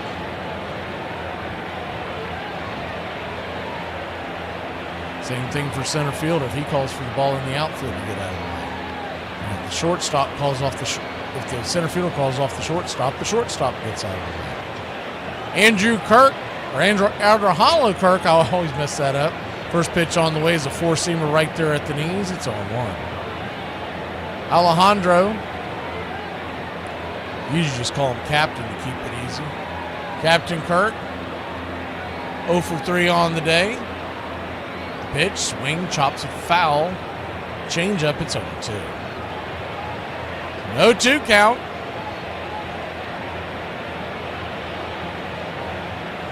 Looks like Williams wants to get another ball. That one must have been scuffed up. 0-2 count. Kirk digs in. It's funny, the newer pitchers, you see that more and more. And back in the day, is the 0-2, high and out of the zone, 1-2. I remember hearing stories from the older pitchers getting on to catchers. Don't you ever ask for a ball to be changed up if it's scuffed up. You keep that thing, keep throwing it to them until they stop us. The 1-2 pops it back, foul to it again. I know Maddox was like that in Smoltz. And one of the guys that would get on to, Tim McCarver told the story one time about Bob Gibson. He said, if you ever ask for a new ball because it's scuffed up, the new one you give to me, I'm going to throw it at you. The 1-2. Swing, chops it foul. He made the comment, he said, you give Bob Gibson a scuffed up ball, he can make it do some things. 1-2 count. 9-6 your score. We're sitting here in the top of the 7th inning in Yankee Stadium. Yankees have come all the way back down 6-1 to take a 9-6 lead. The 1-2. Swing lifts it high and deep into right field, going back on the track, at the wall, making the catch for a loud out. Number 2 is Trent Grisham. And the way Kirk stood up after he swung that ball, I thought he got a hold of it, but just mispaid her. About maybe 7-8 feet from the wall.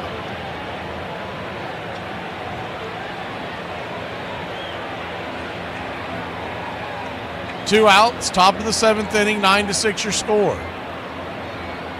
Coming to the plate is Dalton Varsho. Heading towards the 7th inning stretch. First pitch on the way, swung on, popped it up. High and out of play. It's on 1. Varsho 1 for 3 on the day. Struck out the first. Singled to center. Came around to score in the 3rd. And struck out the 5th. You're listening in Minnesota. The Timberwolves trailed the Pacers by 1. 33 seconds left in overtime. The 0-2. For a swing and a miss. Williams getting a standing ovation from the crowd trying to root him on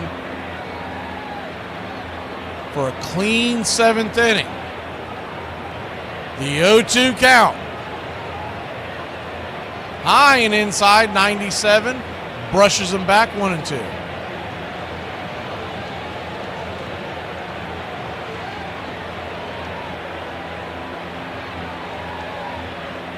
The 1-2 count.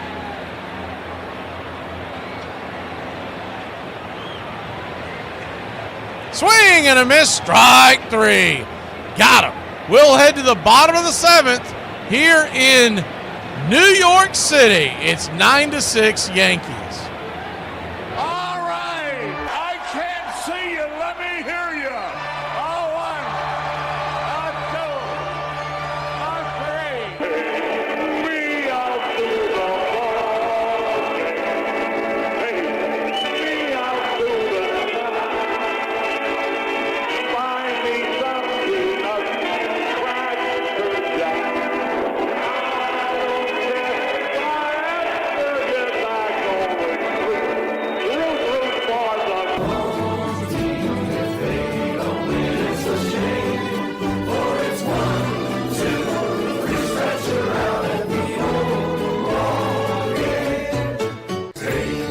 out to the ball game.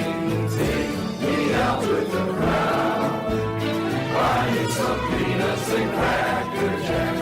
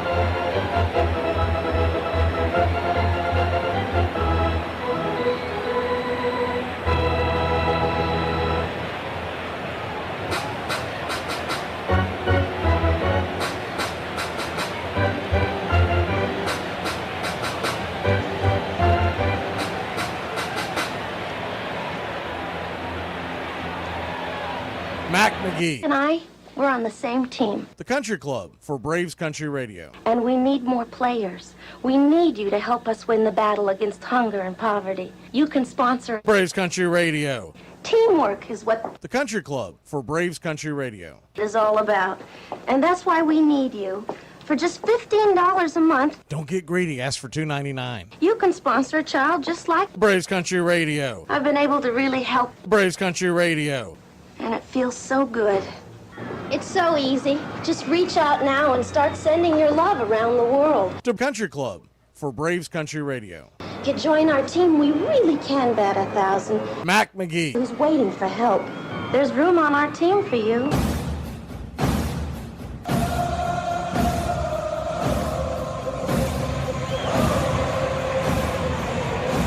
This is a reminder. Figured since we're in New York City. Disorderly conduct will not be tolerated. Please respect your fellow fan and refrain from any unruly behavior. Failure to comply with these guidelines will result in ejection.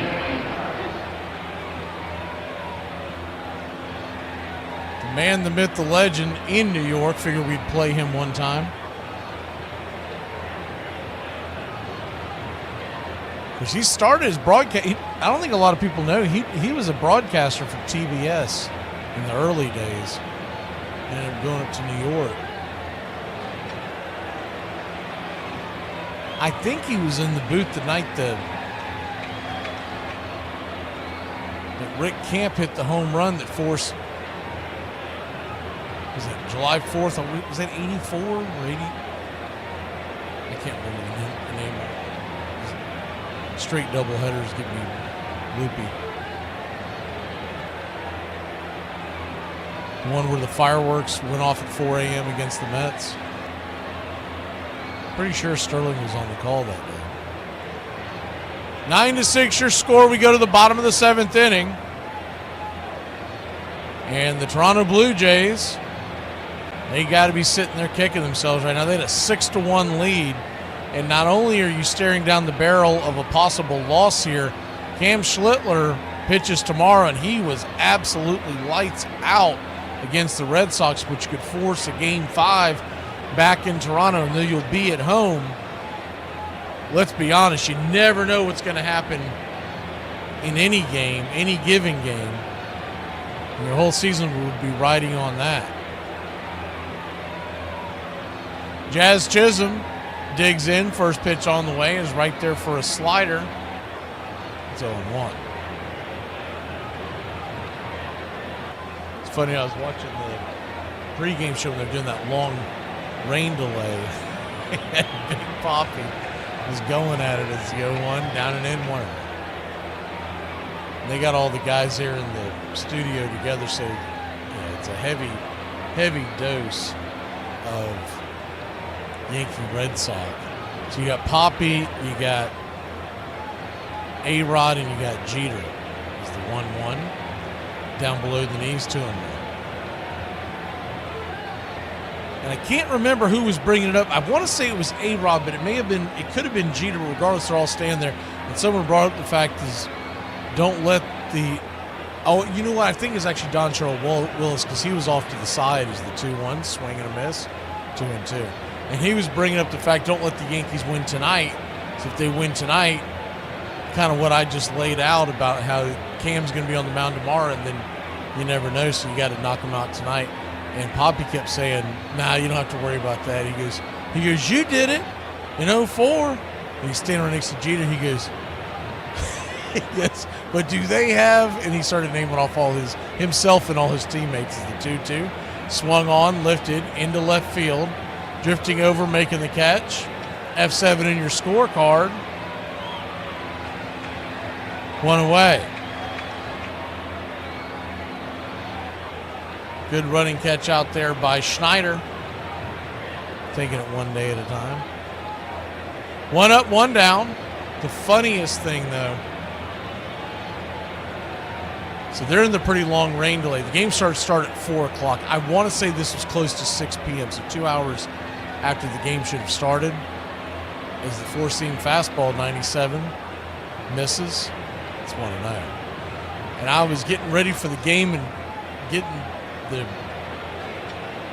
boards ready for this game. I was also trying to get some dishes done and stuff like that, but I had it on, I could hear it, and Derek Jeter's sitting there at the desk as the 1-0 swing fouls it away. 1-1. And his phone's going off, and he looks up and he puts it down, and he mentions what it's about. He said, I'm getting a text message because I was supposed to be at a parent-teacher conference right now. Of course, he's stuck in studio because of the rain delay. The 1-1, swing, chops it, over to third, 5-3 put out. Low throw, but Vlad's got it, 2 down. And the first thing that came to my mind is the first thing that any of y'all who ever want to get into any of this kind of broadcast, whether it's podcasts, whatever, you're going to learn something. You're going to learn something real fast. Your family never listens to you. They don't care. They're in their own world, and they will call and text you when they know that you're on the air. And he's looking at it, I'm like, man, that's got to make people feel good who do podcasts that can't get anybody to listen. As the slider right there at the knees to start off the at-bat to Volpe misses. Looked like a strike. It's 1-0. But Derek Jeter can't even get his wife to pay attention to him. So if Derek Jeter is getting ignored by his spouse, trust me, it's going to happen. The 1-0, swing and a miss, 1-1. Been in some of those Facebook groups that will, for podcasts or whatever, and they have the dopiest expectations when they first start doing podcasts. Is the 1-1 and the dirt 2-1. You'll literally see these comments that says, I'm thinking about starting a podcast, but I don't know what I should talk about. What do y'all think? You got a big group of people. They don't even know the person. Like, what do you think I should talk about? If you don't know what you should talk about, maybe you shouldn't talk. The 2-1. Inside, sinker misses, 2-2. And I assume he's still married to the actress, Rebecca Gayheart, so she should actually kind of understand what he's doing. The 3-1 pitch, swing, bangs it over to third. Barger's got it, fires it to first, and it's a 5-3 putout, and that'll end the inning. So a good job there by the Toronto bullpen to keep it right where it's at. We will head to the 8th inning. Rodriguez pumping his glove. It's the 8th inning on the BCR. 106 miles to Chicago. We got a full tank of gas, half a pack of cigarettes. It's dark, and we're wearing sunglasses. Hit it. It's happy hour. When wins become losses And losses become wins. You guys going to happy hour? Yeah? Yeah, I'll come for a couple. Just a couple, though. Not like last time. When buying a beer, don't make this mistake. Buying only one beer can cause a misalignment in your spine due to the uneven weight distribution. This can cause unnecessary back pain and potential spine issues. To prevent this, carry 2 beers, ensuring your body is balanced and proper health maintained. Okay.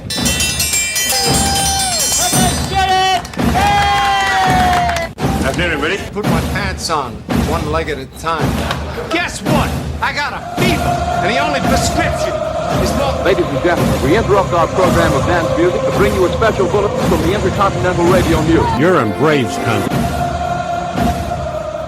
Everybody drink a beer. Salute. They're making it laws where you can't drink when you want to. Pretty soon we're going to be communist country. Oh, yeah. For me and the Lord, you gotta understand it. We're on a mission from God.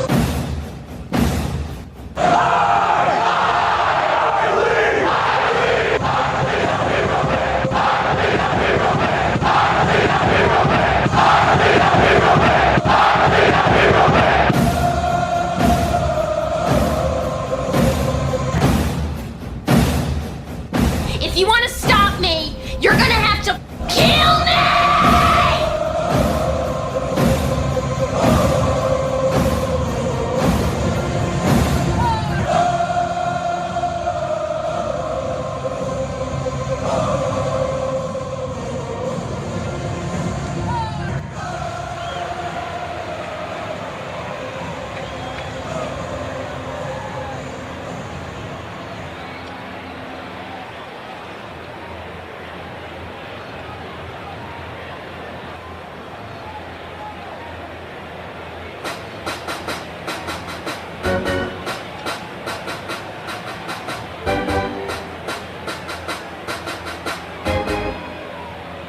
Top of the 8th we go. If this scores holds, we will do Yankees Blue Jays tomorrow night, which means we would bring you Tigers Mariners, because all the other games are going to lap over each other. First pitch on the way, righty-righty matchup. Devin Williams back out there. It's 1-0. Williams at 17 pitches. Ernie Clement, the batter. Interesting strategy here because he goes much further. He won't be expected to be in good use tomorrow. It's 1-0 right there for a strikeout. 1-1 count. Now, after a day off, he should be ready for a Game 5 if they get that far. The 1-1 out in the way.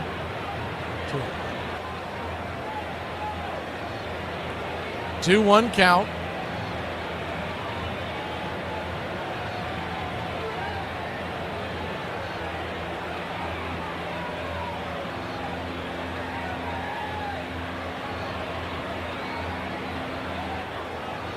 Brings it, swing, rips through the hole. Worm burner under the diving glove in the 5-6 hole. Van Vope trying to stop the ball but couldn't get it before it got to left field, and it's a leadoff single for the Blue Jays.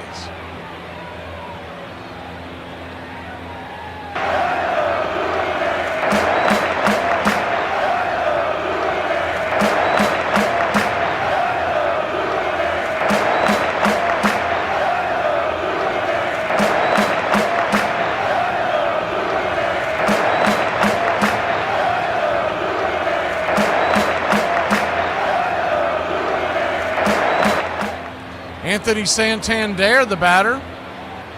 First pitch on the way. Swing, bangs it. Foul down the right field line. It's 0-1. Runner at first, nobody out.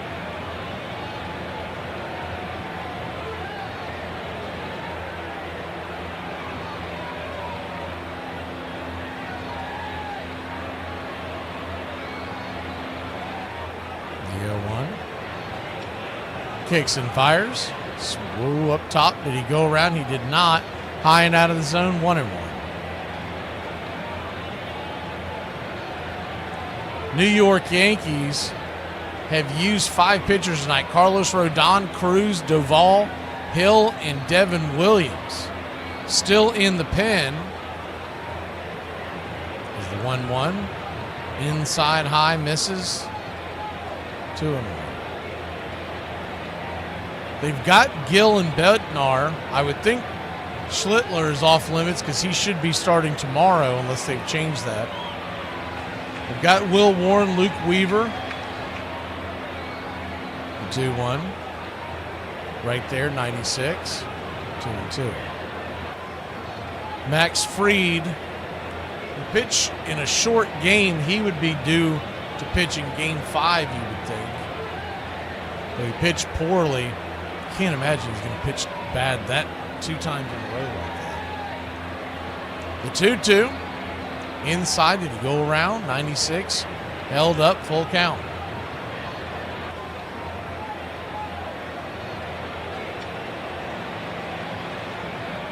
They have not flashed into the bullpen recently, so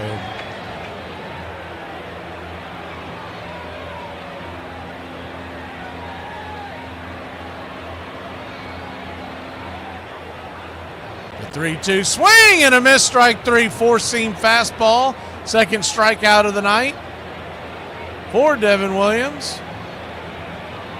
1 away. Went with the heat inside. He just missed that. That was right down on the plate. For a left-hander, that's kind of in the wheelhouse. He must have been second-guessing an off-speed.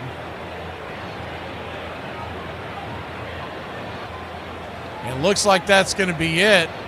We'll be back in a flash to introduce the pitcher coming out of the pen for the Yankees. Top of the 8th. New York leads by 3. Bruh, the clitoris has 8,000 nerve endings and still isn't as sensitive as some of you motherfuckers. About 4:15, I wake up, I brush my teeth, I scratch my and then you know what I do after that?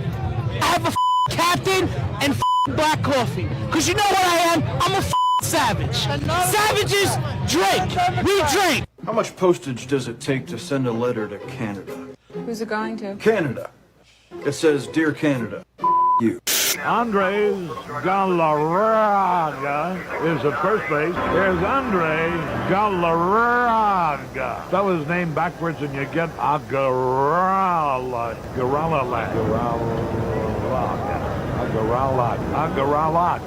The Royals went on to win it in 7 games and put themselves in the Fall Classic. They'd call it the I-70 Series, a face-off between 2 Missouri teams separated by 250 highway miles. It would go back and forth until the Royals found themselves on the verge of elimination in Game 6. The Cardinals 3 outs away from the second World Championship in 4 seasons. It was the bottom of the 9th, and they were trailing 1-0 as George Orta led off against Todd Burrell.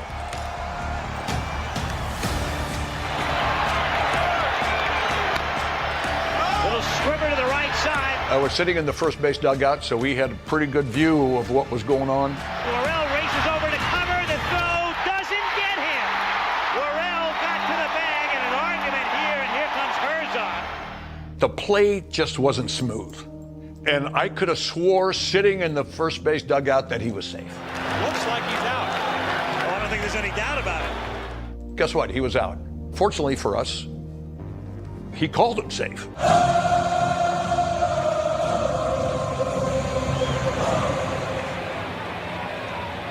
That was my introduction to sports can suck sometimes. That 85 series, I was pulling for the Cardinals. And I was so mad because they had blown the call. It wasn't the fact they lost, the fact they blew the call.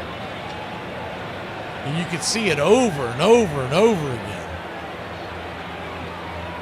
And then I felt bad years later because it really tore up that umpire who blew the call.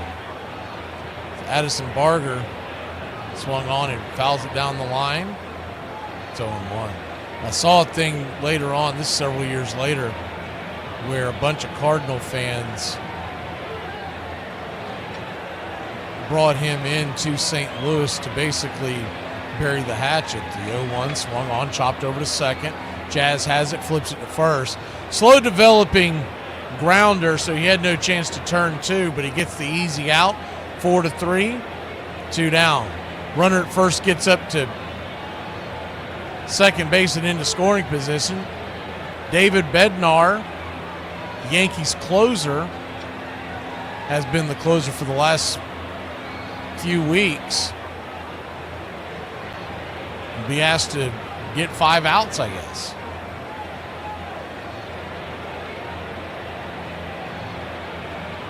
So if you're the Blue Jays and you're thinking about this long term, man, I'd be eating some pitches because it could really affect tomorrow night. First pitch on the way is a 4-seam fastball. High and out of the zone, it's 1-0.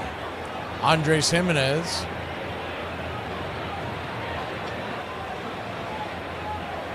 Number 9 hitter, George Springer, stands on deck. 1-0. Drops a nasty curveball on the outer edge. 1-1.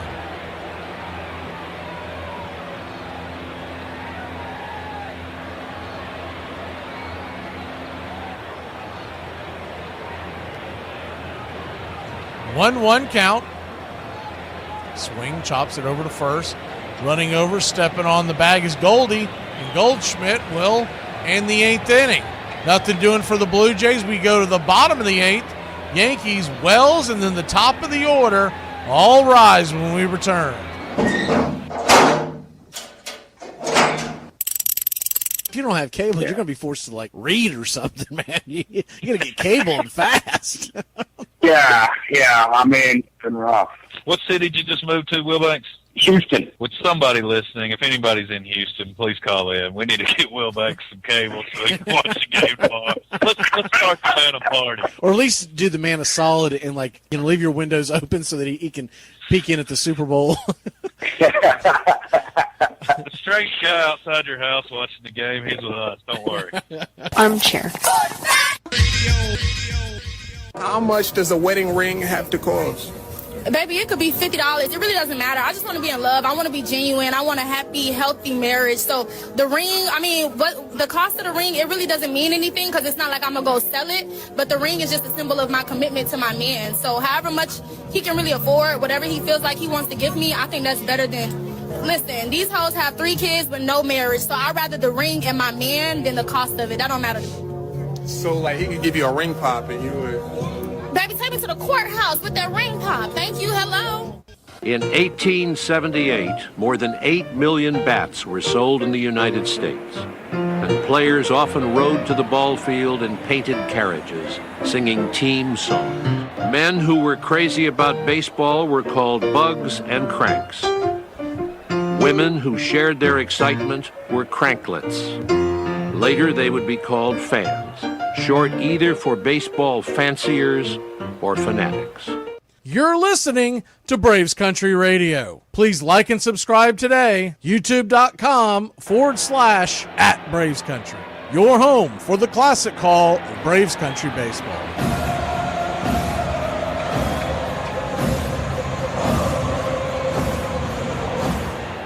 Welcome back.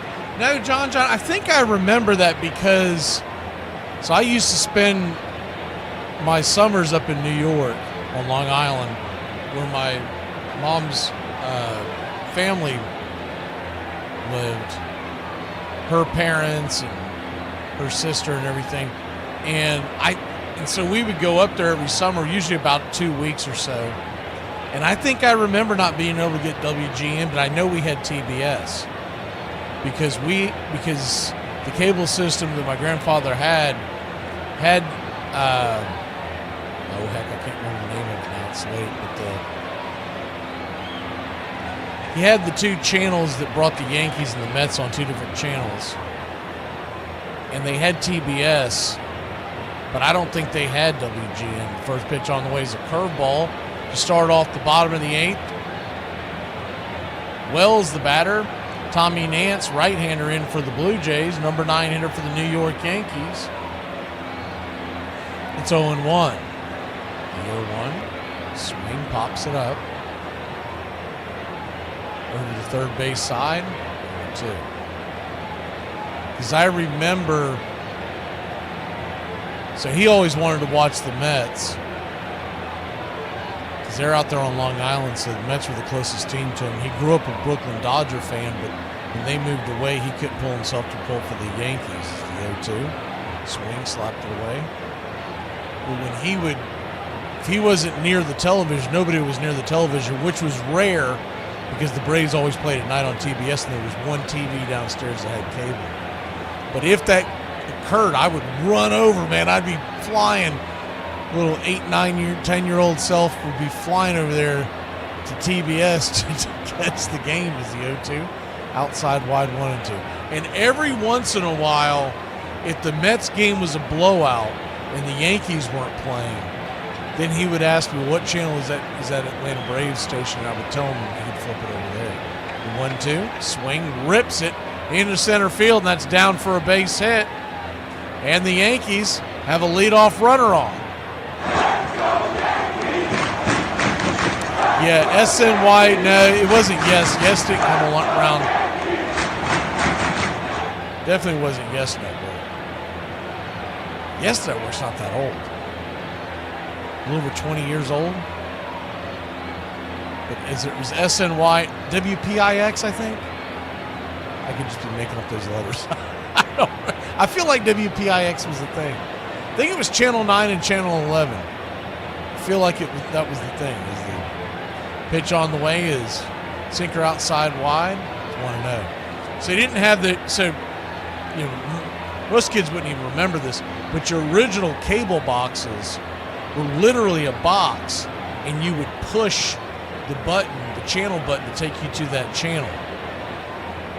It's the 1-0, high and outside wide to it. So you would push that channel button. It was like a plastic button. You would just push it down and pop, it would go over there. And I want to say there was around 24, 25 channels, somewhere in that neighborhood. So I knew the channels that had the sports on it was the 2-0. Right there for a Nope, did not get the call of 3-0. And the biggest thing that I remember is that the number that it was on that little box, that little plastic box, was the same number channel that it was down in Florida for TBS. Is the 3-0 up top for a strike? 3-1. It was channel 17, so that it was really easy for me to remember. I would just have to run over and smack 17. Then if I saw anyone coming from the outside, I'd go find. I think it was WPIX. I think it was 9 and 11, and I would just go. I would click it on one of those. The 3-1 up top for a strike. 3-2. So full count now, as Nance tries to bounce back here.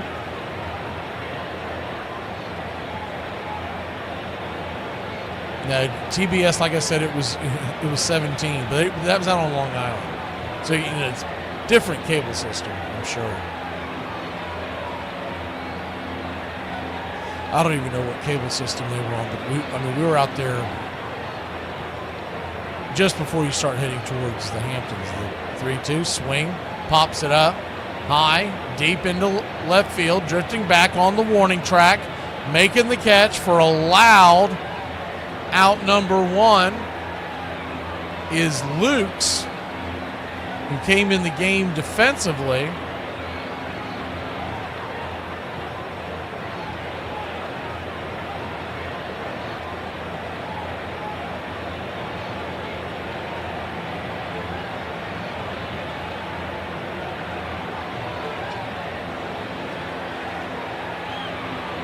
Aaron Judge, the batter, first pitch, swinging, chops it over to third.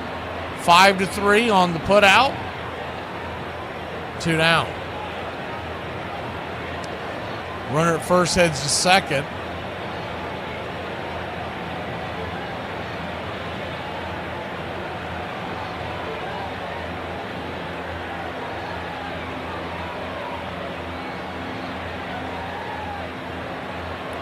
Two down, runner at second. Yankees lead 9-6.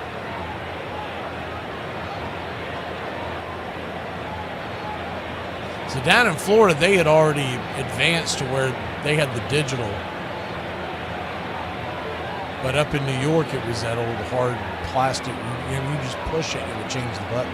They're going to go ahead and automatically walk Cody Bellinger to get to Goldschmidt. Or actually, Caballero is going to come on to pinch it. A little surprise there. You got a 3-run lead. You have 3 defensive outs. I'd keep the Gold Glover in the game, but that's not what they choose to do. Trying to break this one open with 2 outs. Caballero. First pitch on the way. Outside wide for a ball. It's been I remember being dumbfounded that Jacksonville, Florida had a more advanced cable system than New York, because you always heard the exact opposite narrative, that the technology was better up north. The 1-0. Swing and a miss. 1-1. 1-1 count. We didn't even have an NFL team or even a USFL team in those days. We were just old cow towns, what people thought of us. 2 on, 2 out, the 1-1 count. High and out of the zone, slider misses. Yankees lead at 9-6, game number 3, trying to force a game 4. Toronto leads the series, best of 5, 2-0.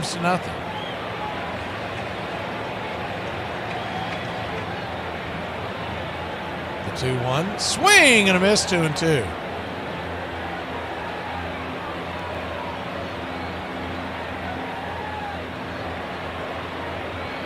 Probably an Alabama cable was probably just a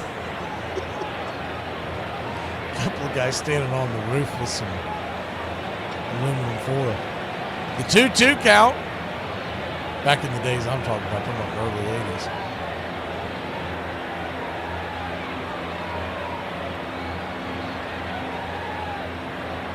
Aaron Boone's going out there to talk to Caballero. Look at the replay, see what happened here.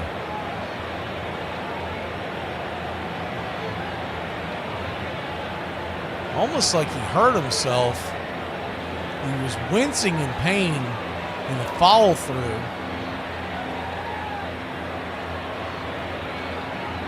He's staying in the game.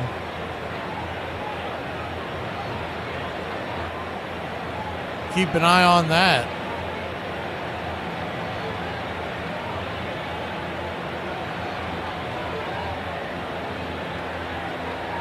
The 2-2. Swing, chops it through the hole. That's through for a base hit. Scooping and bringing it into the infield. A hard throw will keep everybody where they're at. Throw comes in from right field. Santander charging the ball, but the bases are loaded. 2 outs.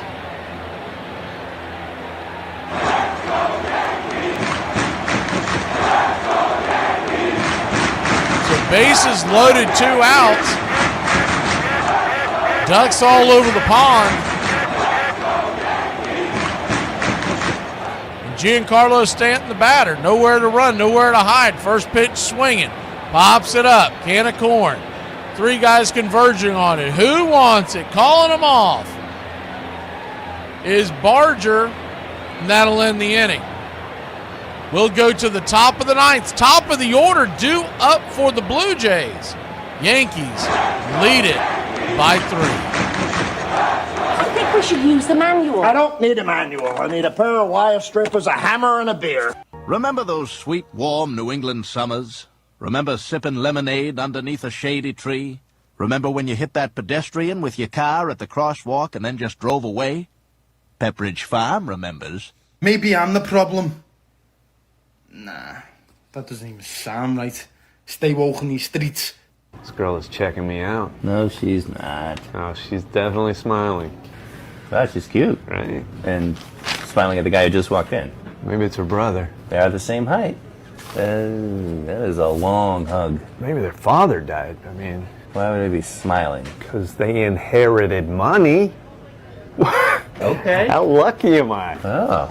Why would they kiss? Maybe he's trying to make you jealous. Well, it is working. Okay. Now they're leaving together. What's that? She's sending mixed signals. I'll give you that. I cannot be with people who play games like this. Very childish. Dad, guess which is it? Is it NBA or NFL? 36 have been accused of spousal abuse. 7 have been arrested for fraud. 19 have been accused of writing bad checks. 117 have directly or indirectly been bankrupted at least 2 businesses. 3 have done time for assault. 71 cannot get a credit card due to their bad credit. 14 have been arrested on drug-related charges. 8 have been arrested for shoplifting. 21 currently are defendants in lawsuits. And how many of you think NBA? How many of you think NFL? Well, the answer is neither.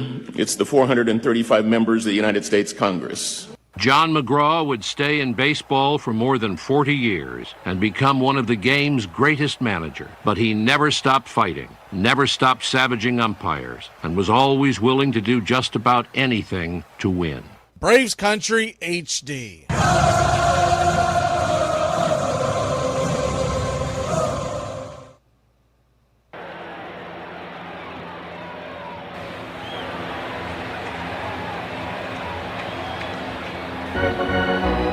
Good to see everybody in the chat. We are heading to the 9th inning in what has been an absolute shootout. 9-6 your score. Yankees trailed this one early, 6-1. That was at the heading into the bottom of the 3rd inning. Yankees put 2 on the board in the 3rd, 3 in the 4th, 2 in the 5th, 1 in the 6th, and that's where we stand, 9-6. The big shot was the Aaron Judge 3-run home run that tied the game up. We go back to the Bronx, and the first pitch on the way from Bednar to Springer is right there. Bender on the outer edge. It's a 1. It'll be Springer to lead it off here. Then Lukes and Guerrero if they do not pinch hit for Lukes. The 0-1 outside wide 1. 1-1 count to George Springer. 0 for 4 on the night. 2 strikeouts. 1-1. Swing and a miss. Splitter 1-2. Bednar has really regained his form. He was one of the best closers in Pittsburgh. very hard to hit the last several weeks. 1-2. Swing and a miss, strike three. Pulled the string on that puppy. Went away. Bednar came on in the 8th inning to get the final 2 outs there. But even still, he's only at 9 pitches. They really didn't work the count when he came in.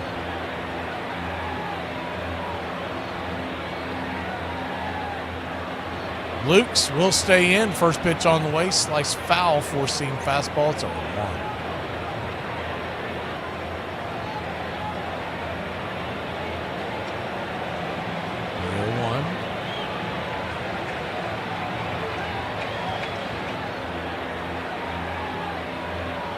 Nathan Lukes. Pitch on the way. Chop back foul.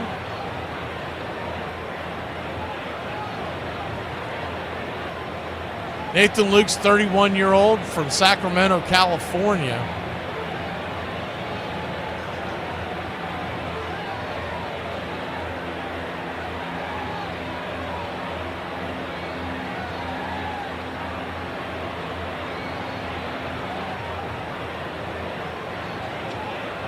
The 1-1 pitch.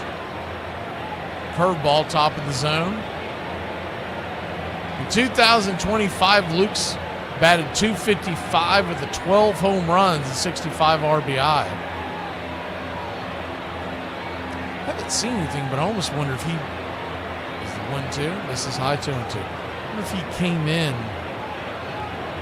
because of some kind of injury. I have to check that after the game. Schneider. He wasn't brought in to pinch hit this inning. He came in defensively, trailing. It's a little odd. The 2-2. Caught looking, strike three, punched out, splitter, top of the zone. 2 down. Yankees 1 defensive out away from forcing a game number 4.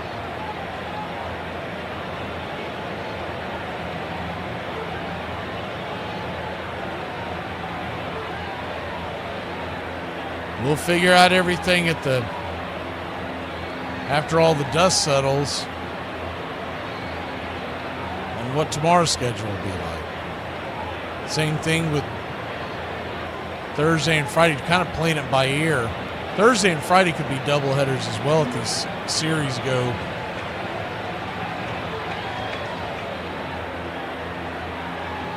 all the way, go the distance. The 1-0, down and away, 2-0. American League Championship Series starts on Sunday night, and then the NLCS starts on Monday. 2-0 count. Kicks and fires. Up top, 77-mile-an-hour curveball. Misses to Vlad, 3-0. Vladimir Guerrero Jr., 2 for 3 with the home run, and though the dangerous bat, you don't really want to give a free pass. The 3-0 right down the pipe, 3-1. Worst thing you can do with the lead in the 9th inning is start walking guys. Vladdy can reach. Captain Kirk stands on deck. The 3-1. Swing and a miss. 98 miles an hour, pumping it right by him. Full count.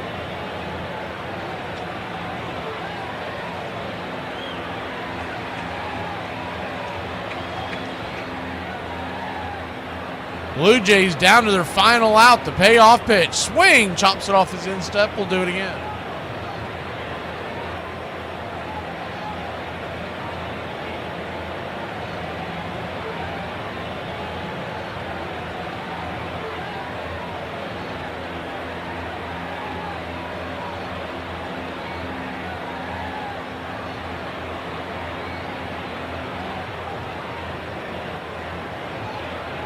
The payoff pitch. Bednar brings it. Swing. Smacks it through the hole. Dive and stop over there at third. And wow, what a play. Clement fires it to first, and it's a 5-3 putout, and the Yankees win. The Yankees win. Yankees 9, Blue Jays 6. It's a final in New York, baby. And we'll see you tomorrow. Just check the cards. We'll have everything figured out by tonight on what games we're carrying and what time they come on. All that jazz. October baseball marches on. We'll see you mañana.